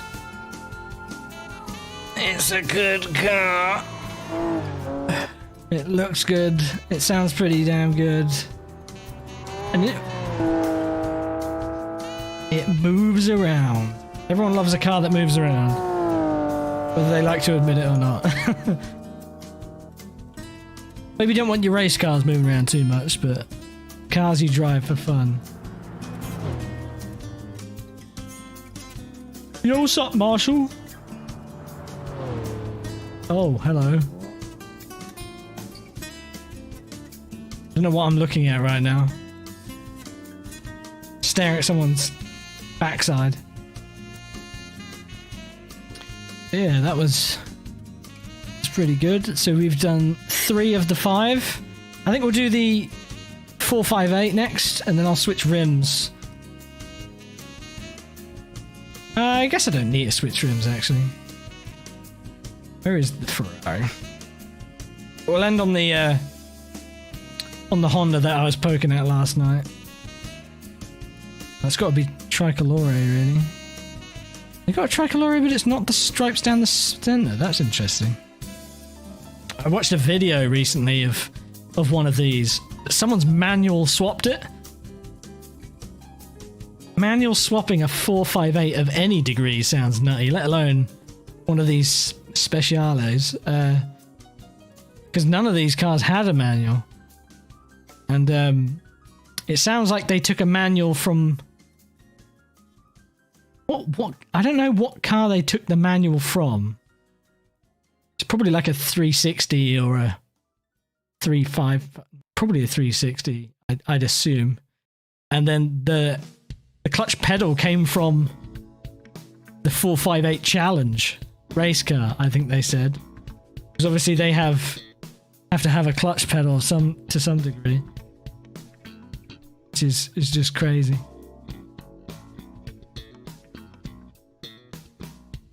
Alright. I realise I've been raving on and on about it, and you couldn't even see it. It's like the Tricolore is in the little grills here at the front. It's kind of neat.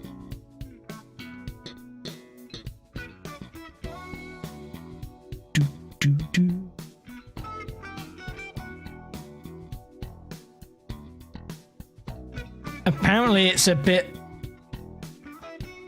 It sounds like it's got a lot of character, that car, that conversion. But like the clutch is not easy to use at all from the sounds of it. Like, the only time you'd ever be happy using it is being able to go as fast as you want. Like driving it around in town and shit sounds like a ball ache. The bite point's like right at the end, it's a real heavy clutch. And it only really goes in gear if you nail the shift. Apparently the owner struggles with it still a lot as well, which is pretty crazy. This will be sequential though, so I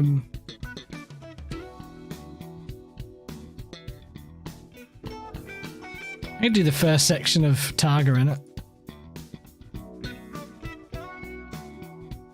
I'll switch to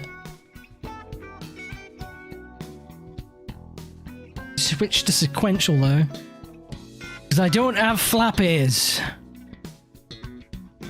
Ooh, another Ferrari.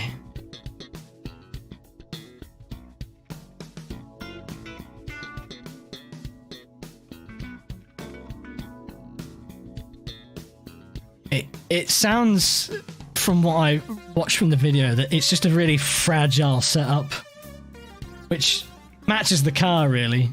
Like, it's a fragile car. The fact that somebody essentially molested a 458 Speciale for a H pattern, you know, like, most people would say blasphemy, but I mean, hats off to the guy for doing it. That's awesome.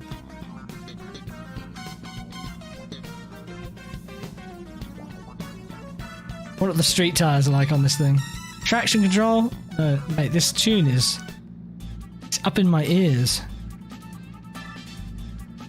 Hey, Nick.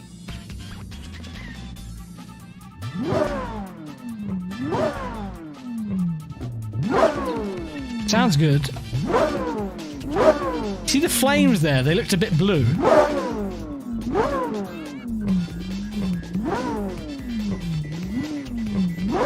Sounds good.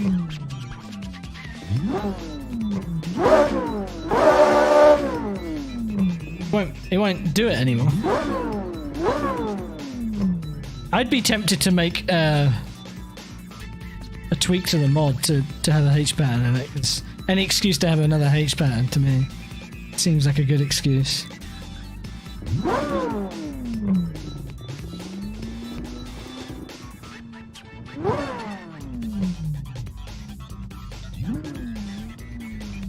Like it puts it in park when you're in neutral.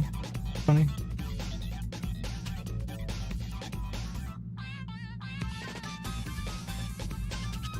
Alright.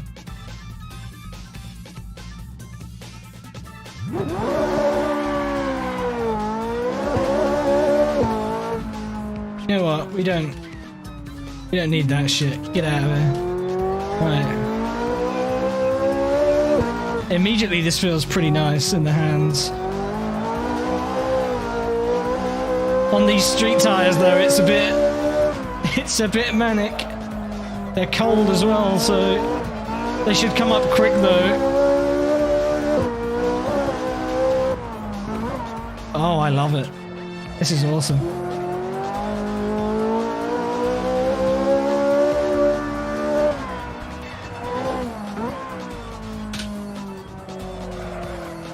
The understeer is a bit insane on these tires. Oh god! If in doubt, slap the Oppo on.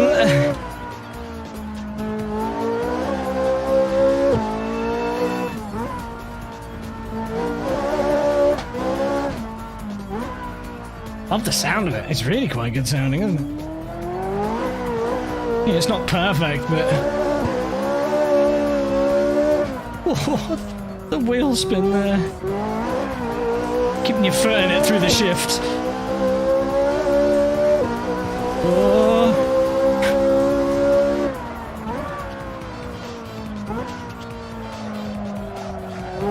It sounds really consistent across the whole rev range, and with the downshifts off and on throttle. Hopefully it sounds good off-road as well. Come on.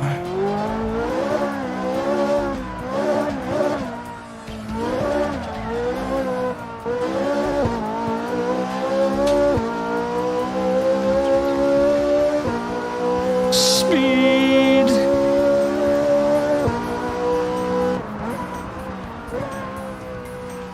Ah, too early. Pussio.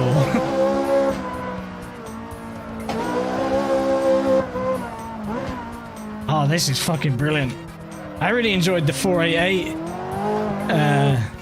I don't know what the special version of that is, but we drove around the Nordschleife for that time. I really enjoyed that, but this is another machine. This feels really good. Like the Porsche I was just driving, I can feel a lot through the wheel. Definitely, it makes you appreciate the detail in the track surface a lot more, that's for sure.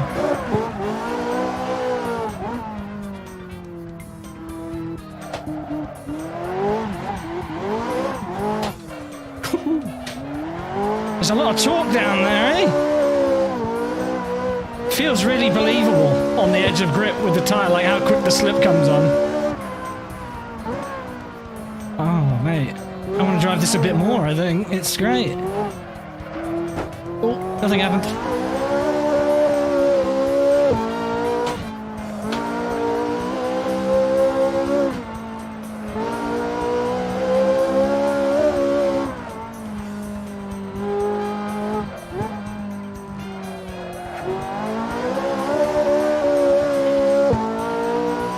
Upshift sound is good.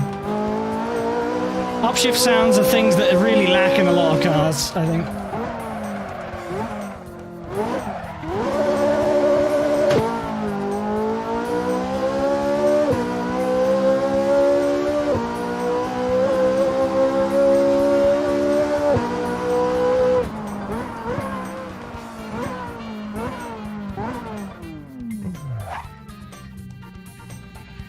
That's cool, that.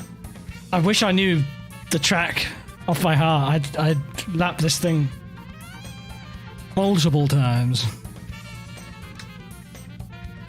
Oh.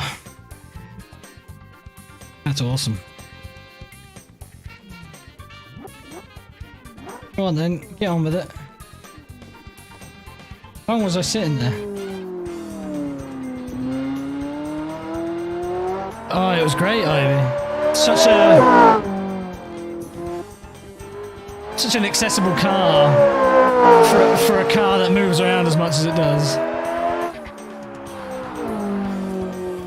The street tire suited it really well. I find a lot of these kind of cars that have semi-slicks in streets tend to favour the semi-slick over the street tire. And the street tire just ends up feeling like just a bit shit. But they felt good. Once they came up to temperature, it bit a lot more at the front.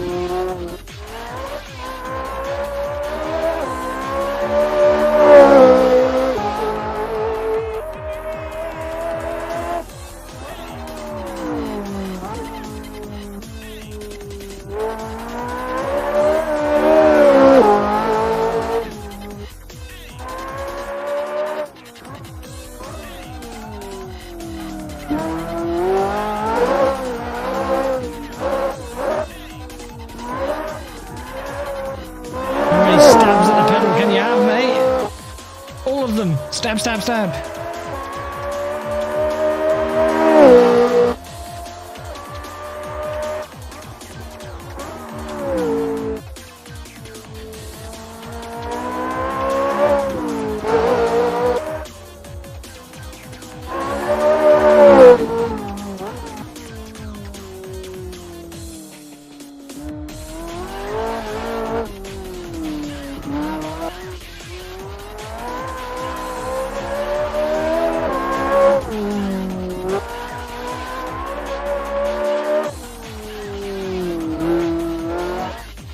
You really see it lift its nose under hard acceleration. and then dive straight down as soon as you hit the brakes. That's a camera angle.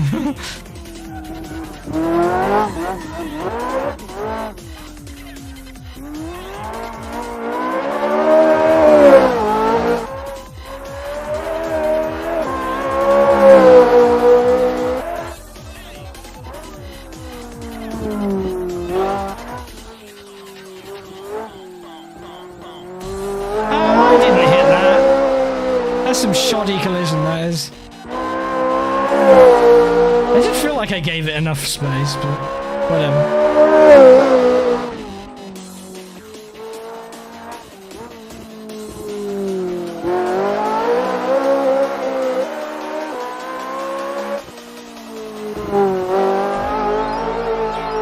You probably have to stop for new tyres every half a lap round here. Absolutely melting the damn things.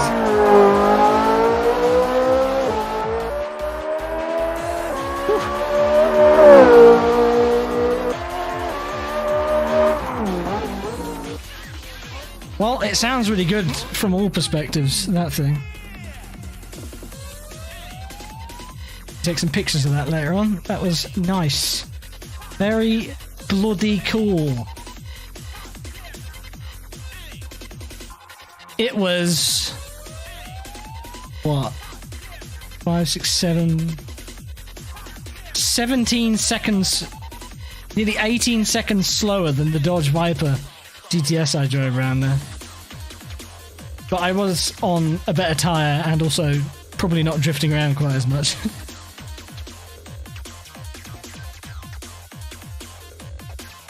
I tell you what, there is a poly track I bought. Really great track. Really not built for this period, but neither was Taga Florio. So let's stay. When in Rome, etc., etc. Let's stick to it, I suppose.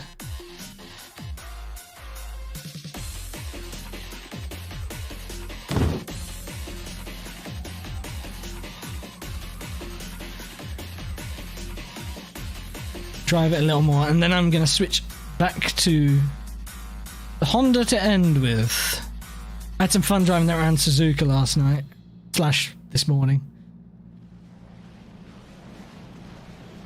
I'm going to stick to the street tyres, they were fun. TC off, of course.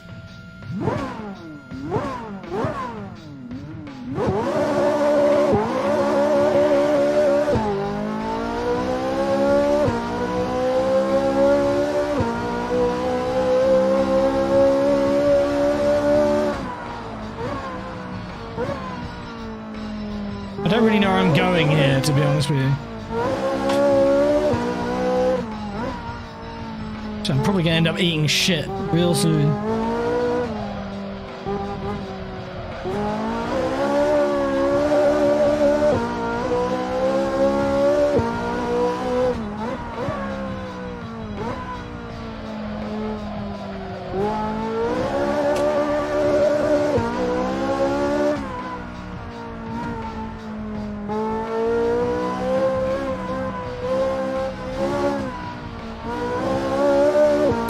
Where's the apex? I can't find it.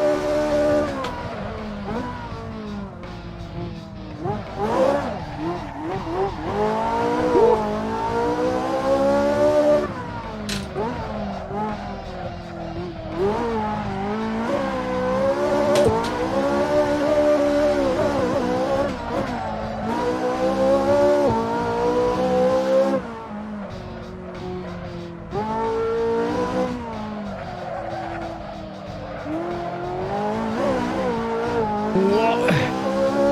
Nearly curved it then.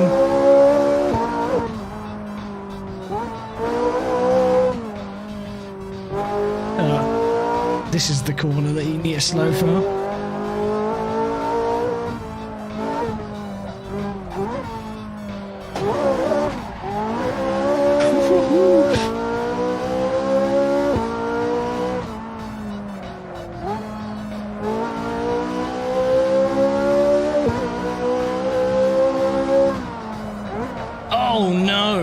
There's the eating shit I mentioned. Second to last corner as well.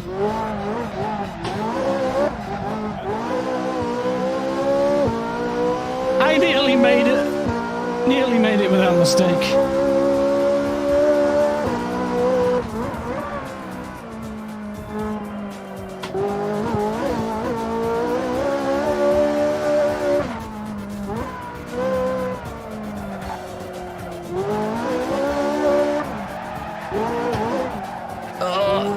Understeering a bit there. Gunned it too early.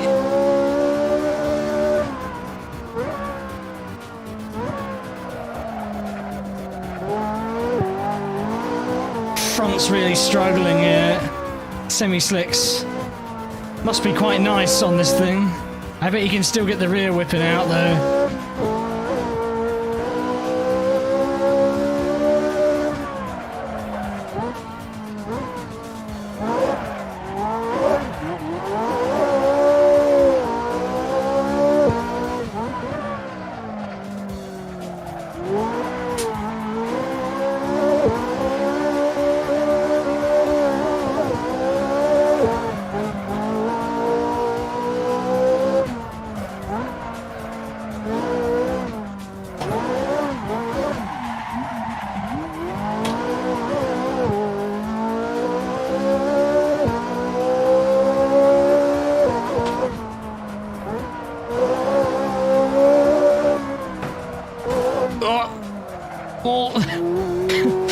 Got a bit carried away there.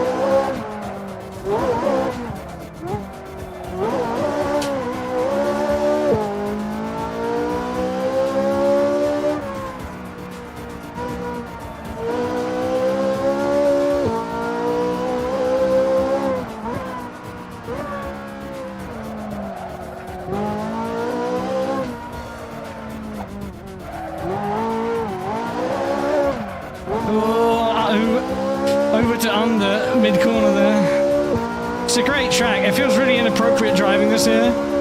But all you'd have to do is give it a more modern skin. These are clearly public roads, right? I don't know how different they'd be in current day. But it's a detailed track on the surface as well. I mean, it looks good. I don't know how much I paid for this. I think it was only a few euro, but it was worth it for sure.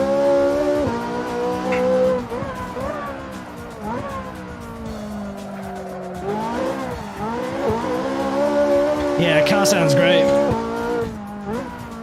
It's such a fun car to slip around in. It's a bit of a self-gratifying car, I guess. But it's easy, you know. Much easier than that Porsche was.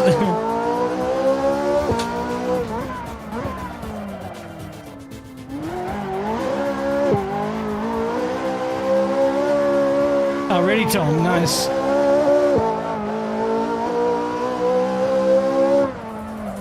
Yeah, I'm sure it looks much different to this, though, eh?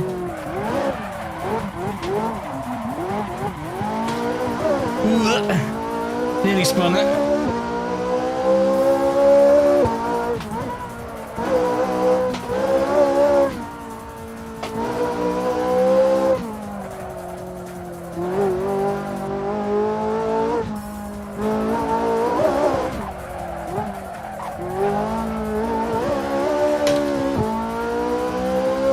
Lots of crests and bumps.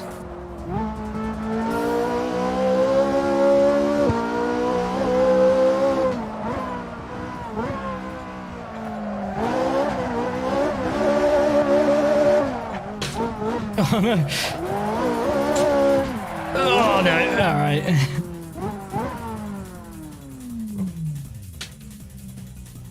I tried transitioning, like flick it between the two, but I hit compression just as I did, so the car gripped up and it just started understeering. So you had to force it with a kick of throttle, but man, so cool.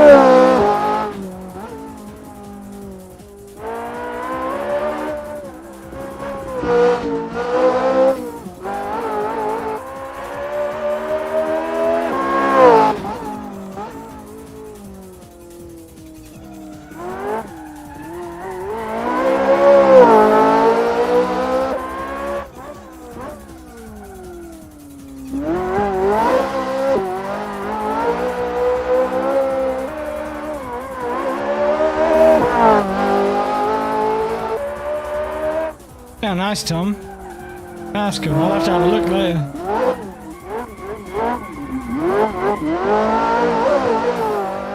Oh, congrats, Nick.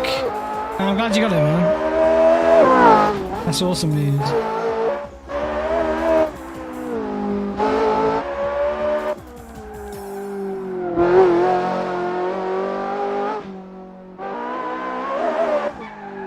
Whoa! Don't curb the car!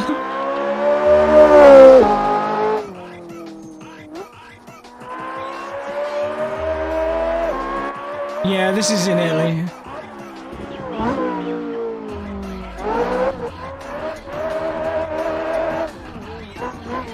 Oh, there it is. And then biff. Alright. I'm gonna save that one as well, why not? One last drive.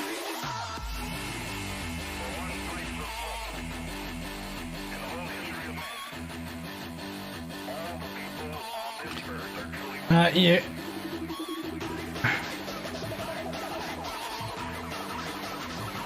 I'm gonna have to apologize for the sound on this thing because it does not sound great. The bass sound sounded horrible, so I ended up putting like a V10 sound on it.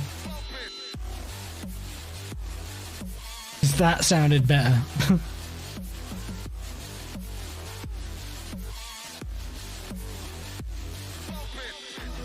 So I just loaded back onto the same track. That's not what I wanted. Back out! Let's go Suzuka.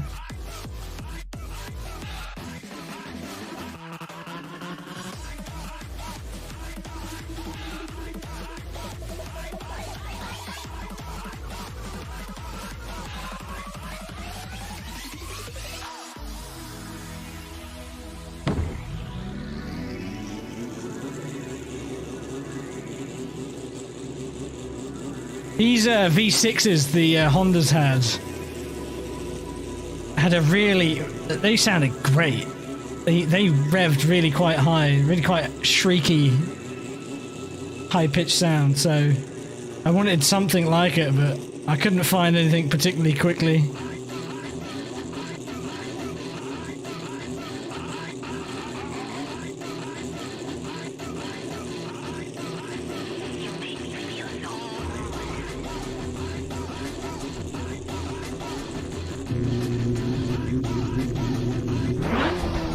So it's got the Lamborghini V10 sound on it.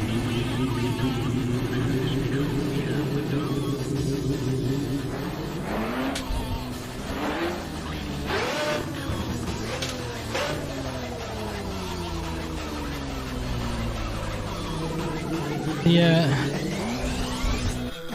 I am gonna switch back to this, and I'm gonna put the tires on screen because they take forever to heat up. As they should.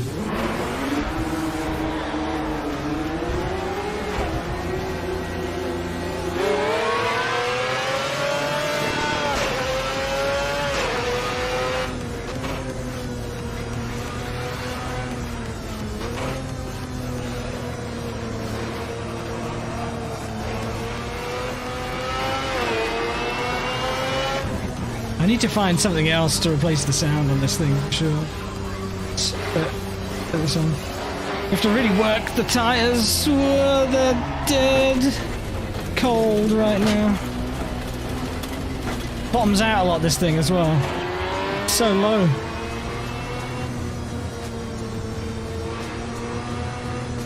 Oh no, I'm not looking where I'm going.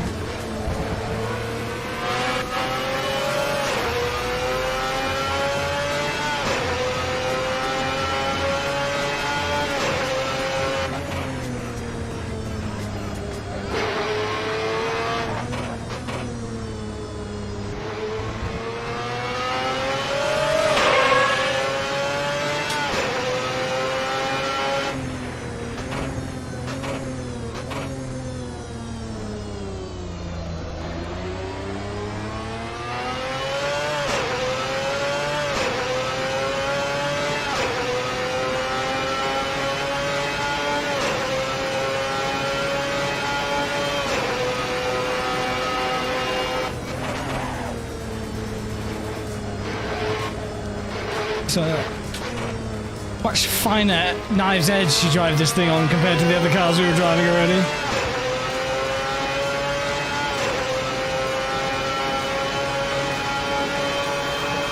Once the fronts heat up though, it starts to bite something crazy. So the rear gets quite sketchy. Ooh.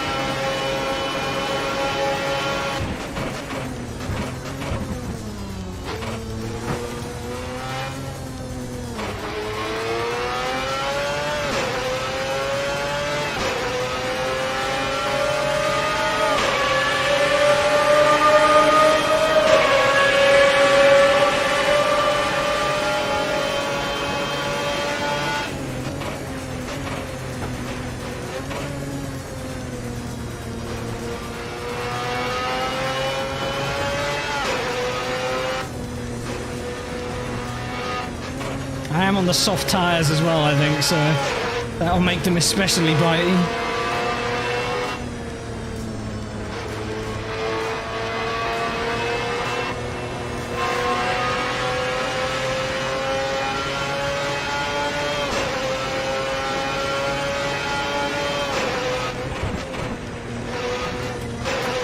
Ooh. Be careful when they're grabbing those curbs.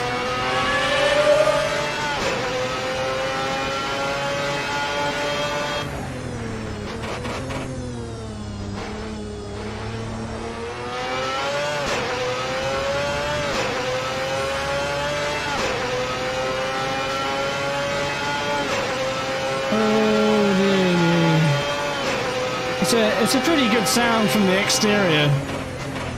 It's not right. It feels wrong. Especially knowing where the sound comes from. Sounds like it's got 4 cylinders too many.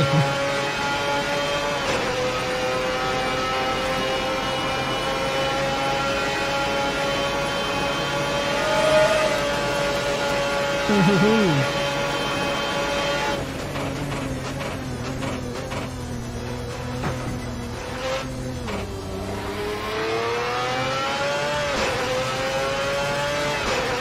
Hey ass.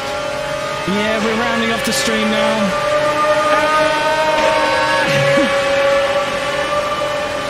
Last car I'm driving because I'm getting sweaty and my back's starting to hurt, so I get myself some dinner as well. Man's hungry. Yeah, exactly. Exactly. What?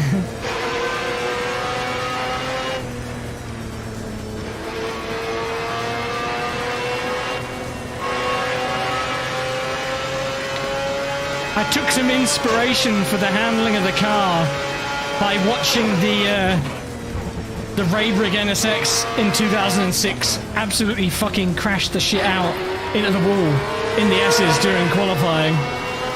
They started from last because of that. It just snapped on him.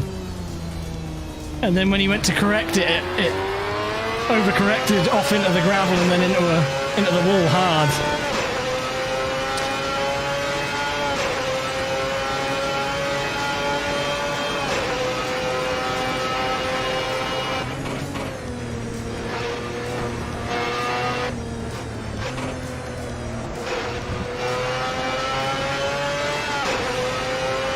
Couldn't hear me? I thought as much. It's fine, don't worry about it. I don't know why I'm shouting louder like it'll make me louder. I think compression is too much.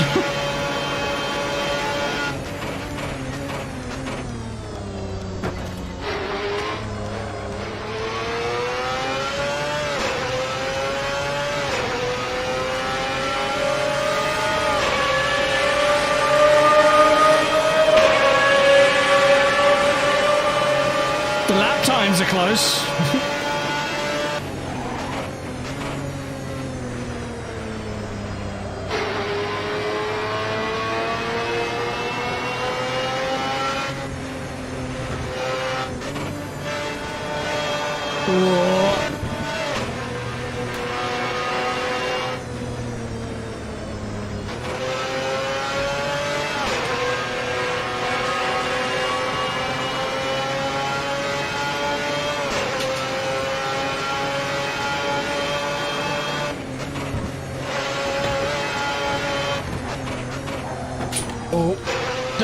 I'd lost it then.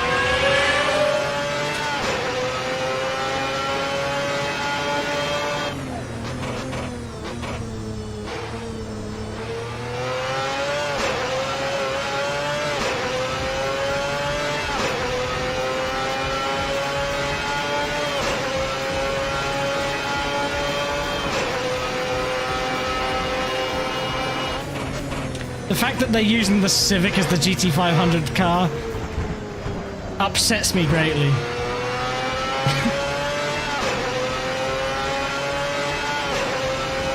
But it speaks to the sheer size of hatchbacks these days. Definitely not worthy of the moniker hot hatch, that's for sure. Fat hatch, maybe. Hot, most certainly not.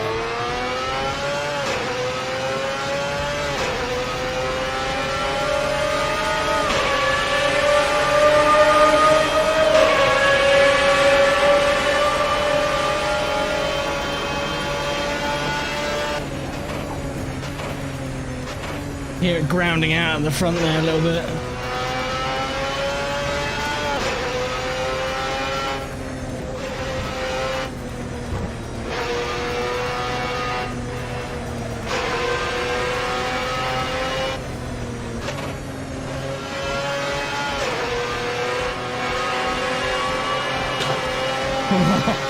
Don't touch the inside curb!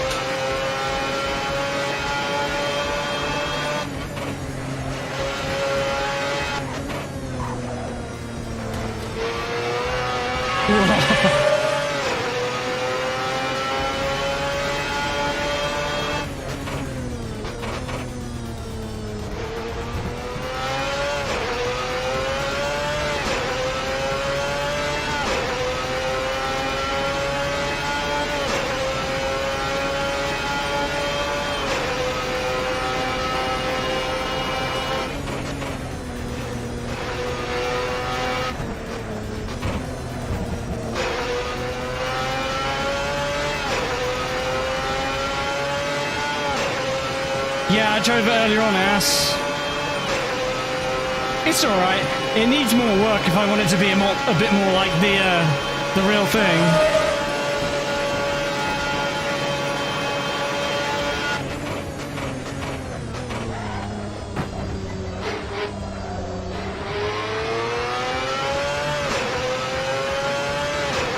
There you go, that was a bunch faster.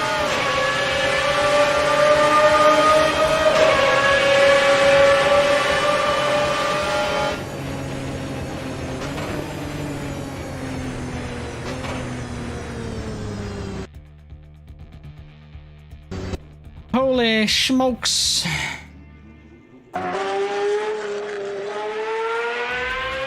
Let's see how it looks going around. Hopefully as good as it feels.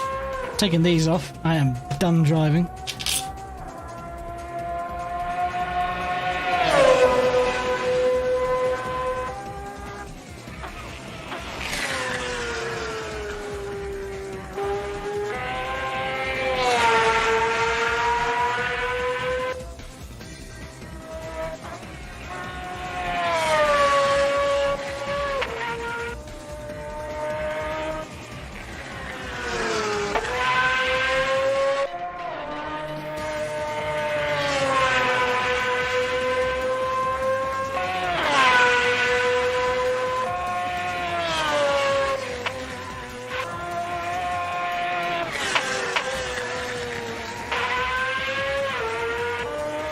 All over the shop. I'm really quite happy with how this feels now. It's not a piece of piss to drive. You can feel the downforce peeling off. And if you bump the car, hit a bump too much, you can feel the downforce peel off from that. Losing effectiveness from the floor and that.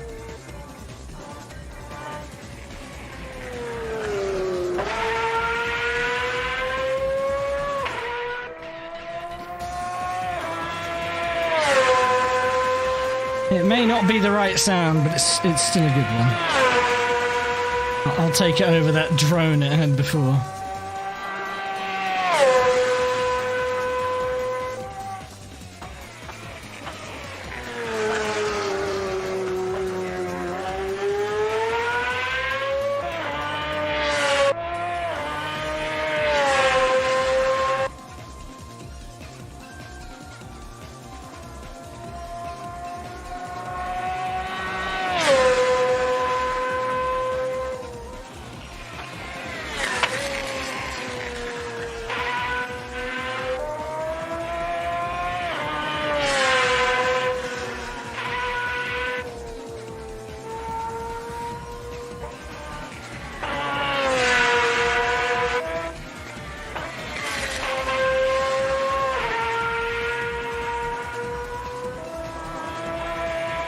Well, folks, I'm going to let this lap play out, and I'm going to end the stream. I'll say my goodbyes now. Thanks for watching. I know this was more a talk than a drive, but it was good shooting the shit about video games earlier on. Yeah, I'll catch you again real soon, alright? Take it easy.